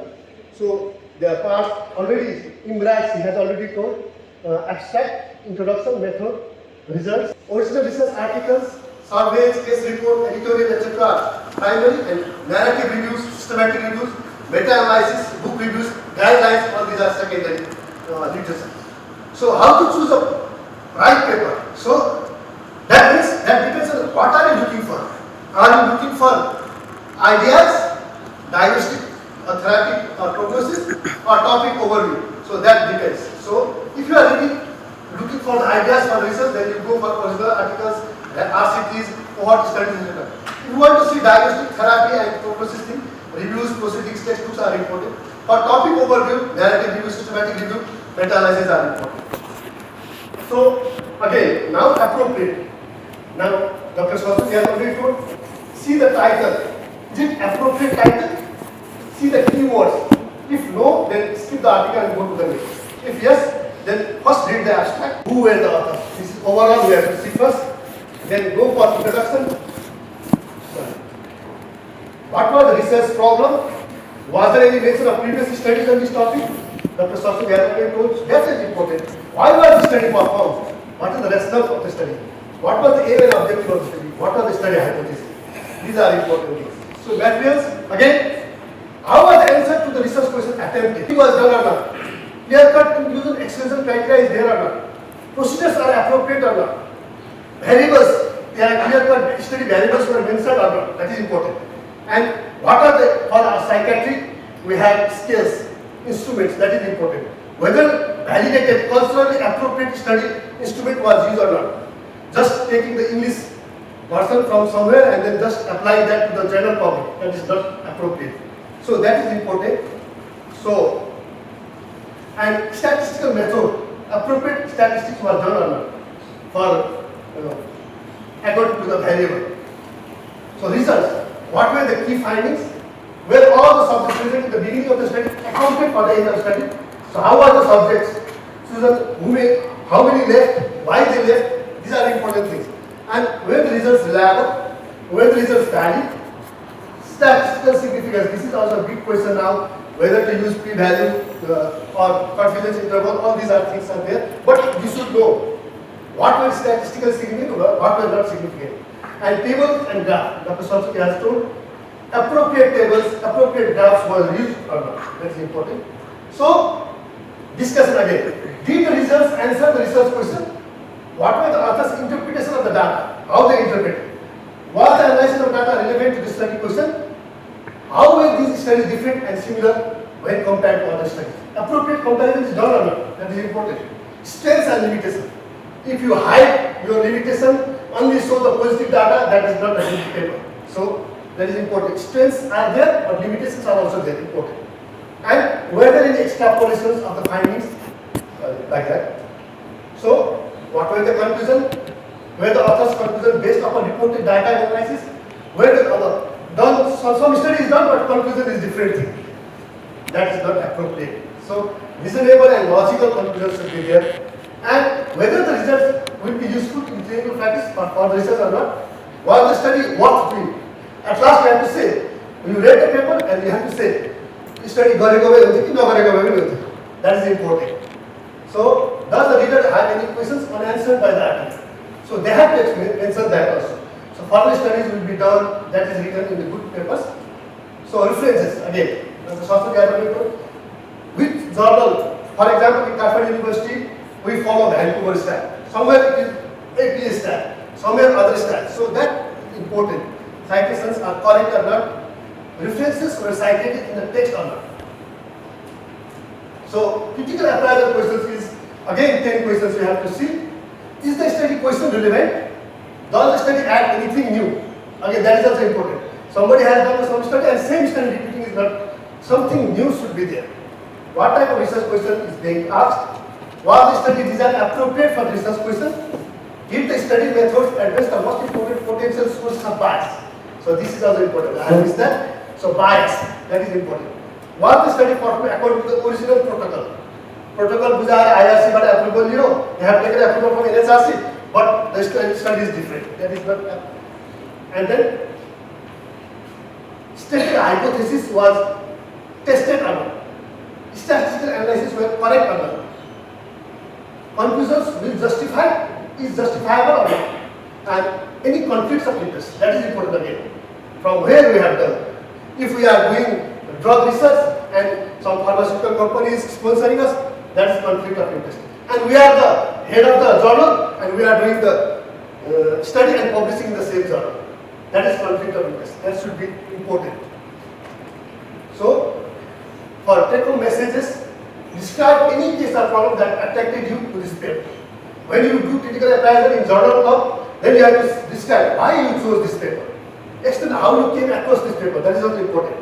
Study and research question, importance, relevance, context, methods, validity, primary results, summary, and whether it is applicable to your own patient population, to your own community or not. That is also we have to say during journal club. This is important message for journal club. And prepare a one-page summary of the outline above as a handout. So preparing a handout and distributing to all the participants, that is also important.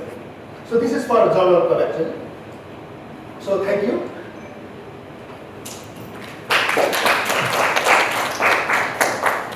Thank you presenters for nice presentation.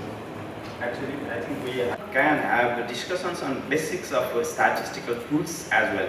And now, without delay, I would like to open the floor for discussion. and questions, queries, what? We will be very glad to receive few questions, comments and compliments. Please come forward. Don't hesitate. First of all, question is to Ajay sir. My question is to Dr. Ajay.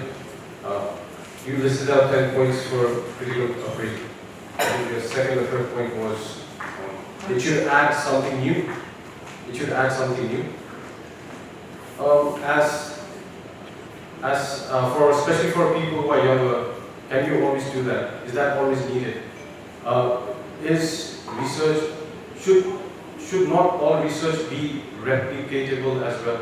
So is it not necessary to do the same kind of a research to see that if the data that somebody is presenting is the same? Very nice and little bit question. Yeah, what I spoke Kathmandu, for example. So, and you are doing in you are from eastern part, no? You are doing in Viratnagar, Sudur Purba or Sudur Paschim. So that is new. In the population of Kathmandu, there something was found by Dr. Saraswati, for example, and in Sudur Paschim I found like this. That is adding something new. For newer people, that is important. If you see the hospital-based study, in hospital-based study at Durikel, I found something. But if you do in Viratnagar, some Voda, community-based study, that is new. That was the thing I was telling. So it should be replicable. Thank you. Very nice question. Any question? Any comment, compliment? Hello. Thank you, dear team. Young budding researchers will really benefit from this session. Rather than a question, it's like, how do you take it? The ethical clearance is very cumbersome. I'm sure it must be in every institute and Sauraha is in mine. So how do we actually get motivation to actually apply, and then even if you have some hypothesis in mind, but then it takes almost 4 to 5 months actually to get ethical clearance in most of the institutes, and that really demotivates many researchers. So how do we get motivation out of it? What do we do? What do your experience suggest? I'm a IRC member of Department of Academic Health Sciences.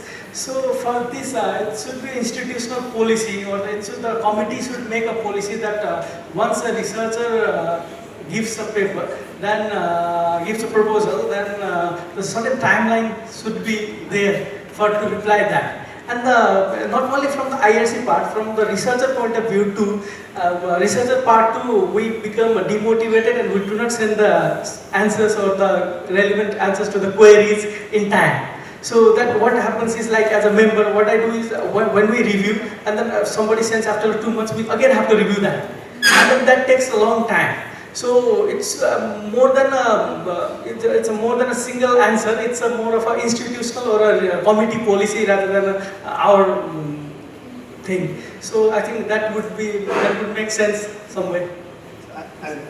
Sure. Very nice. I'm not a member of any ethics committee still now, but I always struggle and I always ask them to do the review on time. Because there are so many members. You may be knowing some community participants are there, some local people will be there, some political thing will be there. The meeting is not done on time. So we in Kathmandu University, I am always striving that meeting should be done on time. At least also you have to give within 1 month. That is my policy. So it is important. Another thing is like, so I wrote to an editor that why my paper had not been published after being accepted. Then the editor gave a reply that we have 1,000 papers for this year, and it's not a paid, it's a volunteer job. We also have other clinical responsibilities. So this kind of responsibilities to clinicians, private practitioners, or other people who are doing other jobs. So this makes the process longer and cumbersome as well. So that could be one reason.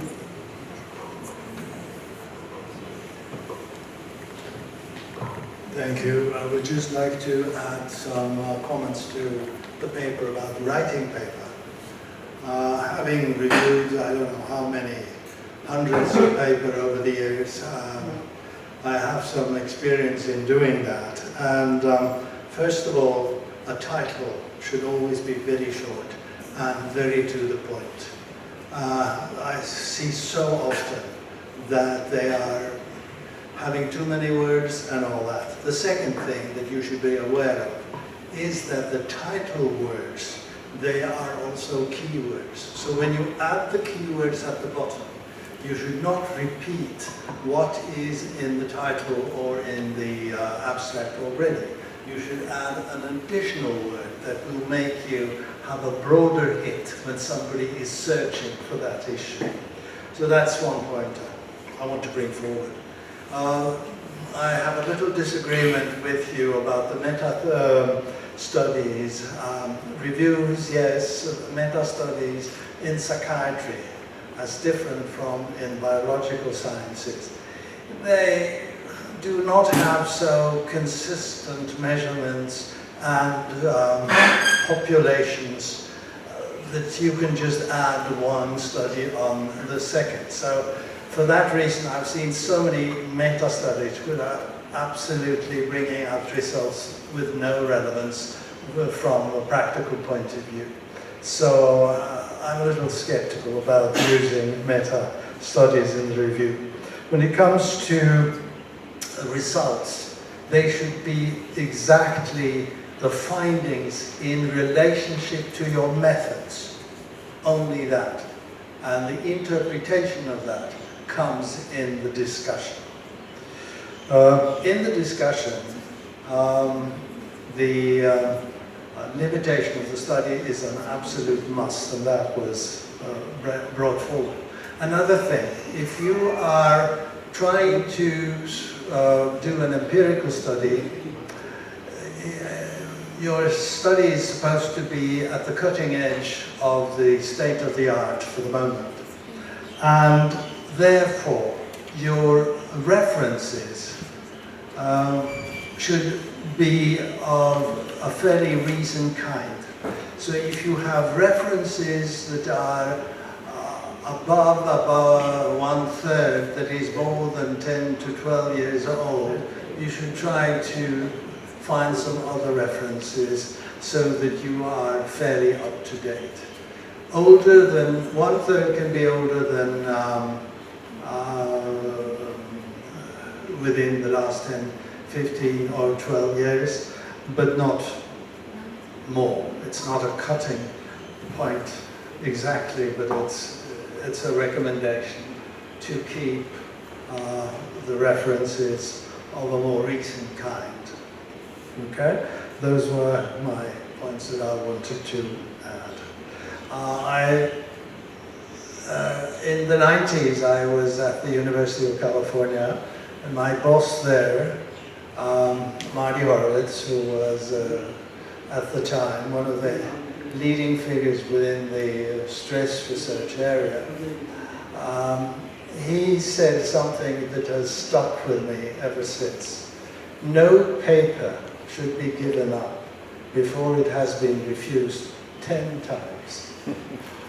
So don't give up after 1 or 2, but take the feedback and go on and learn from the feedback that you get and go on and be persistent. Okay, thank you. Congratulate you all first of all. I have experienced that most of us are involved with observational studies and we look for instruments, and we usually don't get tools that are delegated, adapted, translated in our language. And I can see that Ajay and maybe Pawan and Saraswati have also done such research along with our senior scientists. So could you let us know in very brief regarding translation, cultural adaptation of truth? Thank you.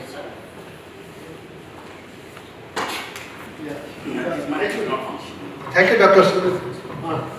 So, it is the answer to this question takes a big thing that I think we should have one session for next time in cultural validation, cross-cultural adaptation. But we have some important how to translate WHO protocol is there, how to forward and backward translation. Then for validation, important aspect is that now we are also joining the qualitative and quantitative approach, doing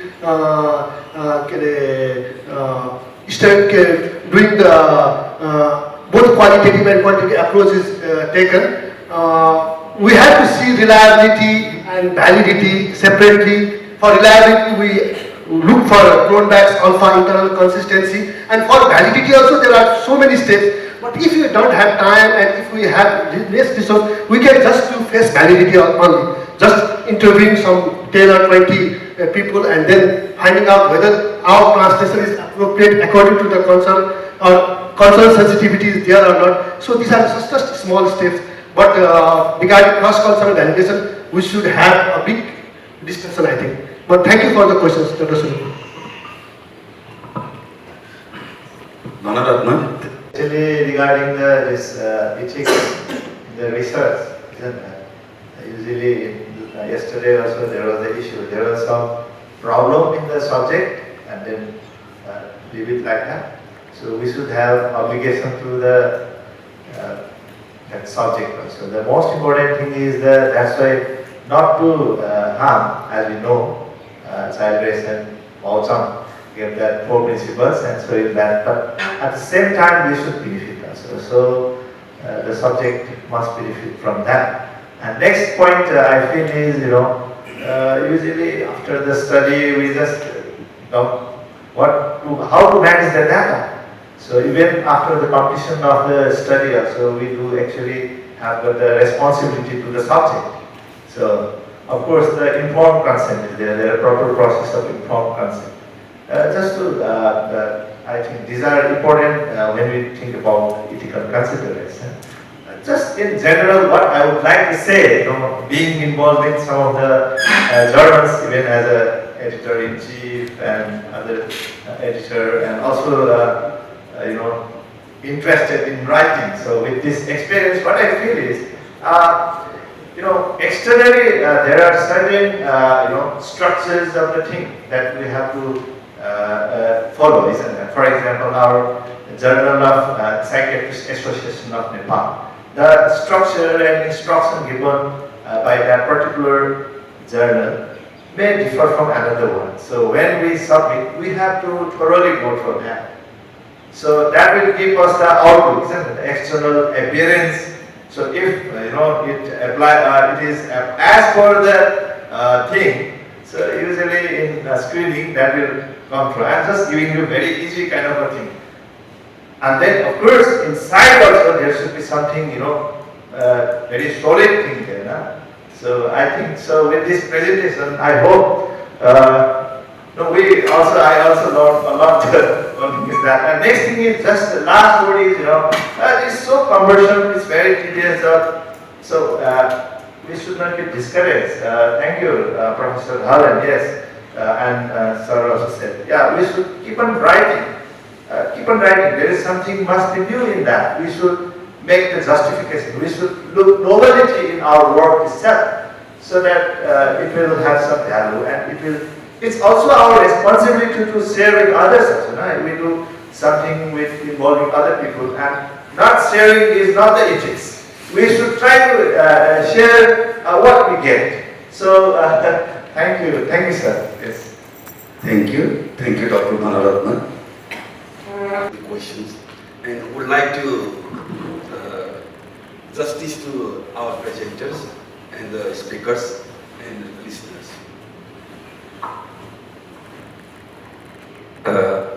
Nikesh, your question was whether we always need to carry on a new to find a new fact, or sometimes we may require to replicate, or you may enrich your bank account. You already have an account. So please proceed, go deposit more and more money on your own account. One thing. And another thing, you may open a new account. See, the same thing, but your money will never be lost, or you will never lose your money. You will get interest on both accounts. So before conducting a research, you must be very clear what exactly you want to do. What is the objective? The objective should be always whether you want to increase the data bank, or you want to refute either or substantiate the already existing fact. So these are the two basic principles. What exactly you want to do? मैले तपाईहरुलाई भन्दाखेरि न्युटनको पालाभन्दा अगाडि स्याल रुखबाट झर्यो भने उडेको हुँदैन थियो। त्यो स्याल तलै खस्थ्यो। तर he was so clever. He observed the phenomenon and tried to study it, tried to understand the phenomenon in depth, and ultimately he came out with the theory of gravity. तर त्यो त पहिलेदेखि भइरहेकै छ नि, त्यो त नयाँ कुनै कुरा होइन। त्यसपछि तपाईले ग्राभिटीको बारेमा हुँदै धेरै कुराहरू आयो। भन्नुको मतलब before you start your project, you must be very clear what exactly you want to do, where you are heading. र त्यसको लागि तपाईले के गर्नु पर्यो भन्दाखेरि सबैभन्दा excellent presentation, title, तर तपाईको दिनदिनै तपाई बजारमा हिँड्दा बाटोमा while you are walking, every day, every time, you are encountering with a lot of problems, day to day. Your problem, sir, your problem, sir, your problem, sir. Which problem is it? Which problem is fundamental? How to prioritize? How to identify the problem? Because you are encountering, you are surrounding with a lot of problems every day. There are a lot of field, there is a lot of problems. So even if you want to carry out a study, के चाहिँ study गर्ने, कुनलाई चाहिँ prioritise के डिप्रेसनमा पनि के बुझ्नु भएन। तपाईले सबभन्दा पहिला टाइटल बनाउनु भन्दा अगाडि तपाईले चाहिँ you need to identify the problem and you need to prioritize. Identification, you might be able to make a list of problems. You might be able to make a list of, तपाईले चाहिँ you might be able to identify a long list, but what exactly you want to do, you must be able to select one topic, one problem. So how do you do? यसको लागि हामीसँग तपाईको चाहिँ 3-4 वटा टेक्निक्सहरु छ। एनएचआरसीले smart भन्ने technique फलो गर्छ। Smart, SMART। त्यसको पछि हामीले तपाईको कुनै बेलामा फ्रीमा मलाई भेट्नु हो भने म I will try my best to explain you, तपाईलाई म बताउने कोसिस गर्छु। अर्को एउटा टेक्निक छ ब्रेन स्टर्मिङ, र अर्को टेक्निक छ कसैले डेल्फाई भन्छ, कसैले डेल्फी भन्छ, र अर्को टेक्निक छ एउटा नोमिनल ग्रुप टेक्निक, NGT भनेको हुन्छ। प्रब्लमलाई आइडेन्टिफाई गर्ने, प्रायोरिटाइज गर्ने। अब यो तीनटै टेक्निक, चारटै टेक्निक तपाईको डिफरेन्ट, यो नगरिकन तपाई जिन्दगीभरिमा कुनै पनि रिसर्च अगाडि बढ्न सक्नुहुन्न। तपाई नोइङली अननोइङली तपाईले गरिराख्नु भएको हुन्छ। तर हामी कहाँ चाहिँ प्रब्लम छ, where we are facing, we will face a lot of problem once you start your project. तपाईले टेक्निक के गर्नुभएछ हामी त्यसमा हामी क्लियर हुनु, र हामी कहिले ब्रेन स्टर्मिङको तपाई डेल्फाईमा गरिरहेको हुन्छु, डेल्फाईको NGTमा गरिरहेको हुन्छु, र मिस एकदम तपाईको सलाद बनाइरहेको हुन्छ, रसियन सलाद हैन। त्यो बेलामा तपाईलाई प्रब्लम पर्छ। त्यसकारण तपाईले चाहिँ प्रब्लम आइडेन्टिफाई गरिसकेपछि प्रायोरिटाइज गर्ने बेलामा यो चारटा टेक्निक बाहेक 5औं टेक्निक छैन। आजसम्म मैले पढेकोमा कुनै पनि मैले पढाएकोमा, मैले जानेकोमा मैले देखेको छैन। तर तपाईले त्यसमा क्लियर हुनुपर्छ, बुझ्नु भएन। त्यसपछि एउटा कुनै प्रायोरिटाइज गरेर एउटा तपाईले चाहिँ टाइटल निकाल्नु पर्यो। अब टाइटलको बारेमा अलग चाहिँ अलरेडी स्पोकन हैन, डेप्थमा म जान चाहन्न। मलाई कसैले रेजिडेन्टहरु कोही हुनुहुन्छ, किनभने म कन्सल्टेन्टहरुसँग त I am not interested because they are already they know they are qualified. अब तपाईँ पनि जानेछ बिचराहरूलाई, किनभने रेजिडेन्सीमा के हुन्छ भने मेरो एक्सपिरियन्समा कुनै रेजिडेन्ट आजसम्म मैले नेपालमा कुनै रेजिडेन्ट आफ्नो इच्छाले आफूले प्रायोरिटाइज गरेर आफूले आइडेन्टिफाई गरेर लेखेको एउटा थिसिस दिएको छैन। मेरो 40 वर्षको एक्सपिरियन्समा बढी जसो तपाईको टाइटल के हुन्छ भने फ्याकल्टीले दिन्छ, यसमा गरे यसमा गरे, बिचराको रेजिडेन्टलाई थाहा नै हुँदैन कि what exactly what I need to do. उसले 6 महिनासम्म त टाइटलै बुझेको हुँदैन, प्रोसिडियरै बुझेको हुँदैन। त्यस कारणले के भने तपाईँलाई मैले यसो भनेको। अर्को एउटा के थियो भने IRC विज्ञान। The guideline is the same. NHRC has given a perfect and complete guideline to every IRC. तर IRC फङ्सन कसरी गर्ने डिपेन्ड्स अलवेज मेरो आफ्नो एक्सपिरियन्समा त्यहाँको मेम्बरहरू को छ है। जस्तो as far as Virat medical college, I am chair and director of IRC। हामी will be having every week IRC meeting. जति नयाँ आउँछ तपाईँको प्रपोजल डे 0 देखि हामीसँग डिफेन्ड गर्न आउँछ, एकदम पर्फेक्ट तपाईँको PhD डिफेन्ड जस्तो हुन्छ। And the example the man is sitting there है। निकेशलाई मैले 4 चोटि बोलाएँ, मेरै फ्याकल्टी। तपाईँ IRC मा आउँछ, डिफेन्ड गर्छ, अनि तपाईँको अगाडि बढ्दै जान्छ। तर एभ्री डे हुन्छ, एभ्री विक, एभ्री वेडनेसडे। र हामी के गर्छौँ भने उसको सबै हेर्छौँ क्लियर के गर्ने कहाँ गर्ने। तर हामी क्लियरेन्स उसको फर्स्ट एप्लिकेसन फर्स्ट प्रेजेन्टेसन जुन दिन हुन्छ त्यही दिनदेखिको दिन्छौँ, त्यही दिनदेखिको। जस्तो जनवरी 1 मा ऊ आयो भने हामी उसलाई सोध्छौँ तपाईँ कहिलेसम्म रिफाइन गर्नुहुन्छ, यु टेक योर टाइम, भोलि पर्सि 1 हप्ता 1 महिना, that depends upon himself and listening to his answer response. Okay, 1 week is sufficient. Do you will be able to rewrite? अनि उसले फेरि हामीलाई चाहिँ सबमिट गर्छ अनलाइन। तर हामी डे 0 देखि नै दिन्छौँ, कसैको लेट गरेको छैन। किनभने हामी उसको मिड टर्म प्रेजेन्टेसन हेर्छौँ, फाइनल हेर्छौँ, र लास्टमा हामी एउटा चाहिँ उसलाई के भने रिलिज लेटर दिन्छौँ। Okay, only after then once he gets release letter उसले कहीँ पनि पब्लिस गर्न पाउँछ। नभए त्योभन्दा अगाडि that would is my property IRC, हामी उसलाई पब्लिस गर्न दिँदैनौँ। सो बिफोर है गेटिङ अ रिलिज लेटर त्यो आर्टिकल त्यो प्रोजेक्ट क्लियर हुनुपर्छ है त। हामीले चाहिँ त्यसरी गर्छौँ र अहिलेसम्म हामीले प्रब्लम केही छैन। अहिलेसम्म हामीले चाहिँ दिनको एभरेजमा हामी 7वटा 8वटा गर्छौँ, 4-5 घन्टा लगाएरै नै गर्छौँ, भइ नै रहेको छ। र IRC को एकदम तपाईहरु सबैलाई नयाँ गाइडलाइन छ अहिले भर्खरै आएको। पहिला IRC मा के थियो भने other than the faculty member, staffs or concern तपाईको चाहिँ stakeholder of the same institution or IRC, nobody else was allowed to apply for research proposal to get a clearance research proposal from the IRC. तर अहिले के छ भने anyone can apply। जस्तो Virat medical कलेजको IRC मा तपाईहरु पनि अप्लाई गर्न पाउनुहुन्छ, provided if you do your field work in Virat medical college. है नयाँ पहिला चाहिँ पाउँदैन थियो, पहिला थिएन। तर अहिले यतिसम्म चाहिँ रिल्याक्सेसन दिएको छ, किनभने अलिअलि अब धेरै ठाउँमा नभएको हुनाले के गर्ने भन्नेमा। र रोल अफ IRC के हो कसो हो त्यो बेकारमा डिस्कस अहिले नगरौँ। एथिक्सको कुरा गर्नु हो एकदमै पवनले हैन, वन्डरफुल पवन। अब ट्रान्सलेसन भ्यालिडेसन है, यो ट्रान्सलेसन भ्यालिडेसनमा जाने भनेको यो अहिले धेरै डिफिकल्ट। कहाँ तपाईँको के कसरी डबल ट्रान्सलेसन। तपाईँलाई म एउटा मात्रै एउटा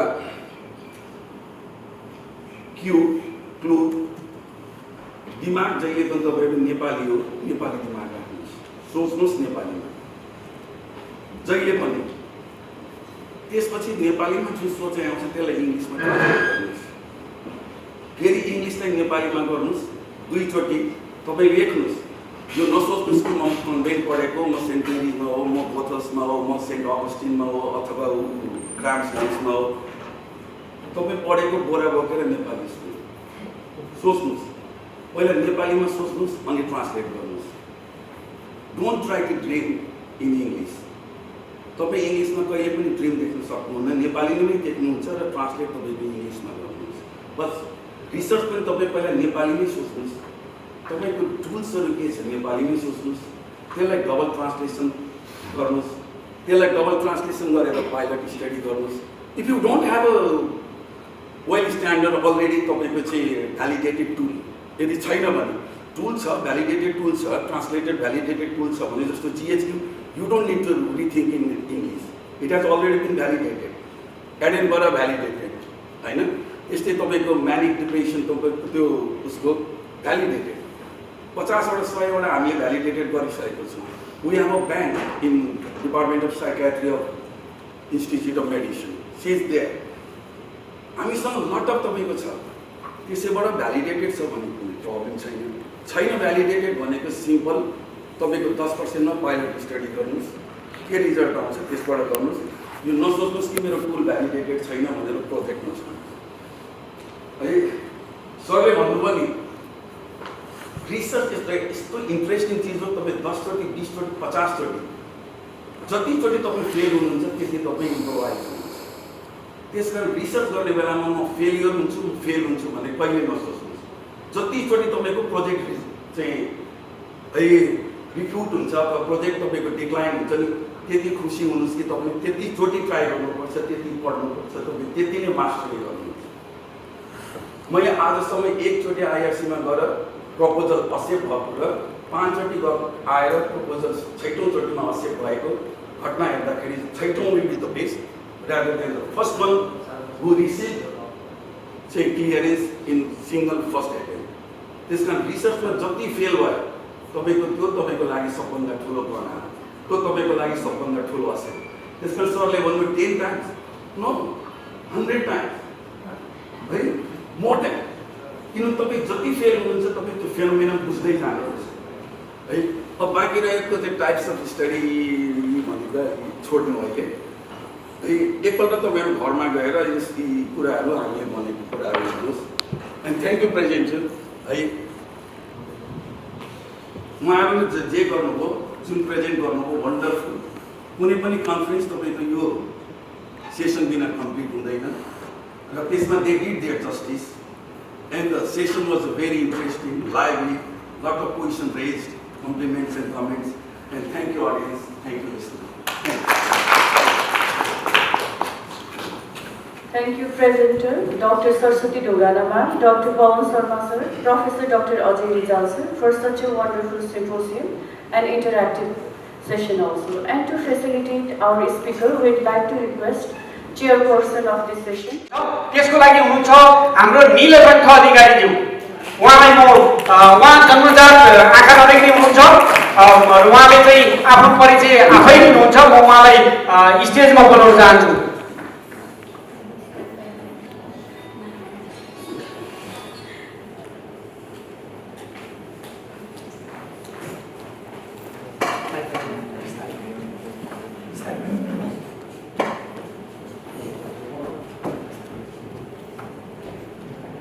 तपाईहरु मध्ये कोही उहाँलाई देखाउन चाहनुहुन्छ भने आउन सक्नुहुन्छ तर एकैछिन उहाँले बस्नुहोस् हुन्छ बस्नु सहीसँग तपाईको सामान